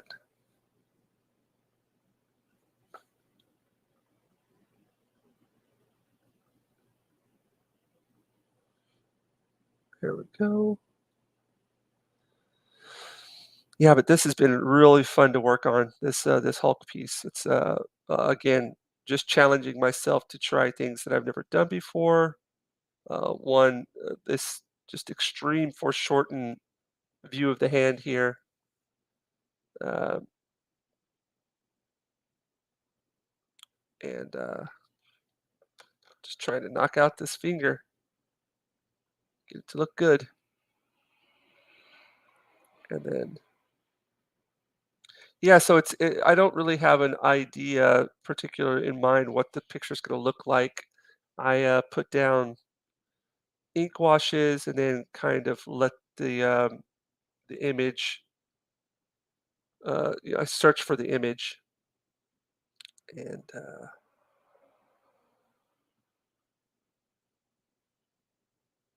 yeah.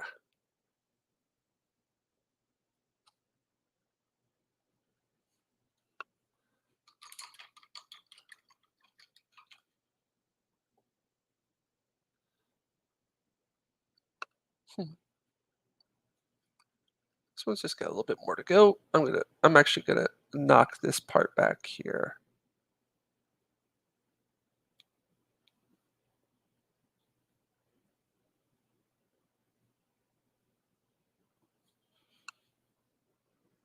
Hmm. Great thing about doing a live stream and painting at the same time is you can look up at your screen and kind of see what it looks like from afar, what the weak points are. And that needs to be, I know what it is now that's bothering me. I know exactly what it is. And this is how I'm going to remedy it.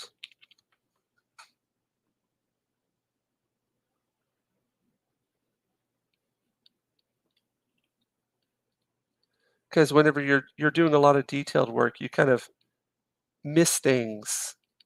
Things slip by you. Actually, you know what? I'm going to fade this out in the background a little bit. Do a little bit of this to give it a more foreshortened view. Kind of use a palette knife and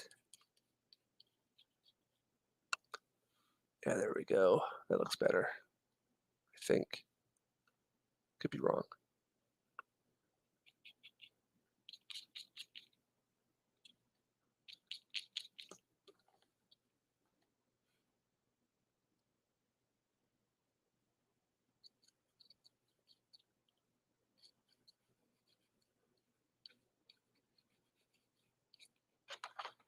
kind of blur these lines.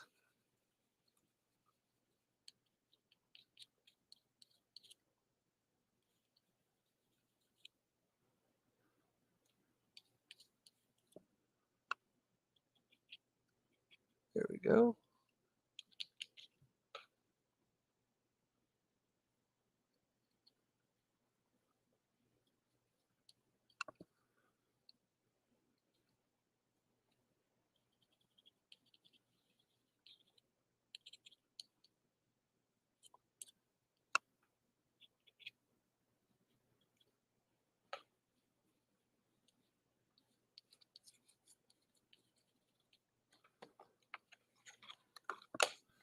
There's always the upside down test as well.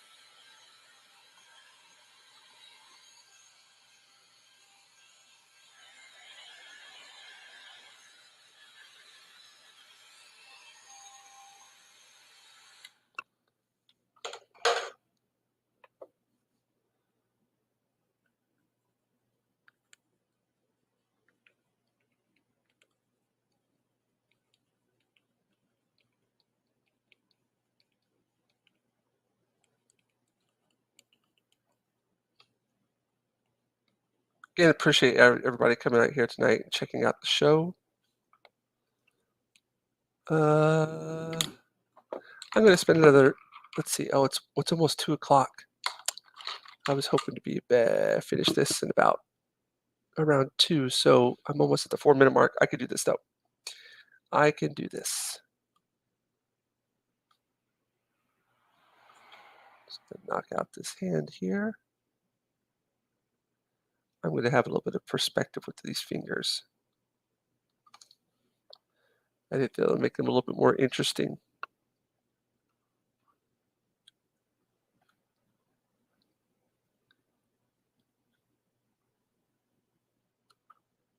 Give them some black contour here.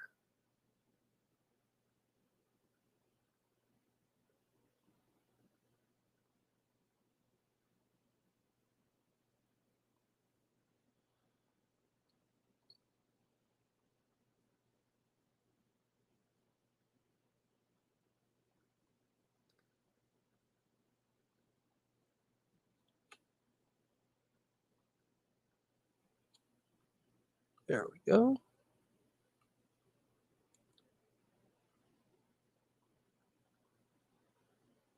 If every picture was simple to do, what's the whole point? Gotta have that struggle.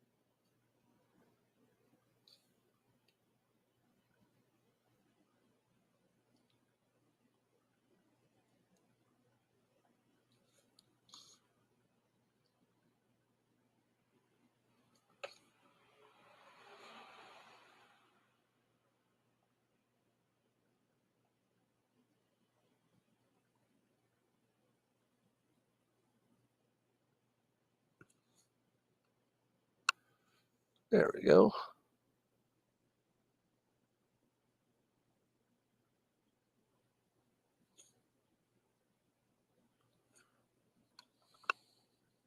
All right, I really want to get these knuckles looking.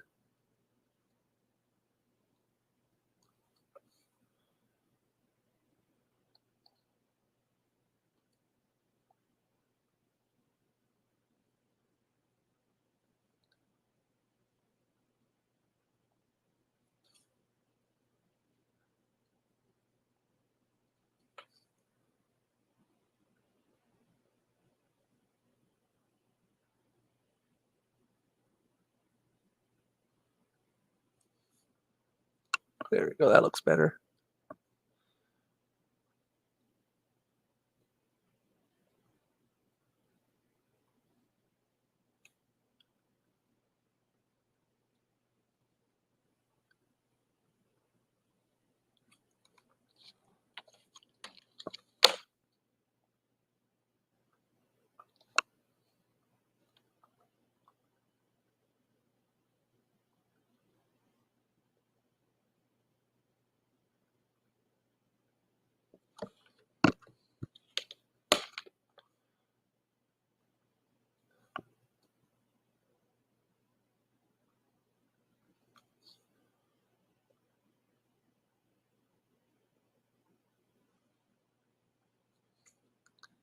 Sorry if I'm quiet here. I'm just trying to really knock this out.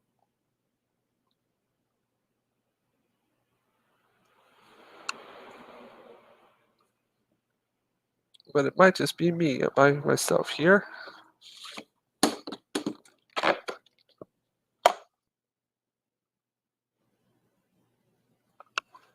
Yeah, I need to try this up here.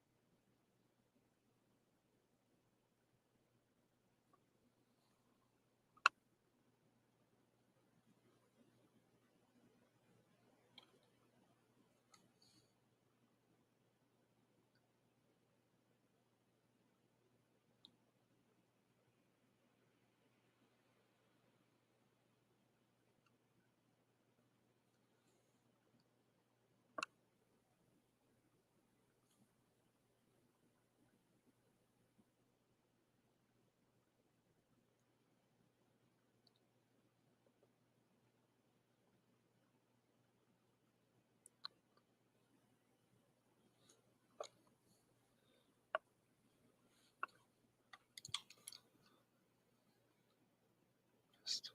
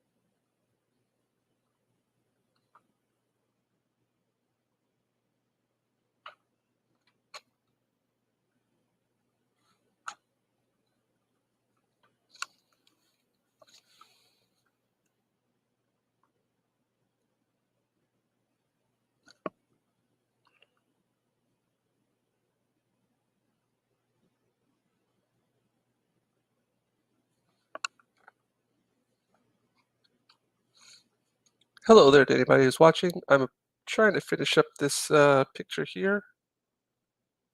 I apologize if I've been a little bit quiet. I've been concentrating on it very hard because this last part has just been a bit challenging, but it's starting to come along here.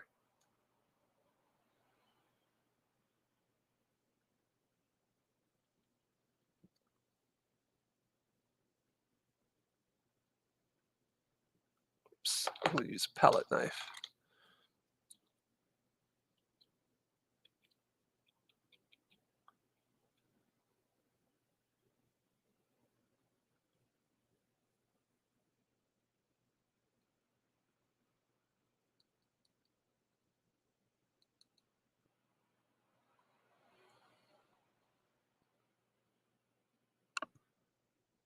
There we go.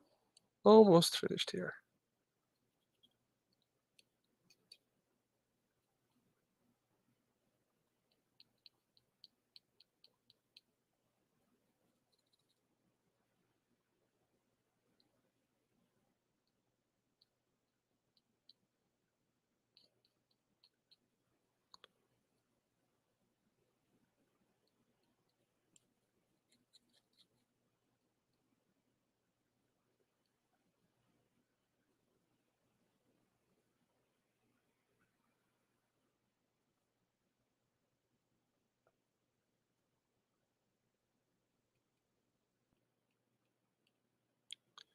When in doubt, use a palette knife.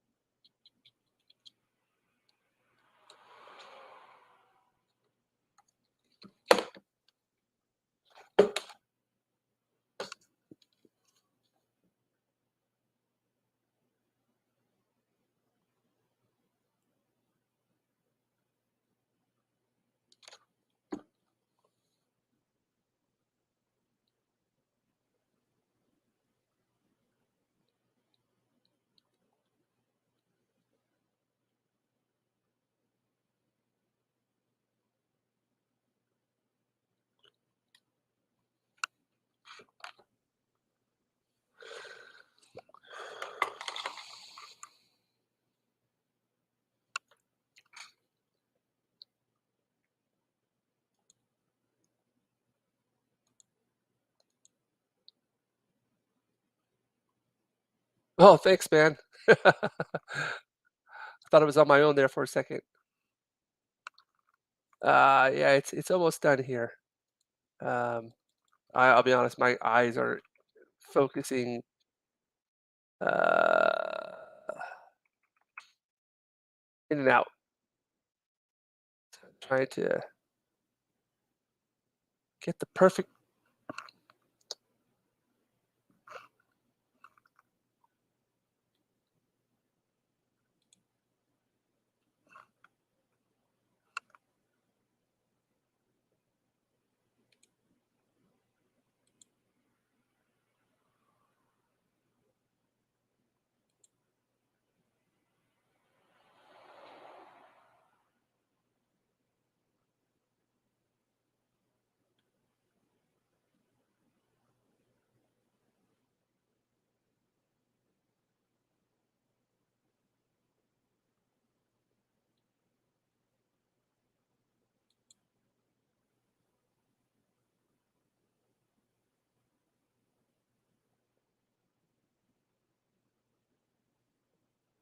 Hmm.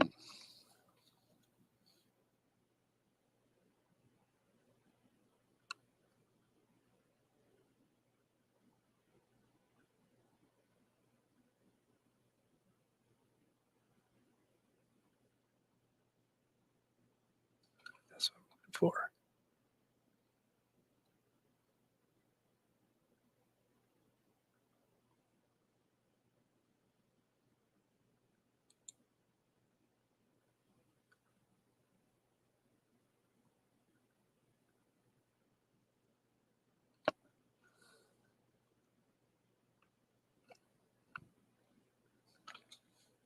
That's what it is.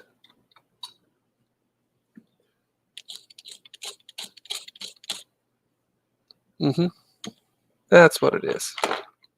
This is going to take me a little bit longer than I expected. Whoop. I'm not going to give up on it, though.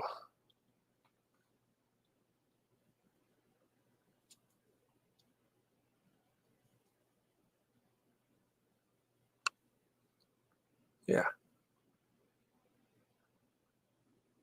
Joe's toes. What are Joe's toes there?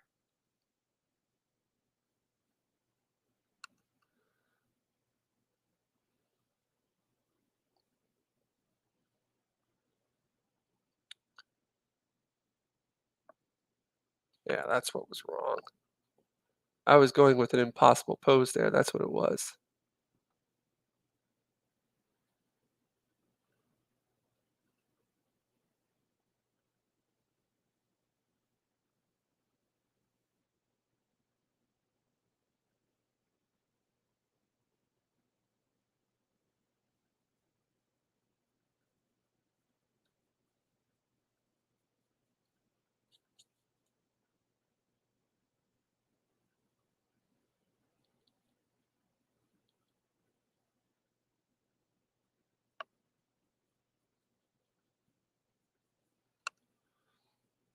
A play on Johto. Oh, yeah, Joe's toes. I got you there, man.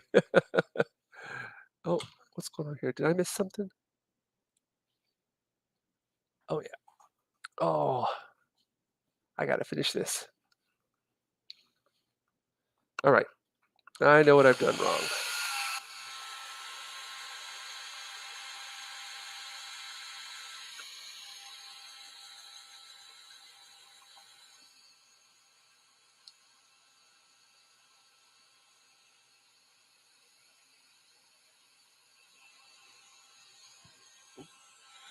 Did you like in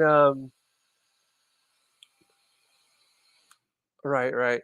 Did you see in Cobra Kai that Chosen accidentally used the word for the Okinawan word for kanpai, and then that's how Terry Silva figured out that he was not from Kyoto. So they had it reminded me of Inglorious Bastards, how Michael Fassbender's character gave himself away by putting up the fingers, wrong fingers.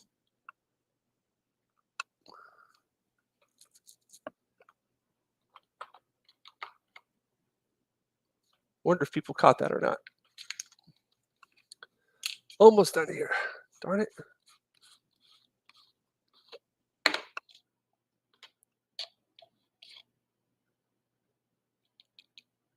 I was going to try to get to bed by a decent time tonight, but it looks like it's going to be 3 o'clock again. Yeah, that's what he did. He said iki. He said something like iki, or he said a different word. Like I can't remember what it was. Well, iki is like chug it, chug, chug, chug. And then so Terry Silver said, he realized he wasn't who he said he was.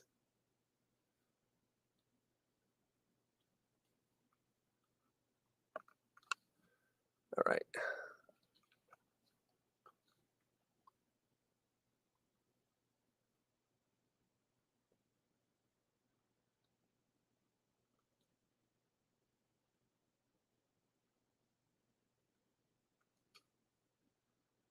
There we go.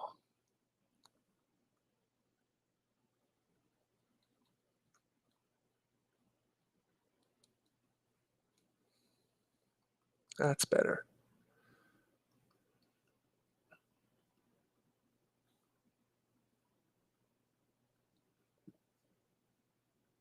Yeah, down the throat. Yep, down the hatch. Chug, chug, chug. I've been in that situation more than once.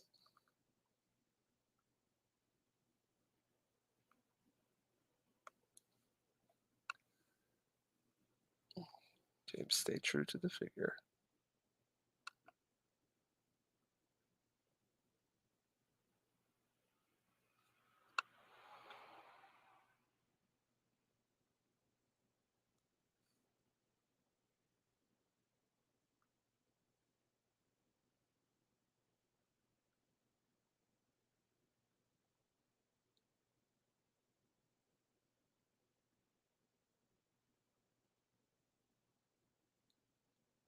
1, 2, 3, 4.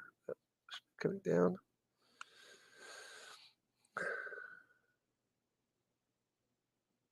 There we go. That's better.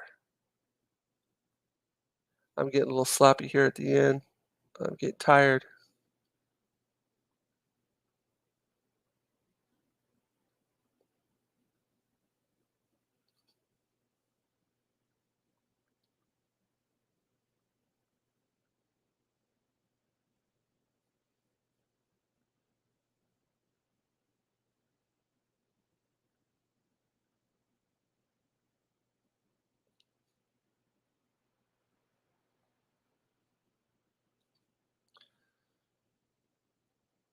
Let's make that hand big right there.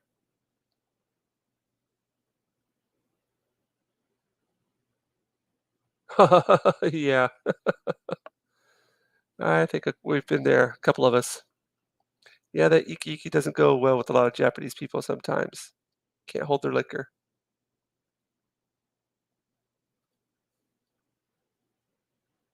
But oh well, spur of the moment. Like when you get caught up in the moment,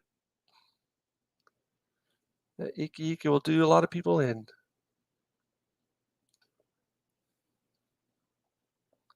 Oh, by the way, the yeah, I'm sure she probably has had her fair share of that kind of experience with people around her. There was no letter included in the inside that package, by the way. I couldn't find one.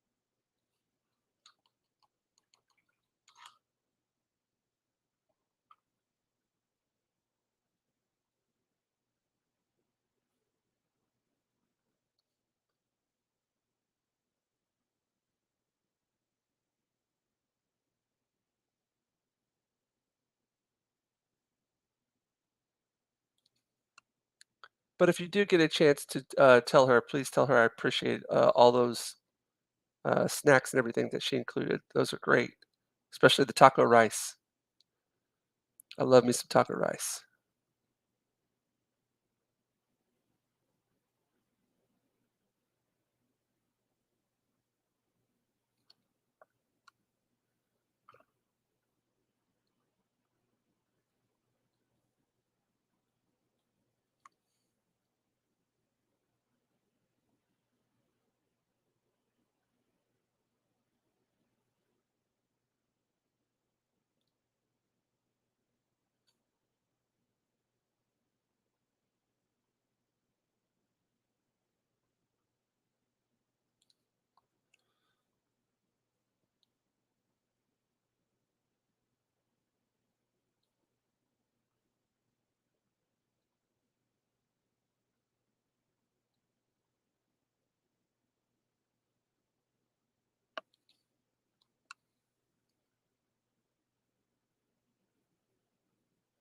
Yes, she sent me some awamori, some snacks, some Okinawa snacks.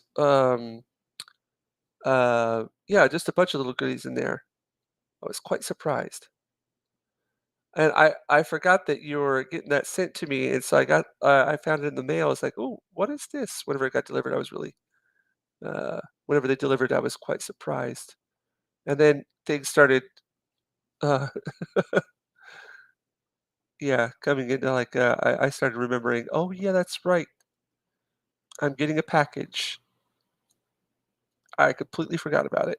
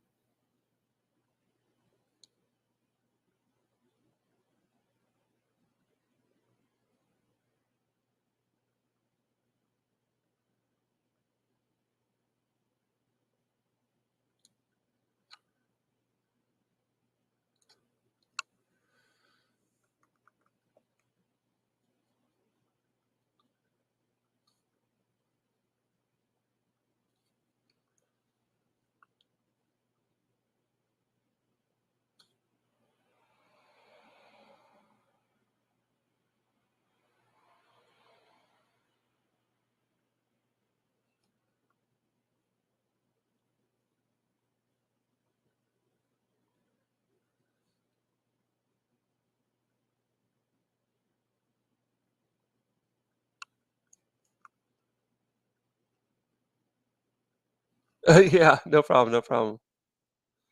It'll all get sorted out.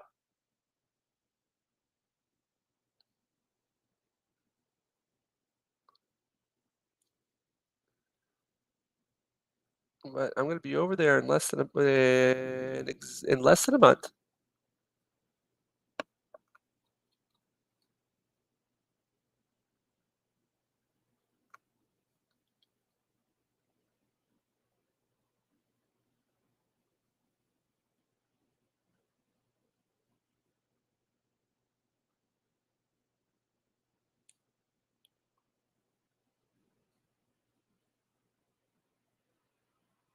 There we go.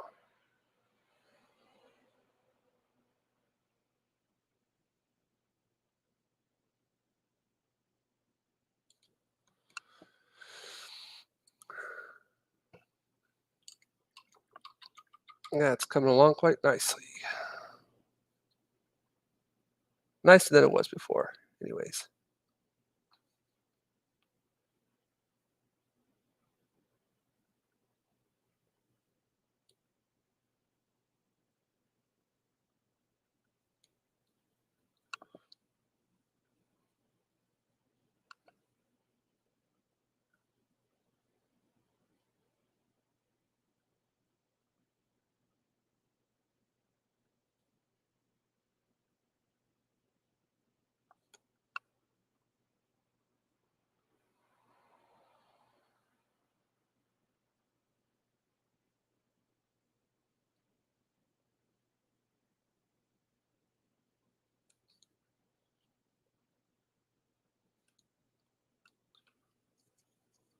There we go. Almost finished here, guys. Almost finished.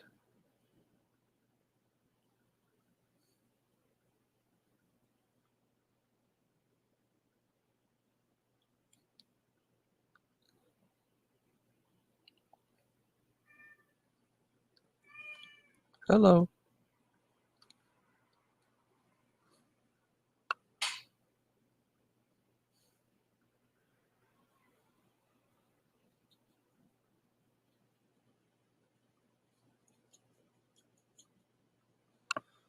I think that's gonna be about it, almost.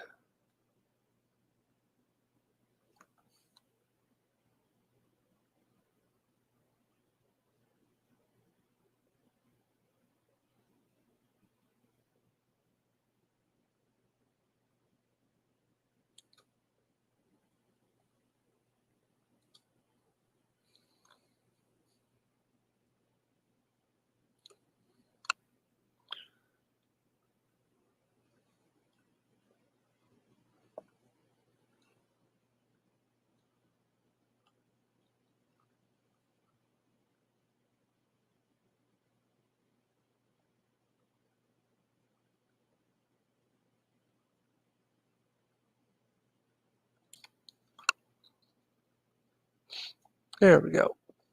All right. I think I'm going to dry this up and call it a night.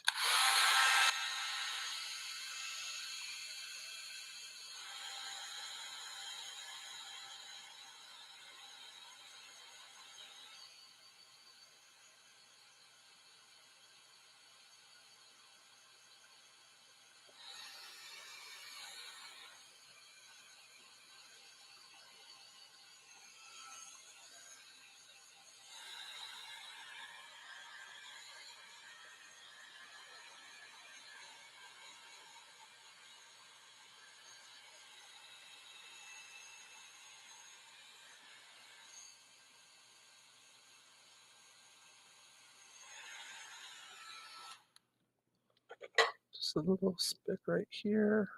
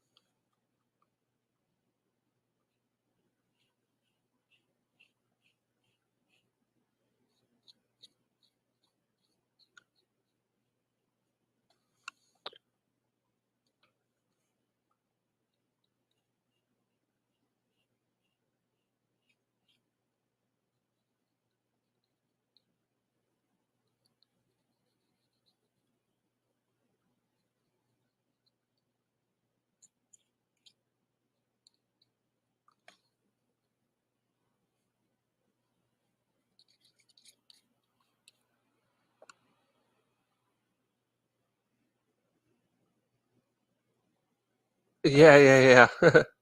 That stuff's the bomb, man.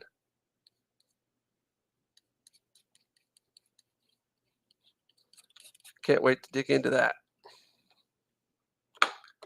All right, I am getting extremely tired here. I think I'm gonna have to call it a night.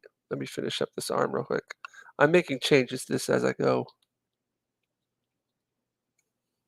I'm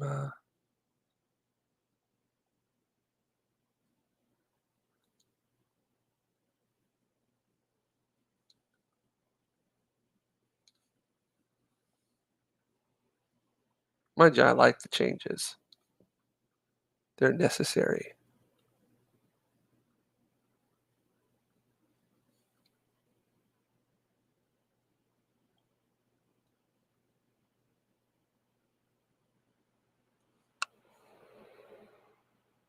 Yeah.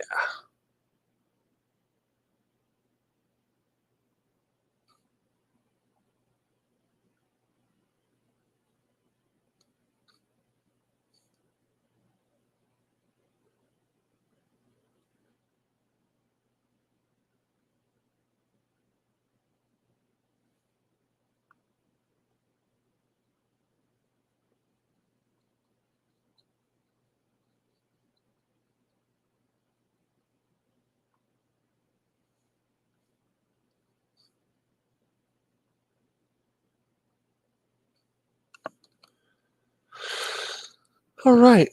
I'm gonna call it a night. Dry this off and call it a night. It's been 4.5 hours. Wow.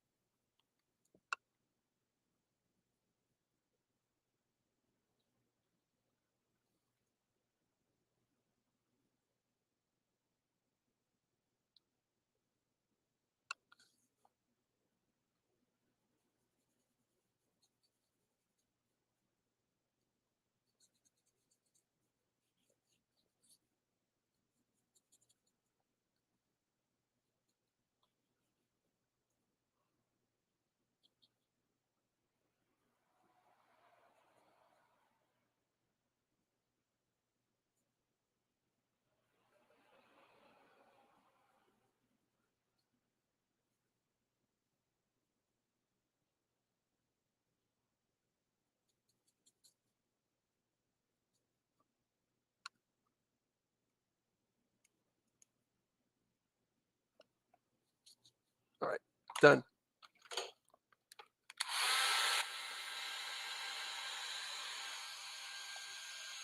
All right, everybody. I appreciate you all for stopping by. I don't know if anybody's out there is listening right now, but I thank you always for your support. I hope that you enjoyed the show and that you come back again next time. Uh, appreciate all of your support, all the likes, all the comments, all the participation in the chat. And should be streaming again this next coming Sunday. I might be doing some.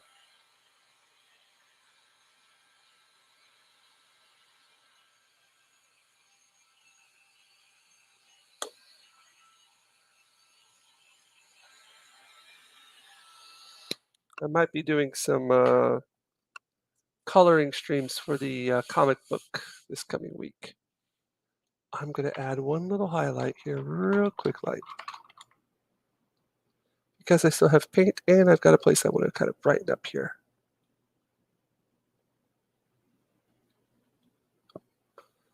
Which is right here.